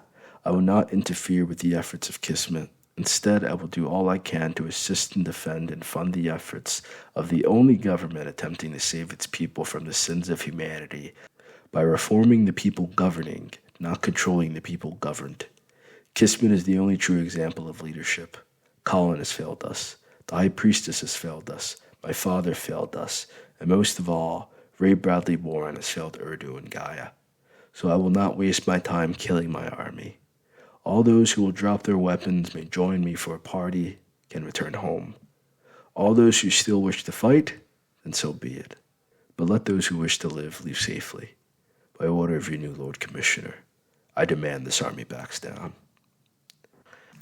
I woke up applauding the eloquence matched by the brute force to back up his words. He was calling out the leaders that have failed us. His isn't a better option, he's the only option. The kid is the only force left to fight for humanity instead of themselves. I guess he did make quite the breakthrough in a week. I can only imagine what progress I can make with him if he attended therapy for a year or two. Chris, I can see you cheering in there. Lizzie Steele is calling you. What? She's calling me? I asked, shocked. Was she watching the broadcast as well? I picked up my phone hesitantly to the sound of a helicopter whirling in the background and a woman screaming into her phone. What the fuck, Doc?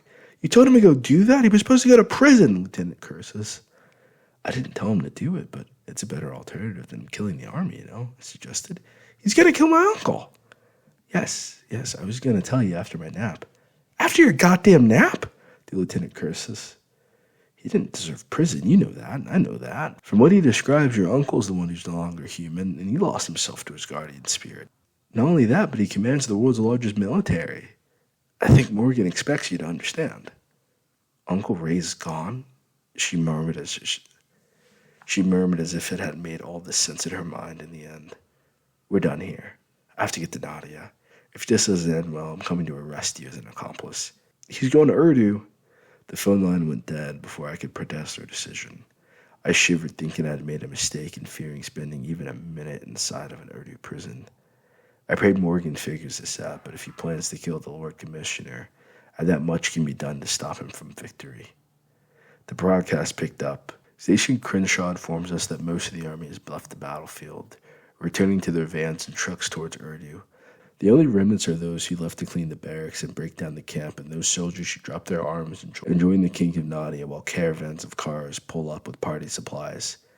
I wish he would have taken me with him if this was his plan, but it could have just as easily been all-out war. To think the history books will have to write about the day a man stopped an entire army with a single blunt. I called back Leslie Steele. Seems like the army left, I cheered, never the type to say I told you so. Yes, but my uncle's planning to meet with Morgan. Yeah, good. In the middle of the desert. They're going to fight one another because of you.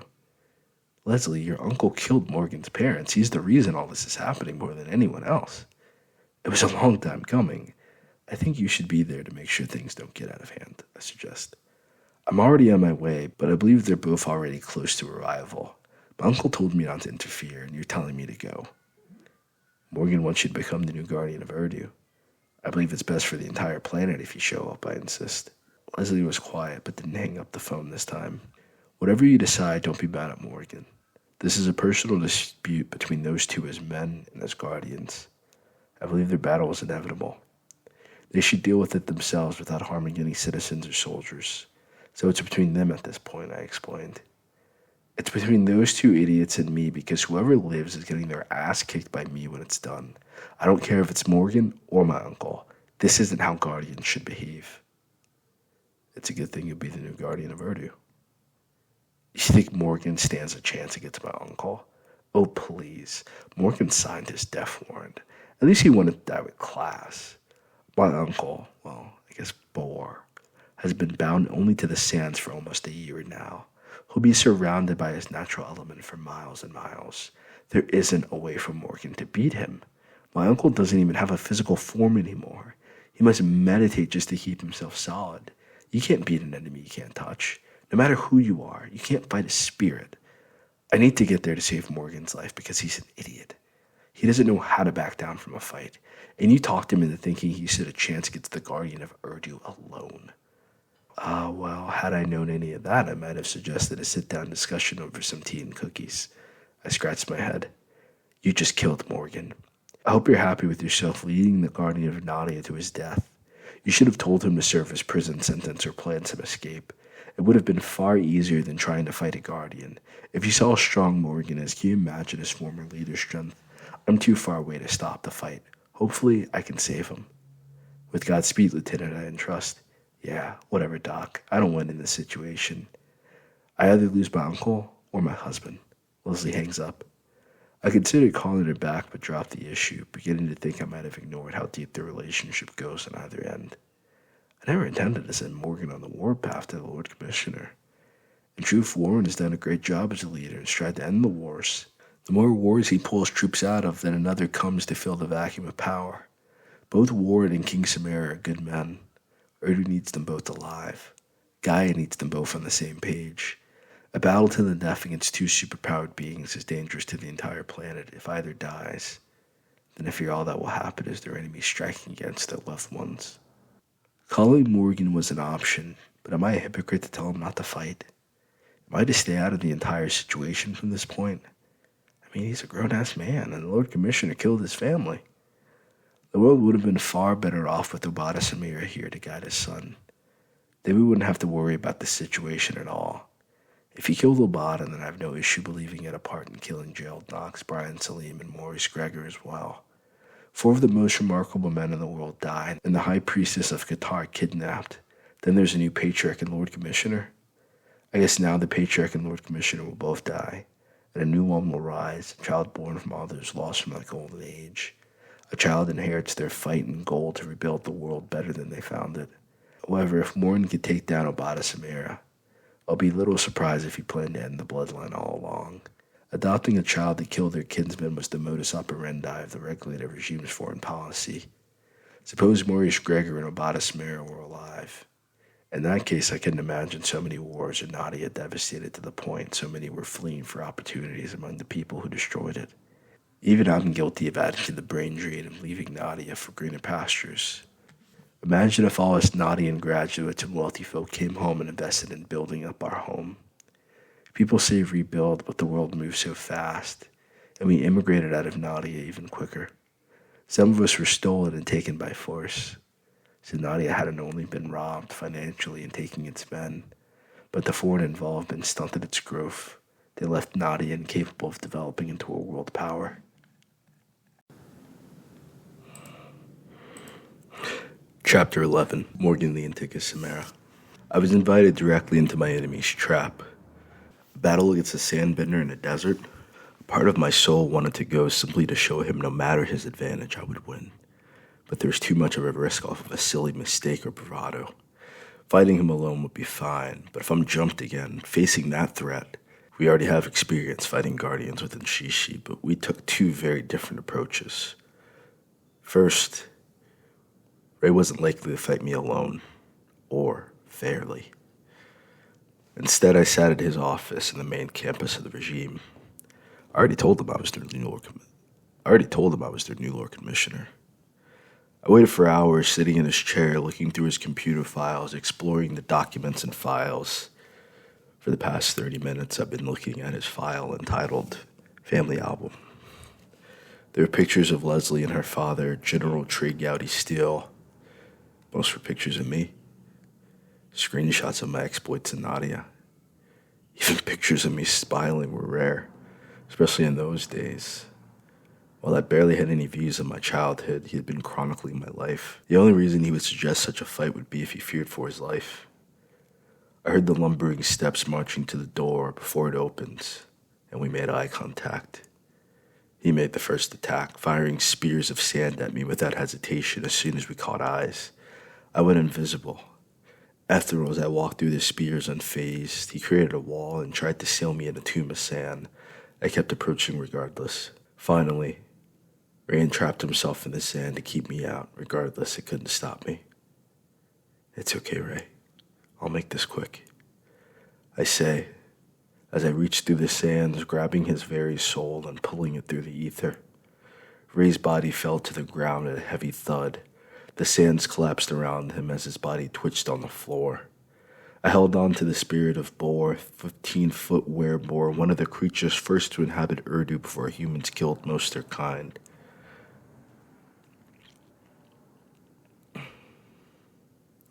In some areas of Urdu, they breed with them and enslave their kids, domesticating them into barn animals and laborers. The were-pig shook free of my grip, attempting to run back to Ray's body. I teleported before him, raising my guard as I delivered deft punches, deflecting his strikes and rolling off his barrage, fluid like water. My hands sliced through the air as if I was made of purely oxygen. I tensed my fists like stone at the last moment, unleashing punches quicker than bullets. Boar quickly disintegrated into sands to escape the onslaught. I held out my hands, creating a purple bubble around Boar with all my strength, trying to compress the ball down to pure dark matter to kill him inside. His energy was too potent to smash all at once. If I could only attack his physical form, it would be simple. Drips of sand fell from the ball, spurting out until a puddle formed on the ground. Doppelganger shot from behind me as I used all my concentration to hold the ball shut. My quick pivot narrowly avoided Boar's attack. I held the ball shut with one hand, keeping the force of the Guardian down to a ball-sized mass of dark matter. I dodged and ducked the doppelganger's staff to the best of my ability, happy as hell it wasn't a giant bastard sword. Yet the added speed and unpredictability made holding the dark matter ball impossible. Boar's fleshy, with thick bristles on its back, wearing a tunic on top of its plump body. Despite being so large, the fat hog danced around me, striking like a cobra with its staff, keeping a safe distance, keeping me on my toes, attacking me from all angles. Another puddle of sand poured from the dark matter ball, now the size of a golf ball. The second clone formed quickly. I felt the energy escape as the doppelgangers took form. I smashed the orb, destroying the energy from the plane. Ether is energy itself, the base of all life across the multiverse. I guess in essence, the attack broke him down to his purest form, returning the energy to its source. I faced off against both Boar clones, attacking me at light speed and with immense mass. Each blow felt like a truck when I blocked them. I stood my ground, not giving up an inch as I dodged and deflected their blows with my forearms and shins alone. Then as they struck in unison, I picked up on their pattern, taking a deep breath as I deflected each staff, guiding them along my arms to my hands, sending both doppelgangers crashing into one another. Eraser beam! I unleashed a wild force of ether energy, blowing a hole out of the room, erasing it from existence. Damn you! Boar stood alone, sacrificing its clone to preserve itself. You'll even sacrifice yourself to save your own life. How many Urdun have died to keep you safe, you coward? You attacked me first, Boar snorted. That's a bald-faced lie. You attacked me as soon as you saw me. What did you do to me? Boar demanded, trying to tap into its power, but it was gone. I cut you off from your Vicar and your connection to the source. I removed your soul from his body. I learned this technique from fighting demons and perfected it living with the witches. I could have killed your soul as soon as I touched it, or set a trap to erase you from existence as soon as you stepped forward. There's enough of you left to pass on to a new Vicar, and enough that the corruption should have been purified. What will you do to me? Boar repeated. Well, Boar, I'm afraid your time in existence is done.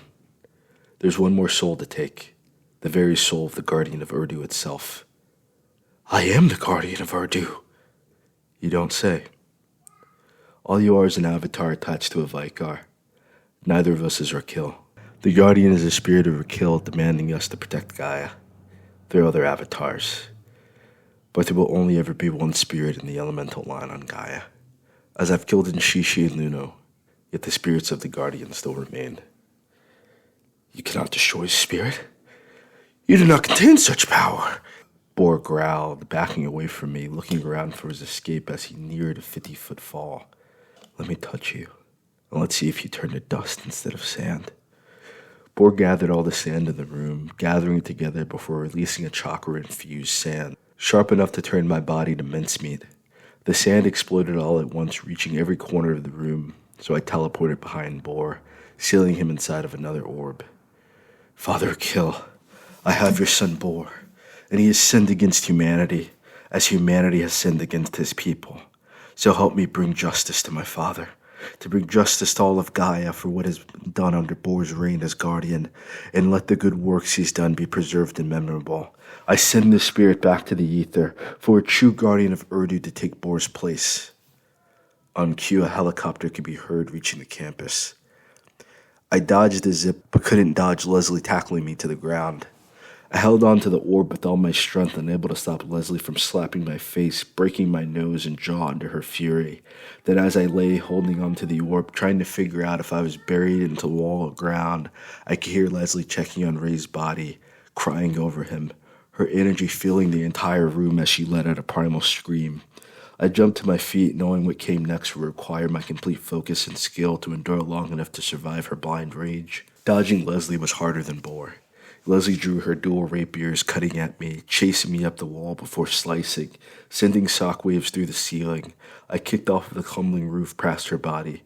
My feet touched the ground, and she was on my ass. Leslie's blades glow pink, slicing with enough force and shockwaves that could slice me in two.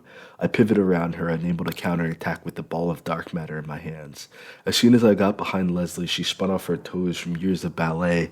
I blocked her sword, letting it bury into my forearm, nearly slicing off my hand. My eyes glow a deep purple from the pain, allowing me to stare into Leslie's soul, punching through dimensions, slamming the soul of the Guardian of Urdu into her chest, sending her flying against the wall from the force. I dropped to my knees, sealing my arm in dark matter to stop myself bleeding out, utilizing Rose's ice healing technique to repair my arm. Before I could fully heal, Leslie stumbled to her feet. Once she opened her eyes and saw me vulnerable, they glowed a crystalline pink. She began to levitate. The spirit of the Guardian fills her hallowed body as she lets out a louder scream, breaking the glass panes in the room. Her energy caused grass and plant life to grow throughout the room as her body fought to contain the spirit. Leslie, you must be strong, her uncle uttered, picking himself up to his knees. You were meant to be the guardian. I knew you were faking it, old man, I grunted, trying to pull Leslie's damn sword out of my bones and muscles, bleeding all over myself in the process.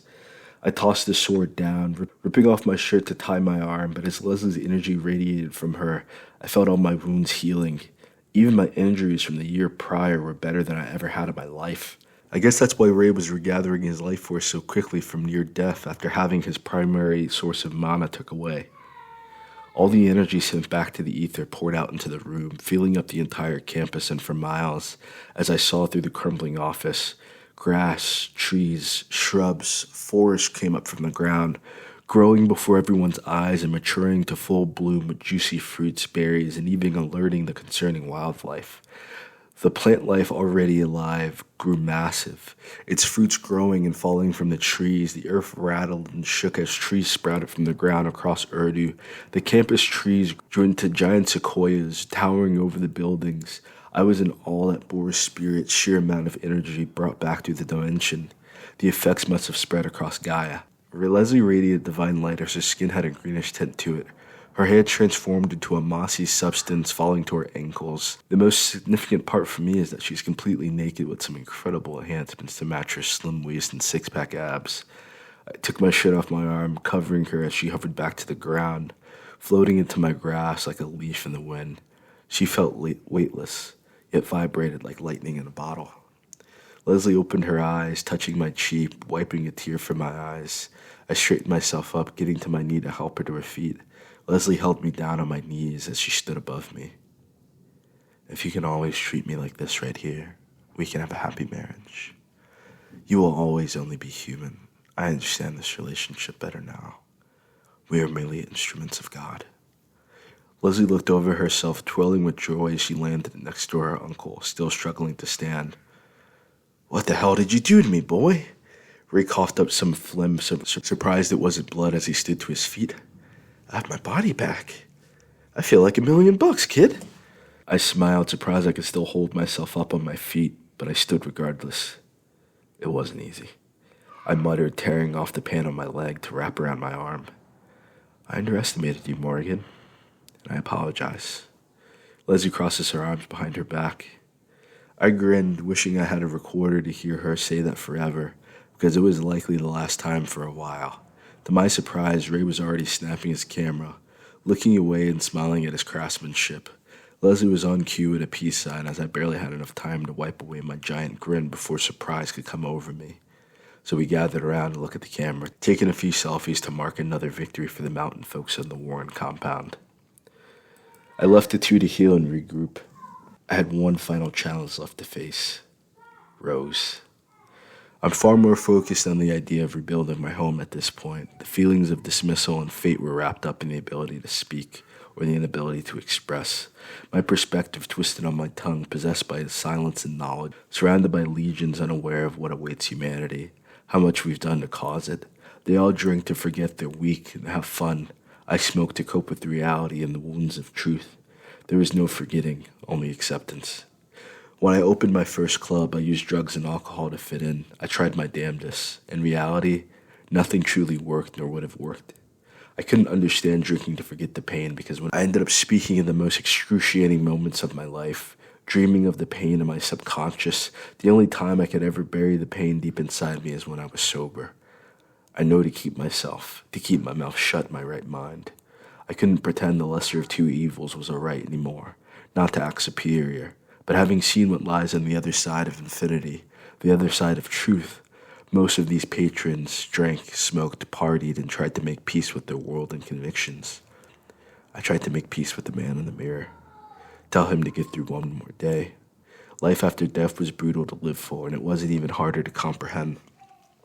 My whole world had been stopped and restarted as an insect running inside four drawn lines. Few things can make you feel insignificant or powerless. My life restarted against my wishes, against my hopes. When I finally believed I had found the peace and tranquility I sought after, I was thrown back into the fray, waking up with more questions than answers. I woke up feeling like my skin was more a parameter than a part of me. I was now feeling as if at any moment I would destroy everything in my vicinity. I tried my best to stay in solitude, but everyday life demanded connecting to this world. I realized life had meaning. Each of life's creatures had a purpose. The purpose is small or solved through their mere existence without any outside action. Those among us cannot die until our goal is fulfilled. The day-to-day has become a mere moving picture, automation of routine, but it's not life, not an existence. Day-to-day life of going through the motions and the will to die. Yet life is all we were given. Everyone wants to talk, feel, and be a part of the grandiose overestimation of existence, but in truth, life carried little purpose. Even those who believed life bad or meaningless were empirically wrong. We were blinded by self-hatred, but in truth, life is life. The rest was us and our environment, two things we have complete control over, at least how we react and interact. The quality of our lives was a construct of our imagination, in the poor, in the rich, and especially in the majority. I was told to be thankful for all these beautiful women with nothing in their heads, even less familiar with me. We pretended we wanted sex and money instead of true love. It was difficult finding a reason to be with them, even harder finding interest. They had nothing to offer me but sex, and I've had enough sex for the rest of my days. I longed for something more profound to make my wretched soul feel pure, to make my mind rest, to make my heart feel like it had a home. These men care nothing more than fun, money, and themselves. I know greater exists, so why is it so hard to find someone, anyone, who can make me feel it was worth this new opportunity in my life? Instead, I'm only reminded why I found such peace in my death. One day soon, I'm going to leave this world behind. This world of tacit apathy and plaintive validation, of ignorance and destruction, of stupidity and war. I long for a good beyond a mortal death. I will leave this society and it's all behind me. On that day, I will find peace in my creation. Chapter 12. Rose Pasm Dali Samara. I'm sitting by the windowsill, watching the world overgrow to the skyline. The grass remains short and manicured, sprouting microgreens and watercress. Spinach and lettuce all over the yard. I gotta redo that anyway. Sprouting microgreens, watercress, spinach, and lettuce all over the yard. My garden grew like wild. Nature blesses us and we give her back nothing. Gaia gives us everything we have and we take it without remorse.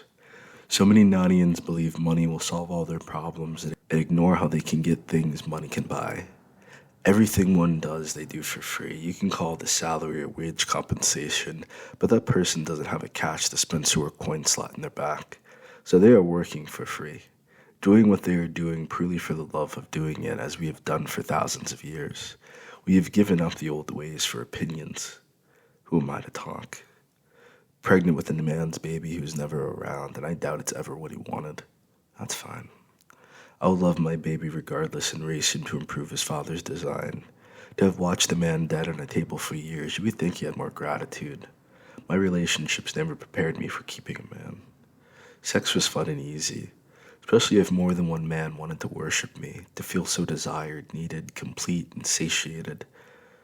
To alone, pregnant, binge-watching television shows, unable to drink, smoke, or sleep, pregnant, some paper wedding, and boxes of Pampers still being dropped off as gifts. What good is having a man in your life if you have to be alone? The world shook. I let out a sigh, taking a deep breath. Every time he does that, I feel my entire nervous system jump into a frenzy. It's almost a painful feeling, so much energy at once from his aura. You wonder why I'm always so pissed off, but he starts terrible when he doesn't want to take a freaking plane or car from time to time. His energy is so potent. The baby begins kicking and clawing to find him as if he can identify his father from nothing else. When the world shook, he knew his father was nearby. I rub my temples, bringing myself down as he rings the doorbell, not having his key after his last little visit. I live alone for the time being, enjoying the space after the most toxic living situation I can imagine. His heart was divided between so many women. How does he pretend to love us all? I was slowly making my way downstairs, holding my belly in one hand and the handrail in the other, until I reached the door.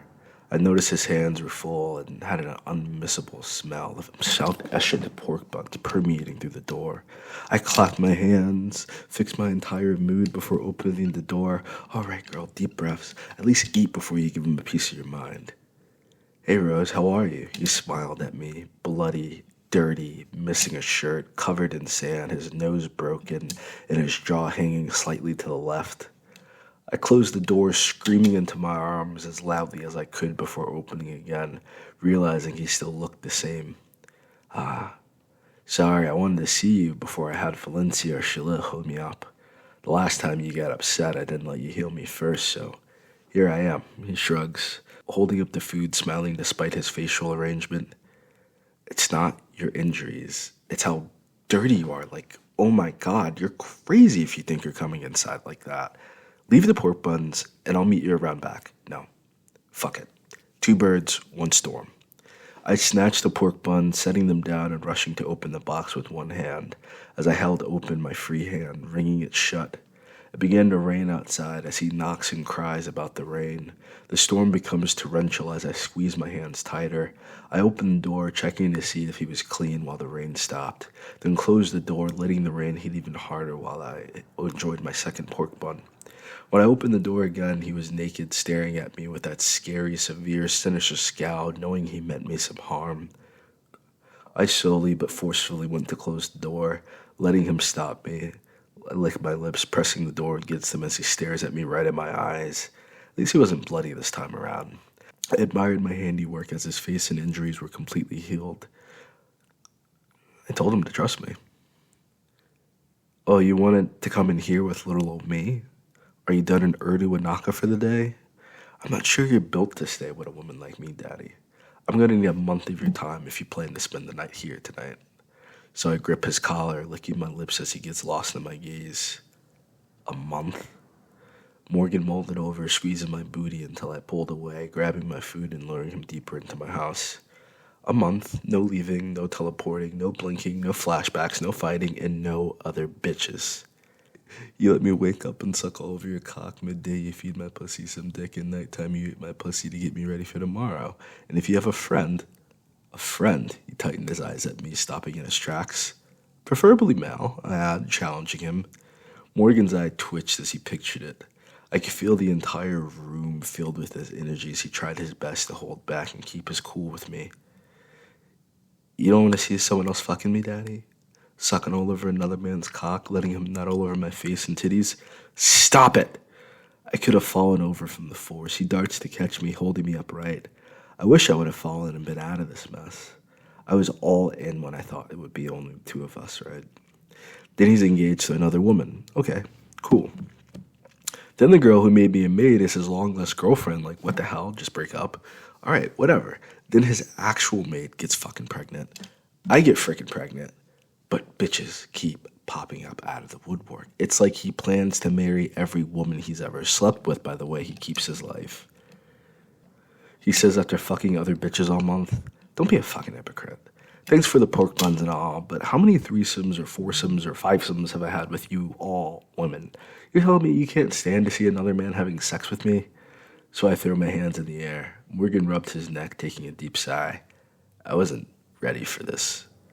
So if that's what you're into, then we'll have to figure out visitation. Look, I had one fiancée, and that was the only woman I was dating and loyal to at the time.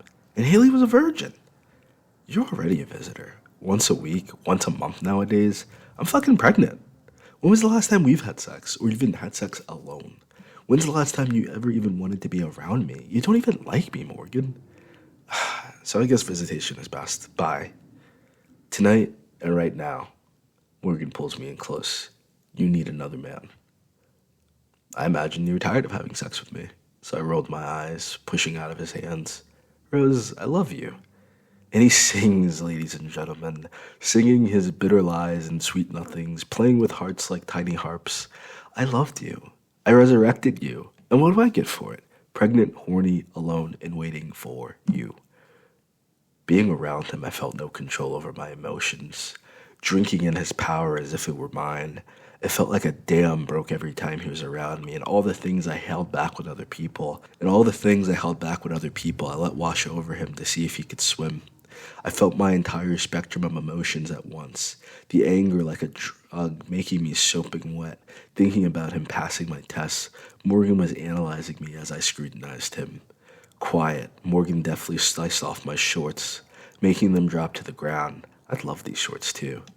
Being home alone, he caught me in my granny panties and bonnet, feeling like Grandma Pearl. I don't care, I'm comfortable. The grannies that wore this get-up stayed married for 50 years plus. There's magic in it. Morgan got forceful, grabbing my shoulders and hips, coaxing me to bend over for him. I felt like I was in heat, waiting to be penetrated by whoever came to the door. He noticed it as well as he penetrated me without resistance, holding my hips back against him as I threw it back, twerking that fat ass in his lap and making it clap in his huge cock. He pulled out at me, making me swirl all over the floor from buildup. I fell to my knees, panting, and he picked me up, carrying me to the couch, kicking the door shut behind him.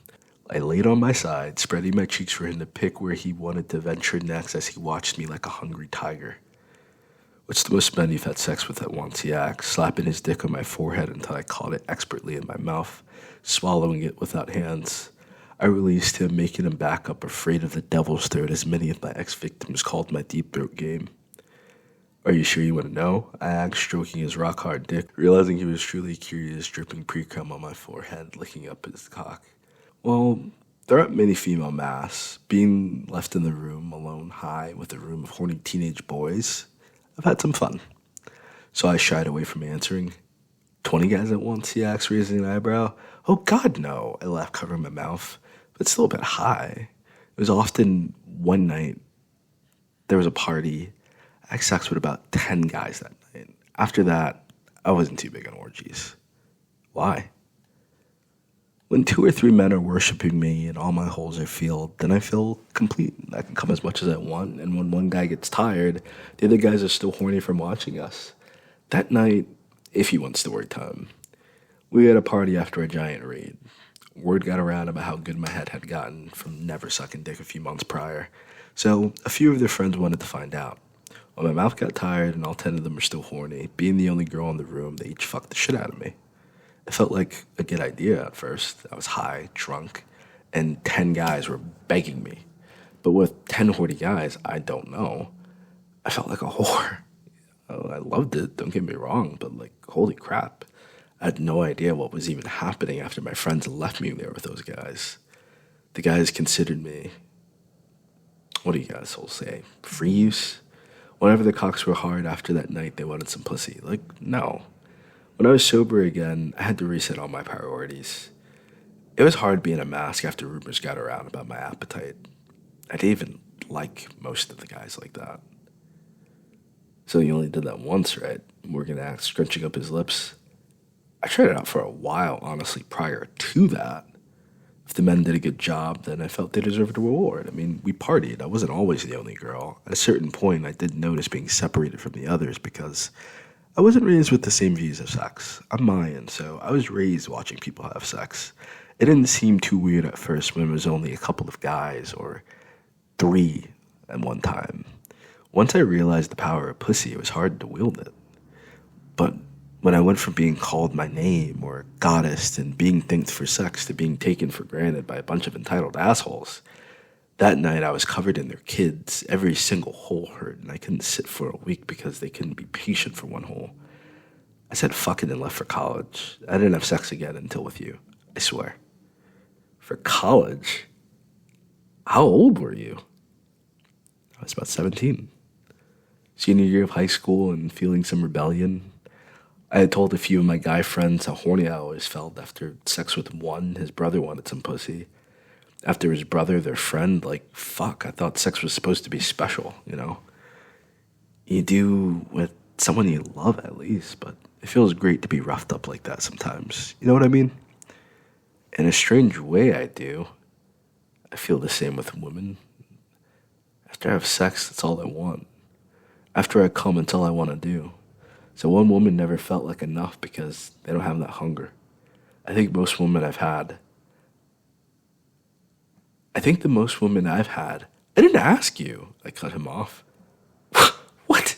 You just told me you got gangbanged by 10 guys and I didn't judge you, he chuckles, sitting up next to me, rubbing my back and shoulders as I grind my body up against him, wondering he was going to finish me up. You asked me. I didn't ask you. I don't want to know about the other woman you're with or had been with, and I don't want any of that shit to ever come near me again. Do you plan on going back to gangbang? Do you plan... Shit. Do you plan on going back to getting gangbanged after you have our kid? I was thinking about it today while masturbating, but it made me angry and hornier because I couldn't come. I can't believe I let them do that to me. Especially as the number one mask. Everyone thought I slept my way to number one. Oh my god. I've been masturbating to it all week, praying for a good pregnant gangbang with the right guys, but I've been afraid to tell you. Until you didn't tell me you were going to fight a war, so I thought, fuck you. Whoever comes next can get it. Lucky, you showed up. I covered my face, feeling so embarrassed and ashamed. While pregnant with my baby. He screamed, getting hot as he breathed down my neck right on top of me. I sheepishly looked away, turning my back to him as I held onto the couch, pushing my vulva to his nose. Right now, there would be one guy deep in my pussy, and another one down my throat, another in my asshole, fucking me until I couldn't walk or think. Morgan growled at me. You think I won't fuck you up? Yeah, you will, but you just have to do it one hole at a time. It's okay, I'll wait, but make sure you get deep in my ass too. You're a freak, he gulped. I'm a fucking slut and I love it. It's my culture and I love who I am. I fired back at him. Morgan was getting pissed off at me. I can feel the temperature in the room rise as his blood boiled and he wanted to retaliate. Come on, little boy, handle your business. I reached back, stroking his cock as he cooed as if his dick was even more sensitive now. I'm about to fuck you up, Rose. Morgan shakes his head, holding his fingers to his forehead. What are you gonna do, little boy? Come on, fuck my pussy while I talk my shit. I dared him. I'm about to fuck up your night, Rose. Morgan's eyes began to glow deep purple instead of his red color. Am I striking a fuck? I gulped as Morgan made clones. I attempted to plead, but one grabbed my hair in a ponytail, jamming his cock down my throat while another slammed me from the back for anal, spit roasting me. A smile settled on my face as he lifted me in the air, making me weightless as he dominated me. A third clone lay underneath me as they lowered me on its cock.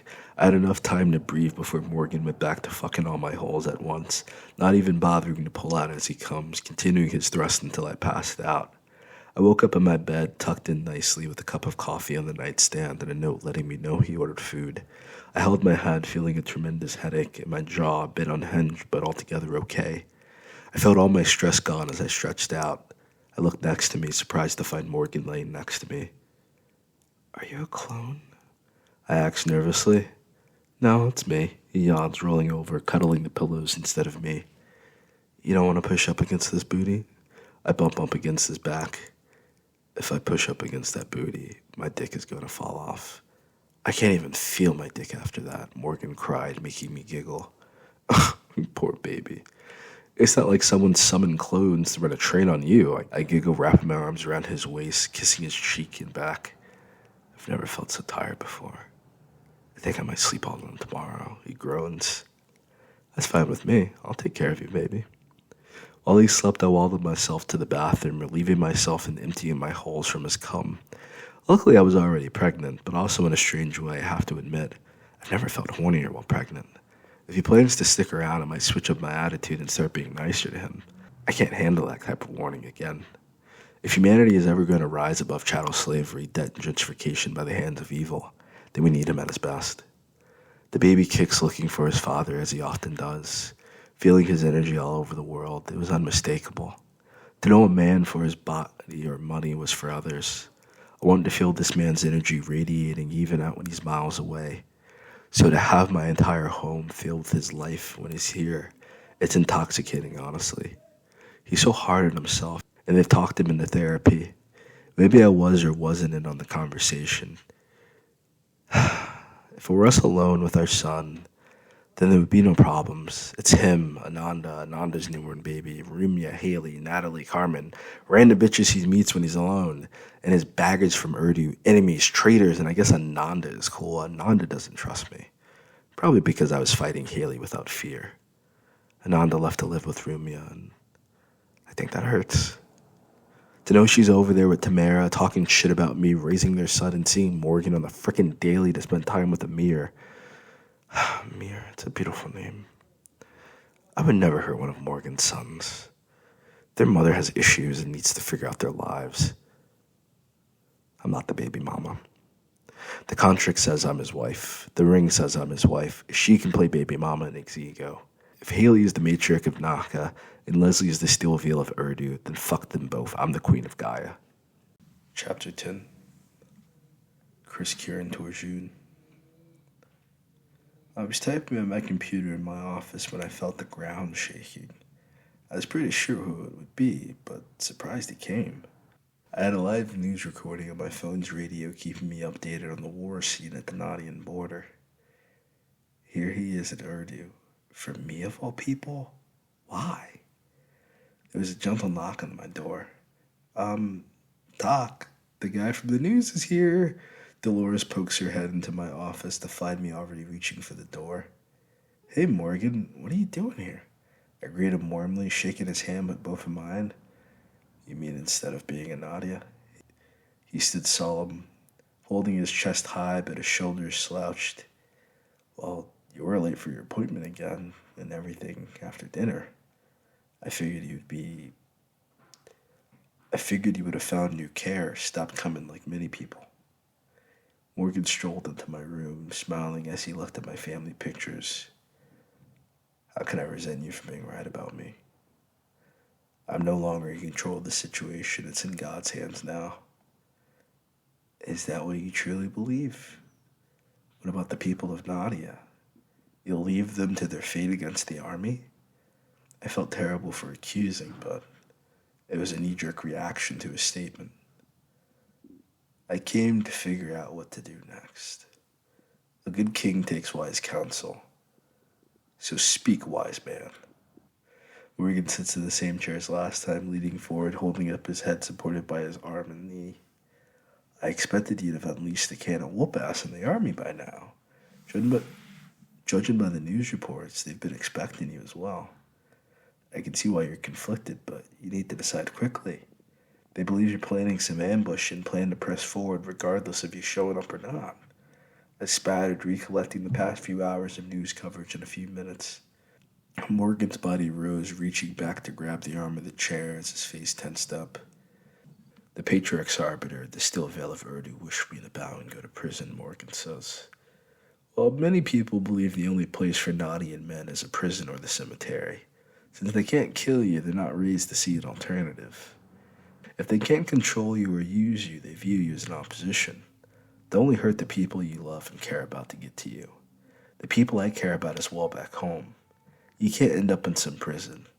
They have entire units and experiments to conceal the powers of elementals. You'll have no access to your abilities and will likely be put into solitary confinement under heavy guard without any means to escape a revolt.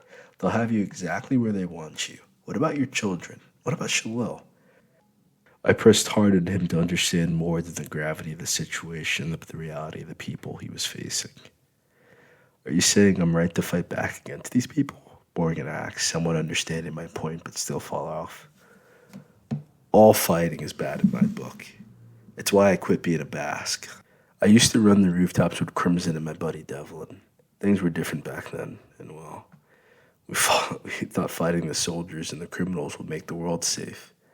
Instead, all that happened was that the criminals got smarter and better weapons, and the soldiers retreated, leaving the everyday citizens without any protection against us or the crime. The mafia took over and everything went to shit in Nadia. There was no way to stop it, but even when Gerald Knox was alive, a lot was done without his permission. A coup rose against Knox, and after your father died, the Ekru elites were imprisoned. Nadia fell to ruin. Now the same thing's happening in Urdu. You have to think critically about your true enemy. Who is rising against you? Because I know those soldiers on the front line don't want to die today. And I have a feeling that you came to me because you don't want to kill them. Correct, he confirms. Who's pulling the strings? Who's the real enemy? Violence? Yeah, but someone is commanding the army, I tap my chin. You believe the Lord Commissioner's done this, Chris? Morgan felt outraged immediately. I'm not saying he did or didn't. I'm asking you. You know your enemies better than me. Who wants to stop you from becoming a king? Who could have truly orchestrated all of this to bring an army to Nadia? I asked. Carmen Cruz, he whispered, his face falling to pieces as he trailed off in thought. The Lord Commissioner wasn't Ray when we last met. Lieutenant Steele accused me of being Ada and not Morgan.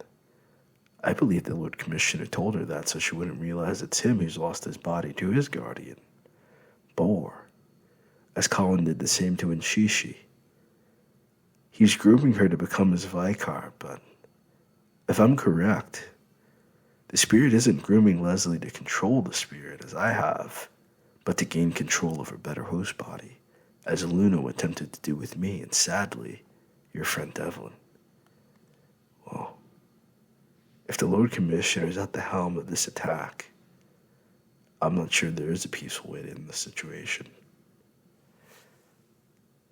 The Lord Commissioner is the man who killed my parents, you know. He took me to Urdu afterward and raised me. Then when I turned 10, he turned me over to Colin Gregor. That's when things turned dark. Colin knew about my powers.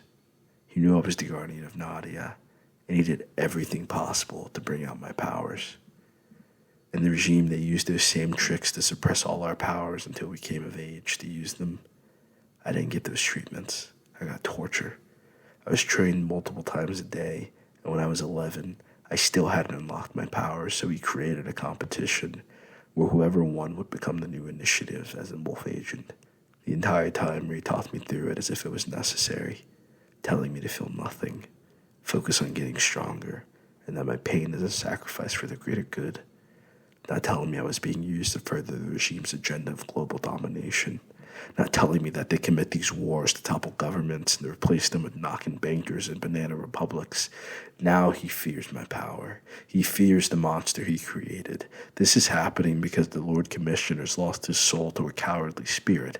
Now the entire nation of Urdu trembles behind a man too afraid to make a phone call. I trusted him. One man instead of millions sounds like a good trade for me. My advisor told me if I could find one member of the Ekru elite in prison, he would be worth more than a dead army. Well, I wasn't in the Ekru elite, but I was in the Crimson elite. Our leader was in the OG Ekru elite under your father. He trained many of us on how to unlock our powers. I don't remember any torture, but he also told us it was all he could train us without the true sacrifice of the Grand Masters. I know Colin Gregor was regarded as one of the Grand Masters. Colin Gregor was my father-in-law, Morgan sniffled. Were you too close? All in all, he treated me as a son. I believe I was the last person he truly had left. He and Haley have a lot of unresolved issues. His wife left him, and many of his cronies turned against him. He was surrounded by yes men and people who feared him. When he got to know him, he would do anything for you, but if not, they would just as likely kill you as ignore you altogether. He got him a bad reputation, but he was doing a lot to redeem himself late in his life. Work Ray Bradley Warren has never done or considered doing. He'll never be able to do again, because Bor has conquered his spirit. Morgan grits his teeth. I'm not sure I follow where you're going with this, bud. Did you like Colin or not? I detested him, but I loved him. He deserved many things, but not death. His enemies hated him, but his people adored him more than any hate could ever penetrate the Gregor Manor. If you listen to his enemies, he was the devil himself, but if you ask a maid or butler, he's their god. A man who had never hurt a hair on their head. The delusion was deep, but they herald Colin as some hero of the people, those who never crossed his bad side. I didn't kill Colin. I struggled deeply to reconcile with him, and I believe marrying his daughter would have given me some ability to lead him to a greater path. Colin was killed before he could atone for his crimes. He was deemed irredeemable and too dangerous to exist. I wasn't in the room when that decision was cast, but the new guardian of Naka and the late great guardian of Eridu were present, and they led the battle. I came to save their lives, but I should have defended Nshishi against them. I believed Colin was a monster, but to sit in a seat and realize how the enemy functions. Colin was the only man attempting to defend Gaia from these evil bastards. Colin was the only one uncontrolled by their greed and pandering. He could directly contest the Order of the Moon Lotus's plans for world domination, and the only man at his time that could stand up against their greatest armies or warriors to fight them. Everyone told me not to become like Colin or tell me horrid things about my father, Obata. But both those men had astounding qualities these power brokers will ignore simply to increase their stranglehold. What are you going to do? I've been losing friends and finding peace. One man for 1,000,000 is a fair trade to me. I'll have to deal with the recourse honestly, but I'm not above living life with regrets. If I bow now, I may never get another chance. So I'm going to find my success in progress. Afterward, it's process, not an instance. It's a marathon, not a brief sprint. Suppose all I have at the end were my wives and my kids. I consider that a victory. For me, that's a win. Will this be our last appointment? I asked, gripping my clipboard, excited for him to make a breakthrough. Only if I don't live. Well, considering you fought Overhoop and Nightstalker, then I doubt you have issues with an old man. Colin was an old man as well, older than Ray. I won't be fighting the man. I must fight the corrupted guardian, using his body as a puppet. The Lord Commissioner is nothing but a puppet hoisted up by spiritual strings. I must cut them, and hopefully enough is left to my uncle to lead Urdu. But it's time a new guardian of Urdu took control. One strong enough to lead by example and not by fear of bad habits disguised as traditions. Morgan extended a hand to me. Thank you, Doc. Hey, this is only session 2. You're still talking about going off and killing someone, which is why I cannot hear about these things. I'm required to answer to police or authorities if I know you're going to do any harm or going to commit a crime. Good. Inform Leslie Steele I'm going to kill her uncle today. With that, he was gone into thin air, and I was quaking. Did I just talk him into killing the most powerful leader on Gaia? I hope he doesn't go through with this like some bumbling idiot and treats it with some tact. Becoming Colin Gregor or Obata Samara isn't an answer. Both were insane, madmen hell-bent on world domination instead of taking care of their homes. He talks of Colin like some hero, but he owned many of the banks and real estate companies gentrifying the planet. Well, it's only a second session. Hopefully if he lives, we can talk about the ethics of not murdering people who disagree with you. Dolores, schedule Morgan for next week. Push it back an hour and get me on the phone with Lieutenant Leslie Steele, please. I call out, my voice cracking. Do you need me to bring some tea and cookies as well? Dolores groans back. Yes, please, with a bit of cream and sugar. I snuggle up on my couch, gripped by the broadcast as they announce a sudden news alert. Dolores came into the room, balancing a cup of tea and a plate of warm chocolate chip cookies on a small wooden tray. I needed cookies and tea after difficult appointments for my sanity. Of course I shared my bounty with the chef. Toast and oven cookies brought me such peace. They remained nice and gooey on the inside. You can't dip them in the milk or else they'll fall to the bottom, but they tasted amazing. Breaking news coverage, the King of Nadia has arrived at the war front in the middle of the entire Urdu army. The field is at a standstill. The generals have called for all units to hold their weapon fire and await for further orders. The king is sitting down and having a smoke? What? The newscaster reported. He is now offering it to a soldier, and the soldier has thrown down his weapon. Many soldiers are throwing down their weapons. A commotion is starting within the regime forces. An argument's breaking out over not smoking with the King of Nadia. I would have accepted the pass, but hey, I'm an honest journalist seeking the truth. Can you imagine what an interview with the King of Nadia can do for my career? He went to war to smoke a cigarette? Dolores asked, bewildered as she ate one of my cookies. He doesn't smoke cigarettes, Dolores. He's smoking a giant blunt the size of a cigar.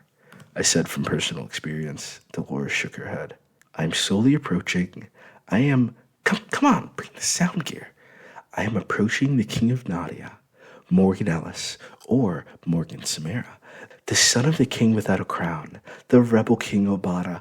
Oh, don't call your father that. Sorry, King. Hey, can I hit that? The news reporter falls into a fit of coughs. Back to you, Anderson.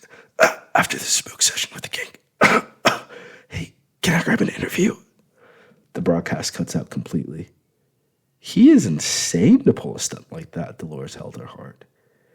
If you saw what he did to Overhope at night soccer, you'll think they were crazy for believing an army was enough to stop him, I assured Dolores. I yawned, stretching out my seat. When's my next appointment? You aren't scheduled for another appointment until 16:30. Are you going to take a nap? Dolores asks. Yes. All this stress makes me so sleepy-weepy. I need to lay down before I get a headache. Wake me up about 10 to 15 minutes before my next appointment so I can wipe the drool from my face and get the sleep out my eyes. I smacked my lips as I stretched out in the comfy chair, slowly drifting to sleep, happy I chose to become a scholar instead of a soldier. As I tried drifting back to sleep, I was awoken by the news coverage recovering on my radio on my desk. I was too comfortable to turn it off, keeping my eyes closed as I heard the journalist bringing in Morgan. The King of Nadia, King Morgan Leontic of Samara, son of the true king, Obata Samara, has agreed to an interview with me.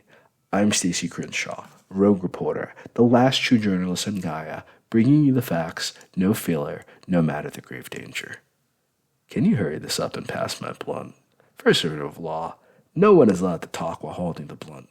Pass the shit so the people listening can enjoy themselves, Morgan barks. Hey, your mic is on. You don't have to shout. Good. That brings me to my point. I see your army pissing itself, waiting for me to attack.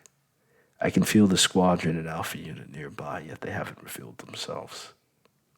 The regulator regime is terrified of the righteous justice I will bring down upon them for centuries of abuse against humanity.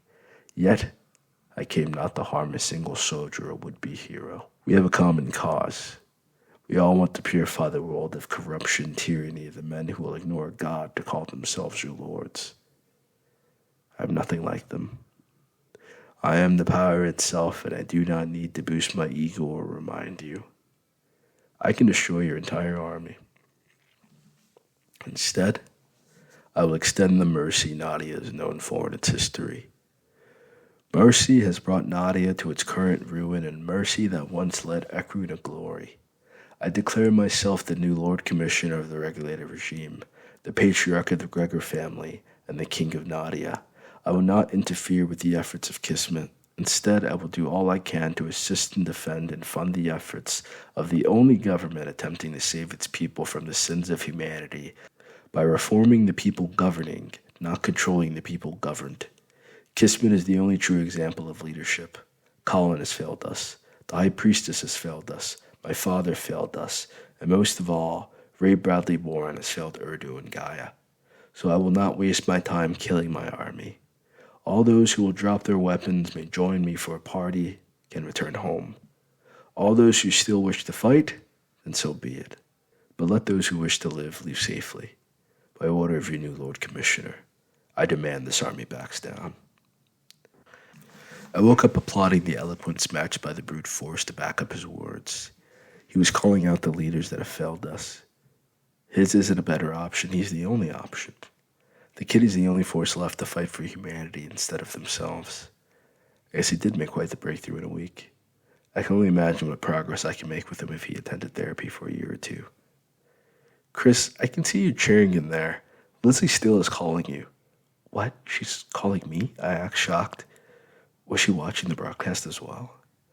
I picked up my phone hesitantly to the sound of a helicopter whirling in the background and a woman screaming into her phone. What the fuck, Doc? You told him to go do that? He was supposed to go to prison, Lieutenant curses. I didn't tell him to do it, but it's a better alternative than killing the army, I suggested. He's going to kill my uncle. Yes, I was going to tell you after my nap. After your goddamn nap? The lieutenant curses. He didn't deserve prison, you know that, I know that. From what he describes, your uncle's the one who's no longer human, and he lost himself to his guardian spirit. Not only that, but he commands the world's largest military. I think Morgan expects you to understand. Uncle Ray's gone?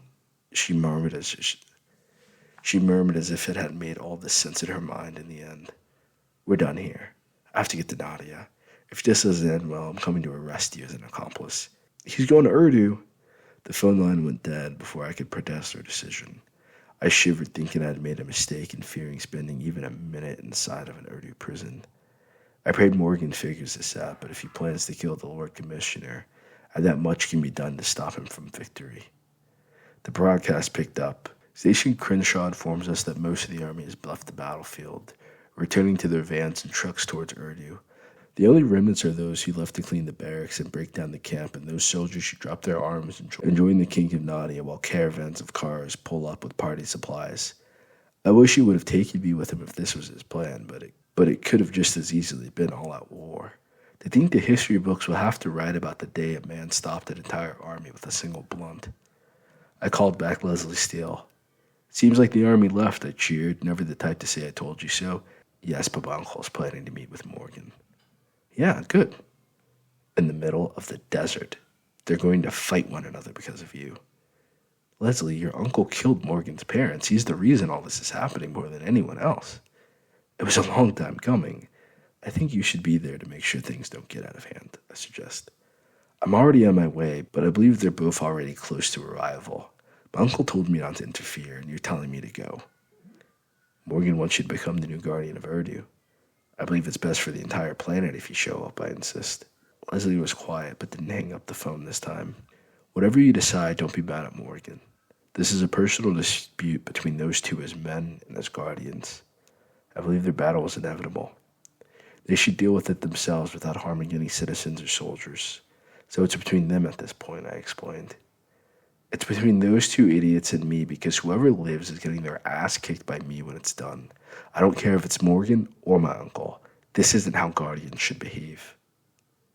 It's a good thing you'll be the new guardian of Urdu. You think Morgan stands a chance against my uncle? Oh, please. Morgan signed his death warrant. At least he wanted to die with class. My uncle, well, I guess Boar, has been bound only to the sands for almost a year now. He'll be surrounded by his natural element for miles and miles. There isn't a way for Morgan to beat him. My uncle doesn't even have a physical form anymore. He must meditate just to keep himself solid. You can't beat an enemy you can't touch. No matter who you are, you can't fight a spirit. I need to get there to save Morgan's life because he's an idiot. He doesn't know how to back down from a fight. And you talked him into thinking he stood a chance against the guardian of Urdu alone. Well, had I known any of that, I might have suggested a sit-down discussion over some tea and cookies. I scratched my head. You just killed Morgan. I hope you're happy with yourself leading the guardian of Nadia to his death. You should have told him to serve his prison sentence or plan some escape. It would have been far easier than trying to fight a guardian. If you saw how strong Morgan is, can you imagine his former leader's strength? I'm too far away to stop the fight. Hopefully, I can save him. With Godspeed, Lieutenant, I entrust. Yeah, whatever, Doc. I don't win in this situation. I either lose my uncle or my husband. Leslie hangs up. I considered calling her back, but dropped the issue, beginning to think I might have ignored how deep the relationship goes on either end. I never intended to send Morgan on the warpath to the Lord Commissioner. In truth, Warren has done a great job as a leader and tried to end the wars. The more wars he pulls troops out of, then another comes to fill the vacuum of power. Both Warren and King Samara are good men. Urdu needs them both alive. Gaia needs them both on the same page. A battle to the death against two superpowered beings is dangerous to the entire planet if either dies. Then I fear all that will happen is their enemies striking against their loved ones. Calling Morgan was an option, but am I a hypocrite to tell him not to fight? Am I to stay out of the entire situation from this point? I mean, he's a grown-ass man, and the Lord Commissioner killed his family. The world would have been far better off with Obata Samira here to guide his son. Then we wouldn't have to worry about the situation at all. If he killed Obata, then I have no issue believing he had a part in killing Gerald Knox, Brian Salim, and Maurice Gregor as well. 4 of the most remarkable men in the world died, and the High Priestess of Qatar kidnapped. Then there's a new Patriarch and Lord Commissioner. I guess now the Patriarch and Lord Commissioner will both die, and a new one will rise, a child born from others lost from the golden age. A child inherits their fight and goal to rebuild the world better than they found it. However, if Morgan could take down Obata Samira, I'll be little surprised if he planned to end the bloodline all along. Adopting a child that killed their kinsman was the modus operandi of the regulated regime's foreign policy. Suppose Maurice Gregor and Obata Samira were alive. In that case, I couldn't imagine so many wars in Nadia devastated to the point so many were fleeing for opportunities among the people who destroyed it. Even I'm guilty of adding to the brain drain and leaving Nadia for greener pastures. Imagine if all us Nadian graduates and wealthy folk came home and invested in building up our home. People say rebuild, but the world moves so fast. and we immigrated out of Nadia even quicker. Some of us were stolen and taken by force. So Nadia hadn't only been robbed financially and taking its men, but the foreign involvement stunted its growth. They left Nadia incapable of developing into a world power. Epilogue. Chris Kieran Torjun. I sat on my front porch drinking a PBR and watching the government-funded construction crew fixing our road. The kids played in the pool in the backyard with Maya and her aunts watching over them. It was a bustling day with Maya's aunts over. Sheila came around looking to get out of her gloomy slump after her beau became the busiest man on Gaia. Sheila practically moved in since she didn't want to be alone in her apartment. Honestly, I expected him to have popped up or showed up, perhaps sit down here. I was predicting he would come. By sunset, I had to accept I would have to socialize with my wife's family rather than seclude myself with my friend, client. Do I call him my king? I don't know. It's a bit trippy to think he was still wearing diapers when I was graduating 5th grade. Regardless, my strength was returning. Now that I think about it, I think my best friend from college became my uncle as well. He's never brought it up that way. I'm starting to feel some type of way about it all. Need help getting up, baby? Maya poked her head out, wearing her onesie bathing suit, shawl, and stunner shades. I got it, but I might need some help walking, I said, already halfway to my feet. I need to take it slow, but I'm getting it back together. Who's watching the kids? They're playing Duck Duck Goose with Terrence and Gabby. Maya rubs my back as we take things step by step. I wish I was being a bit more sociable, but we understand not to take it personally by now, Chris. Some people enjoy being alone. Some people hate the idea of it. My family hates the idea of being apart. I know it can be overwhelming, but hey, we have the nicest house, so this is where they all want to meet up. Maya settled herself under circumstance. They only love me for my pool, I joke. In the game room theater in the basement, Maya adds. We walked through our beautiful home, passing by the elevator into the spacious kitchen with Esha and Mayan food sprawled across the table. The woman of her family had their purses corralled together at the end of the kitchen island. Even if it was only a Tuesday, her family went all out. Everyone brought a dish of their ingredients. They spent so much time cooking, they ended up staying over the whole night or weekend to eat all the food, take home plates, and do it all over again a few days later. It was a huge culture shock to find her aunt taking a shower in her bathroom, heading to a full day of work, then coming back right after as if she never left. When the whole family was doing it because there's prime rib in the fridge, it was a bit alarming. I didn't understand until I went over to Terrence's place and he made these turkey wings. I spent 3 days eating turkey. I didn't get it at first, but after day 3, run it out and then head to the market to get oxtails, do it all over again.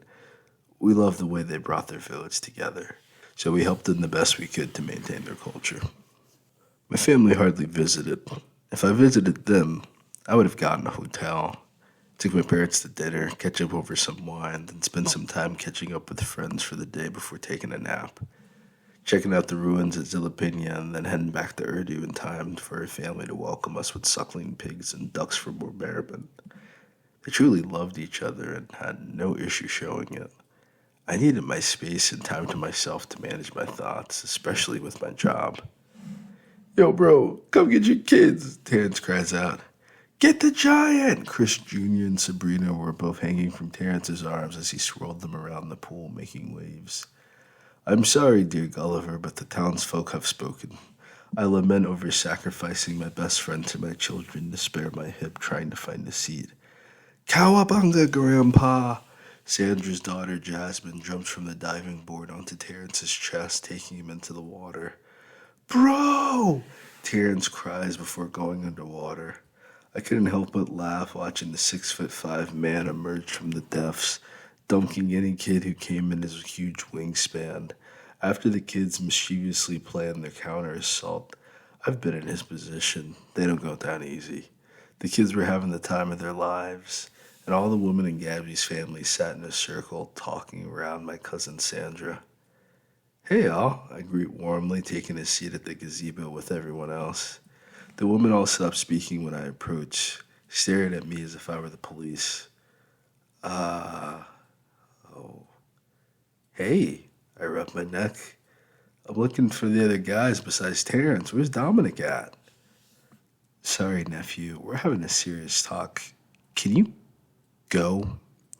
Gabrielle asked me, a slender woman with sharp eyes. I broke my hip trying to get a ball. I'm kind of stuck right now. I laughed, loosening my collar, trying to break eye contact, but Gabrielle did not look away. Sheila cut her eyes at me, looking away with her arms crossed over her chest. Was Sheila seriously still mad at me over Morgan leaving? The way Gabrielle shot her glare at Sheila made Sheila tighten up, sitting up and groaning, throwing up her hands as Sheila begins packing up her things. You're running from responsibility, Gabrielle demands. It was forever ago, okay? I had no idea this would happen, Sheila groaned. Oh, Sheila's in trouble, I chuckled with relief. Sheila was ready to punch me, staring at me as if I was trespassing. What happened? You keep giving me dirty looks. Maya, I'm scared. I don't know what I did. That's a car. What happened? You keep giving me these... Oh, I hit the fucking thing. What happened? You keep giving me these dirty looks. Maya, I'm scared. I don't know what I did. My emotional intelligence disappeared as they all stared at me with these shifty looks. Sheila threw up her hands, storming off without another word. Gabrielle rolled her eyes, looking at me and then at Sandra. Sheila threw her hands up, storming off without another word. Gabrielle rolled her eyes, looking at me and then at Sandra. Gabrielle wanted to storm off as well, but Sandra was staring at her like a newborn baby.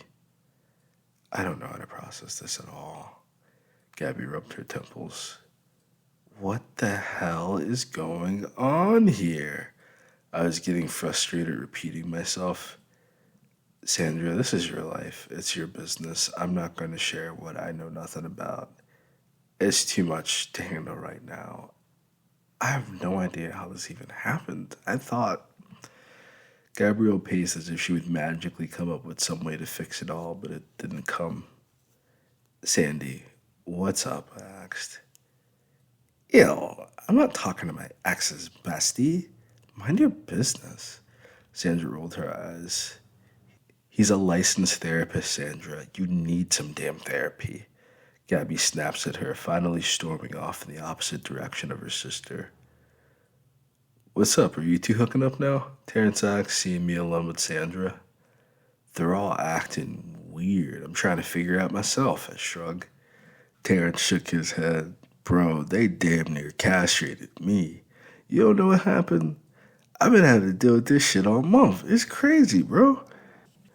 There's no way in hell I'm having this conversation with you two of all people. You're just going to think you were right about me all along. This is so unfair.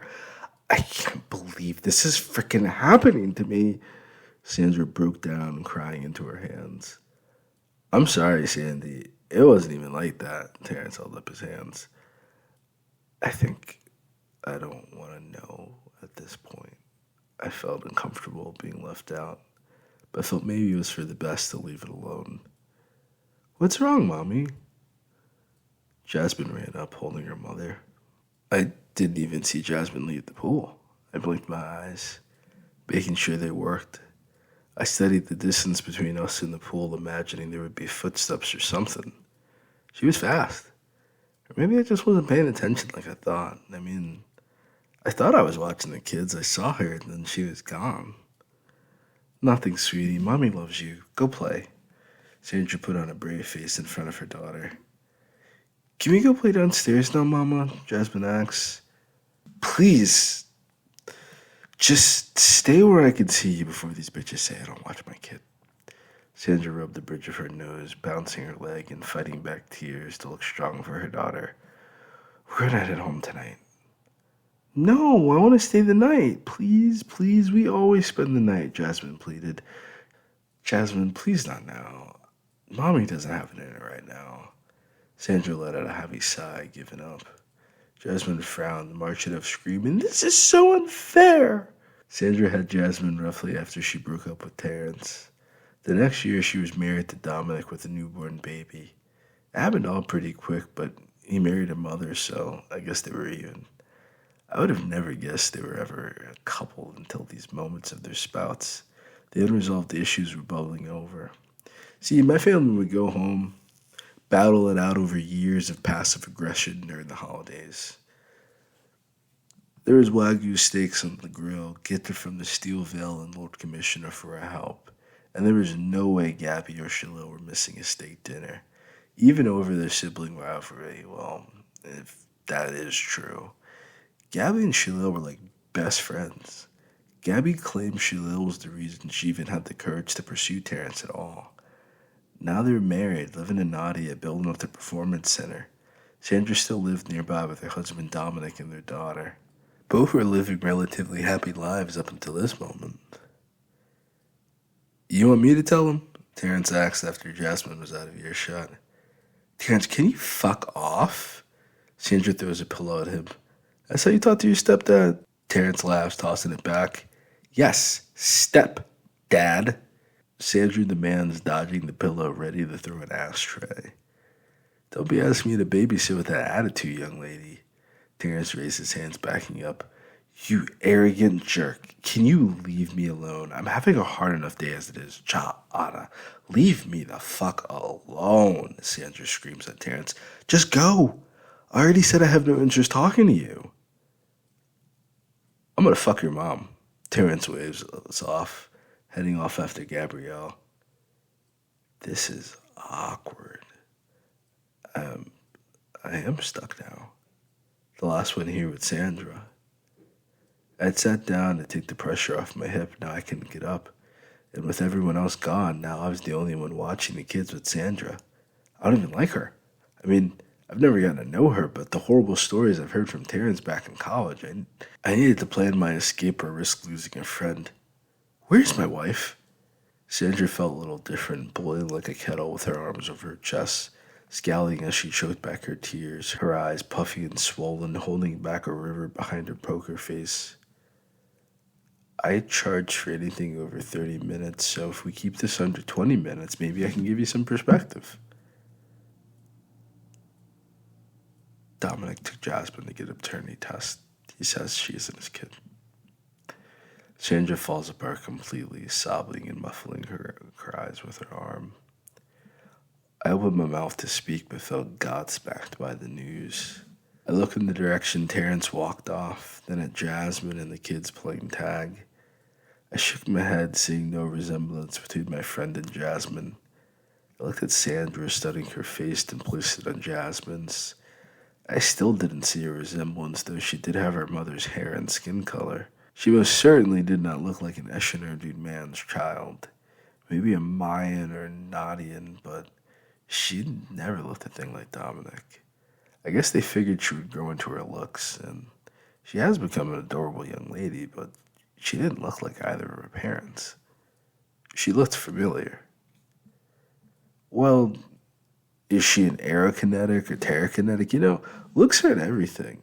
Her element is a dead giveaway if she's his kid. I didn't want to believe it. For 5 years watching this little girl grow up, seeing her parents doing everything by the books, I mean, does he want one? Or did he already get one? I mean, how? Sandra studied me. Jasmine, can you get mommy's purse? Yes, Mom. Jasmine arrived with the purse in seconds. I finally spoke, feeling like someone pulled a burlap sack from over my head. What element is that, genius? Sandra asked, taking out a cigarette, shooing off her daughter as she sparks it, trying to calm her nerves. I didn't even know she was a smoker. But, but your purse was on the kitchen table. I saw it. I saw it on the table. I noted, looking at the little girl. She is. You. What? How? You have to be full-blooded Ekru to be an Aetherbender. Is that why they all look so beautiful? They're part Nadian? How is she Nadian? I burst out, elated and terrified. She's a Nadian etherbender in Urdu. Rough. Sandra was mortified at the news. So Auntie's suspicions are true. We are part Mayan. Ekru conquered Maya, never left, so yes, some Mayans have Ekru blood. But we're Mayan. I don't think anyone in our family stepped foot in Ekru before our mom. How do I have a Nadian daughter? Me and Terrence are both earthbenders. That's why we came to Urdu to train. Well, he came to train. I got tired of training. She can't be his kid. She looks nothing like him. Who is the dad? I tried to piece the puzzle together, splinter fucked by the idea Jasmine wasn't Dominic's kid. Are we still visiting Nadia to see the king, Mommy? Jasmine ran back. No fucking way. He's my client. I covered my mouth again, not seeing Jasmine return. He can't be. No, this is definitely up his alley. I don't know him that well, but I'm positive he isn't above something like this. But when? How? Why are you friends with all the men I have sex with, Chris? Are you trying to tell me something? Sandra was concerned, covering herself with her towel. What? No, I'm not into you. It's not like that. I'm a cool dude. I'm not seeking them out for that reason, Sandra. But Jasmine is not a child on the way. Jasmine is already 5. How is that even possible? You don't think the King of Nadia will want to be with me anymore? I'm ugly. Sandra falls apart again. It didn't make any sense to me. And I could understand why they all felt so upset over the news. I wondered where Dominic was hiding. The 3 of us usually would head off to have a beer. With my hip strained and Dominic missing in action, we were grounded. This would have taken the rest of the evening to unpack with Dominic. I needed to hear his side of the story to make any sense of this because Sandra is about to blow, it seems. Sandra covered her face with her hands, letting out a scream into her hands before taking a deep breath, gathering herself before looking me straight in the eyes. All right, you want to hear it, buddy? I'm not sure anymore. I'm kind of scared of digging deeper into this guy's private life, I admit. The king took me and my aunt. Now my aunt's pissed off at me because that's her boyfriend and I had his kid. My mom's pissed off at my aunt. Terrence is laughing at me and you're just fucking staring at me. What the fuck are you looking at? You and Shalil? At the same time? How does he pull this off with all these women? Like, this was an option? I marveled. I hate you two jerks so much. I'm not a slut just because I'm Mayan. He is not either of you. Sandra throws her hands up. I'm serious. He has 3 kids on the way with different women. Does he know? Well, that kind of ruins things. I already didn't know how to tell him if he was single. I don't even want to bother him now. I met this man once in my entire life, Sandra quieted down. What? Well, why can't you and Dominic continue living your lives? Jasmine only knows Dom as her dad, and you two have been happily married. Well, why let this destroy your wedding? Do you need the money that bad from child support? No offense, I just don't understand telling this man if he doesn't know. None of you knew, and she doesn't know. I mean, don't lie to the kid, but I wouldn't let this ruin your marriage or relationship with your family. I did my best to deduce a solution, offering my best possible expert advice. Well, I want another child with the king, so now Dominic is angry at me for even suggesting the idea, Sandra declares. What? I felt I poured someone the last glass of orange juice and they tossed it down the sink without taking a sip. Girl, are you crazy? I love Jasmine. I want another kid, so I need the king to get me pregnant again. Sandra looked at me like I was stupid for not understanding. Why are you even thinking about having a kid with another man? Why wouldn't you have Dominic's child now? I want more kids, Sandra explained, but it didn't make sense to me. He was with the idea until he found out I wanted to have sex with him again. Like, how else do you expect me to get pregnant? You could have used a test tube or something. No, that's not how I made my baby. I made her in love, and I thought I was in love with Dominic. And we have a nice relationship, but it makes sense. Jasmine's personality, her interest, and the powers. She's so defiant and doesn't back down from anyone. It was another man's baby, and it wasn't love. He completely dominated me. Now his kid runs my household. The king needs to get his kid under control. It's his seed. This is too much information. Can we stick to the facts? Now Dominic thinks I tricked him into raising another man's kid, but at the worst case scenario, I thought this guy was dead. So even if Dominic brought it up, it didn't matter because he wasn't alive this entire freaking time.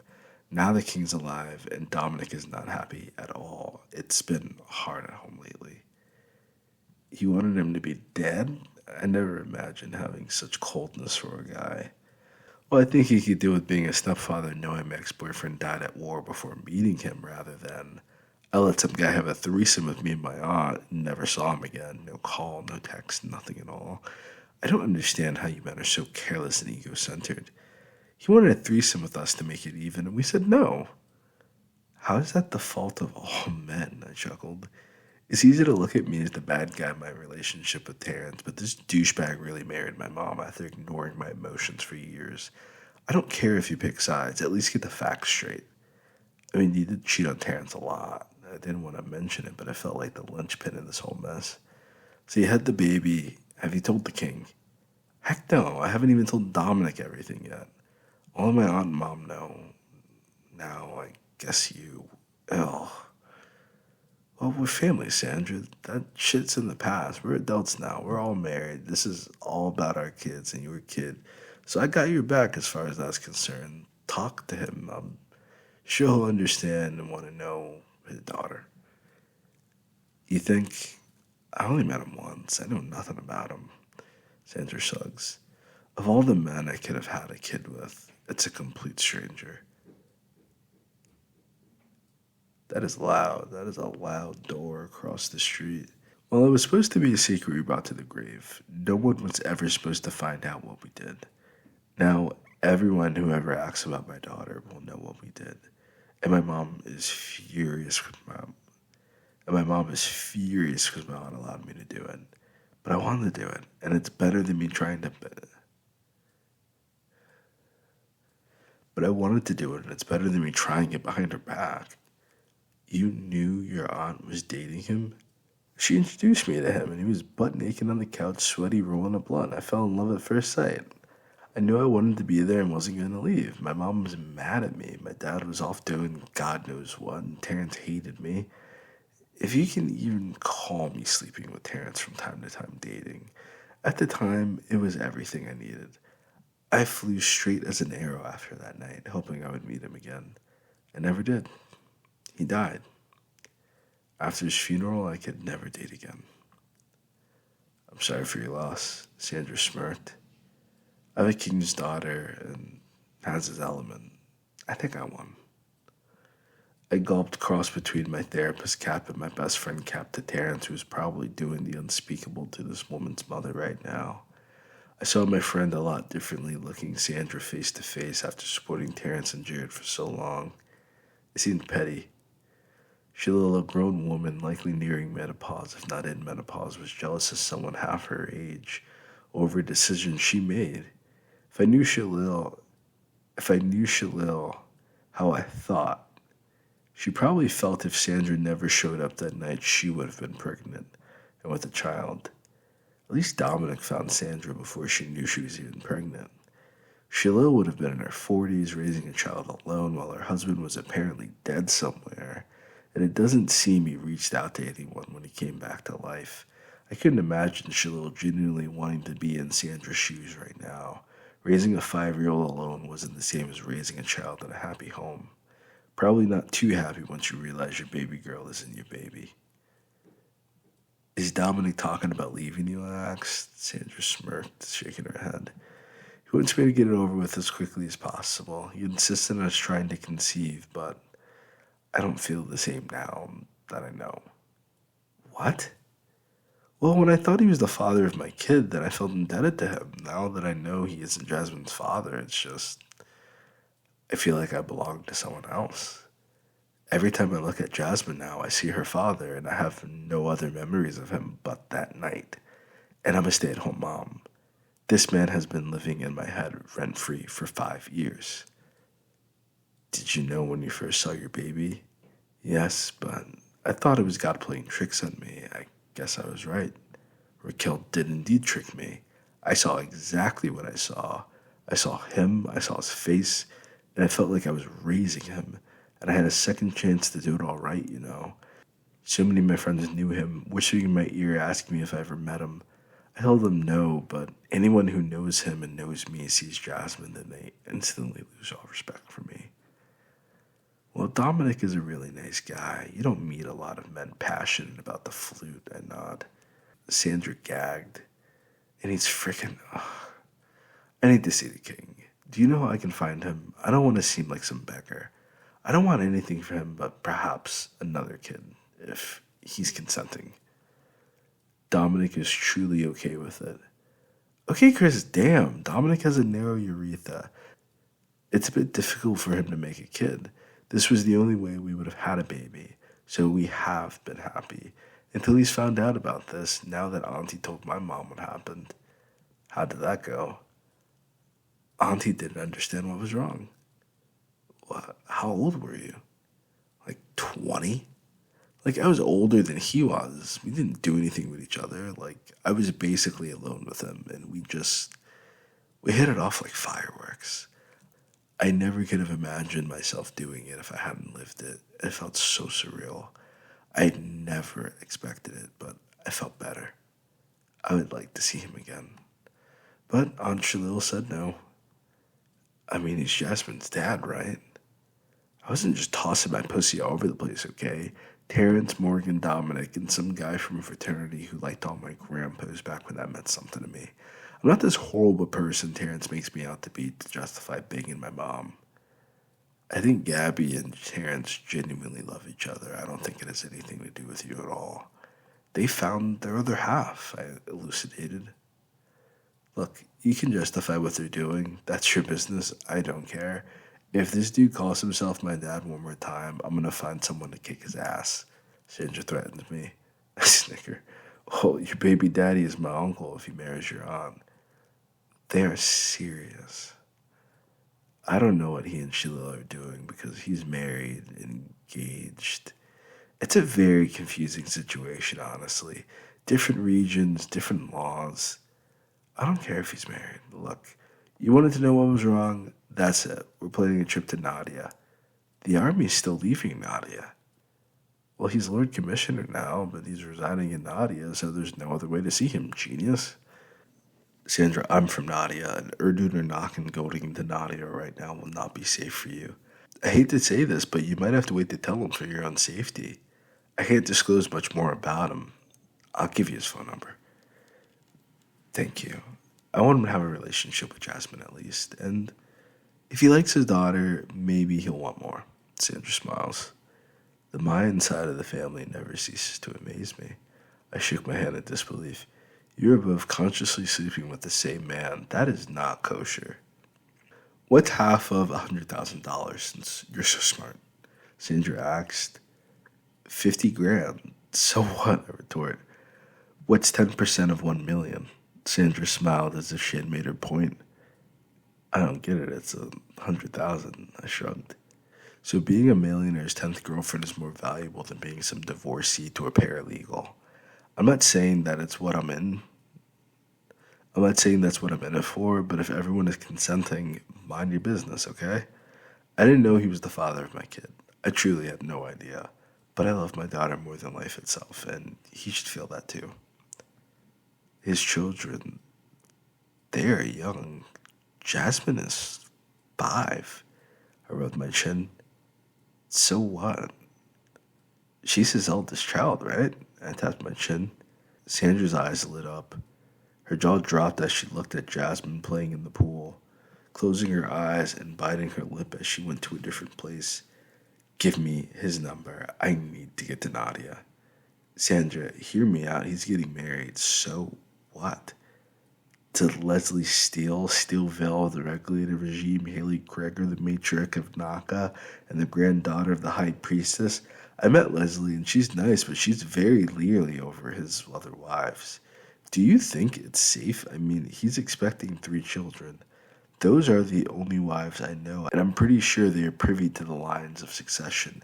So if he waltz in with a kid older than all of theirs, that might be dangerous for you. Can you talk to him for me? I really don't want to intervene. This is blurry. I want to tell him myself. Are things really that bad in Nadia? I don't know, honestly, but I wouldn't be a good family member if I just let you walk into a war zone. I do pray God help. Sandra wrote Morgan's number in her palm, smiling like an infatuated teenager. Then she danced off. Her daughter in tow, chasing after her mom. The kids went chasing after Jasmine, loving their big cousin. I was left outside, admiring the home I built for my family with my friends. Every year we add more to each other's homes. This backyard was our latest project. Next, a koi pond and a zen garden. When I came inside, Gabby was sitting across from Shalil, eating in silence as both devoured their steaks. I had to move quickly, well, as quickly as I could hobble to reach the food.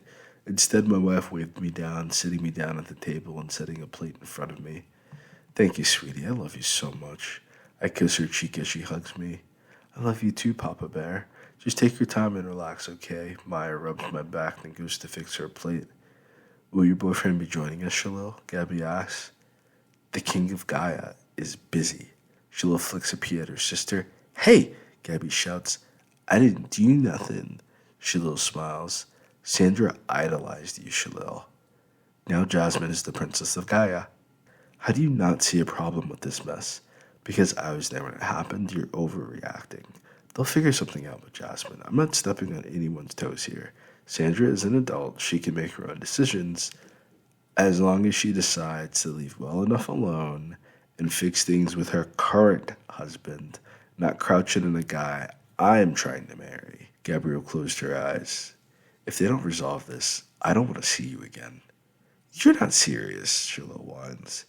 My daughter is pregnant because of you. Your daughter was pregnant because you didn't want to talk things out with her and sent her to me, knowing I was having company over. I invited you over for the exact same thing, for the same reason, and you turned me down to sleep with her boyfriend. Stop acting holier than thou. Gabrielle held her chest, taken aback by Shalil's sudden burst of anger. We were all a bit surprised at the passion. Gabby, she had the son of a frickin' king. You are welcome. Sheila crossed her arms over her chest. I am not with Terrence because I had some grudge against my daughter. And Sandra's choices in who she has sex with has nothing to do with you. She was a grown woman. Okay. All right, then. Can you pass me the potatoes? Gabby relinquishes. Yes, please, give me more chicken. Sheila hands over the dish of scalloped potatoes as they traded. Okay, great breakthrough. I clapped my hands, cutting into my steak and smiling at my aunts-in-law. Shut up, Sheila muttered. Where's Morgan, Chris? Call him, I don't know. I wondered how I became the new target. He needs to figure this out, Gabby demands. How did they get into solidarity behind this idea so quickly? As you know, the frickin' army was just at his door and he's having children. I'm not sure if this is the best time to head over there, but I gave Sandra his phone number. No, I don't want them dating, Shiloh snaps. She's the mother of his kid, I slap my forehead. He is mine, Shiloh teared up, quickly rubbing her eyes. You're sharing him with every true believer in Gaia, Shiloh. Not to mention at least 3 to 4 other women.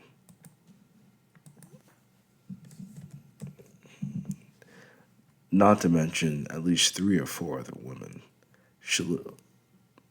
Maya was flabbergasted at her aunt's insistence, and I told him to only be with the mothers of his children. You need to step out of the way and be his friend. Sandra is his actual age, and even she's older than him, I rationalized. Sandra doesn't even know him. I love him. Dominic has raised Sandra as Jasmine as his own. Dominic has raised Jasmine as his own. Why do they even need to include Morgan at all? They can keep living their life. Why does she even have to ruin my life when she's already married with a kid? When is it supposed to be my time? I spent all my 20s in medical school. I'm damn near 60. She already has Dominic. Have Terrence give her a kid. They already thought Jasmine was his once they found out. Shiloh vented, wanting to storm off again, but Maya rubbed her shoulder, at least enough for Shiloh to break down into tears, unable to contain herself. I understand this is important to everyone, but I think we all need to get on the same page to accept the situation before bothering the King of Nadia. He has a lot of stress already, and if this is destroying our family, then it would be unwise to rush this into his lap. Let's figure things out, and then when it's safe in Nadia, I will pay for Sandra to go see him. I offered the only solace I can think of presenting. Do I need to stop seeing him? Sheila asked. He told me if you two were friends, he would be happier. This might be a good chance for you two to make peace and transition your relationship into something healthier and more sustainable. He already has wives and children, Sheila. He's not going to save the world spending his time in his adultery. Then why can't I be his wife? Sheila whined. Ask him. I have no idea. I told him to pick one woman and settle down. I have no interest having this man's life or drama. This seems like enough to break a man. I simply want peace. I put my foot down, having no more on the topic at dinner time. Morgan's drama will be his own, and they could take all of it to Nadia out of my house when the time was right. I had enough drama and stress at work. I refused to bring it into my house. If he doesn't marry Shalil or Sandra, he isn't family or my uncle. I pray they figure the drama out, but that's all it seems to be right now is drama. They all made their decisions. They all had to live with those decisions. Poor Dominic. I can see why he was too embarrassed to show up or too angry. And she wants to have another kid. Crazy. Peace reigned the rest of the night. Sandra and Shalil sat together, discussing their plans for their lover. Terrence and Gabby kept themselves out of it altogether. Maya or I would cut them off if they even tried to comment on the subject, and the kids played together in the playroom away from the life-altering news. I considered talking to Jasmine to understand how she felt, but I don't want to do more harm than good. At least we have peace and one another. It brought new meetings seeing Shalil playing with Jasmine, brushing her hair, and helping the girl braid it while Shalil sang to her. Sandra slept on the couch next to them, exhausted from her emotions, while Terrence and Gabby were outside enjoying the pool to themselves. I was in my favorite chair watching a movie with Maya nearby reading her book. We were all falling asleep into an earth-shattering screech filled the night sky, followed by an explosion. All the kids woke up screaming in unison. It wasn't something we could simply ignore and fall back to sleep. Sirens blared in the distance, signaling a bomb had gone off in the area, and we needed to find a shelter. Simultaneously, with the foghorn signaling to stay indoors due to hurricanes, it was a disorienting 20 minutes straight trying to calm down the kids and ourselves, without a single idea what had attacked the area. Another blood-curdling roar filled the sky, and the gust of wind shook the house. Did I see a dragon?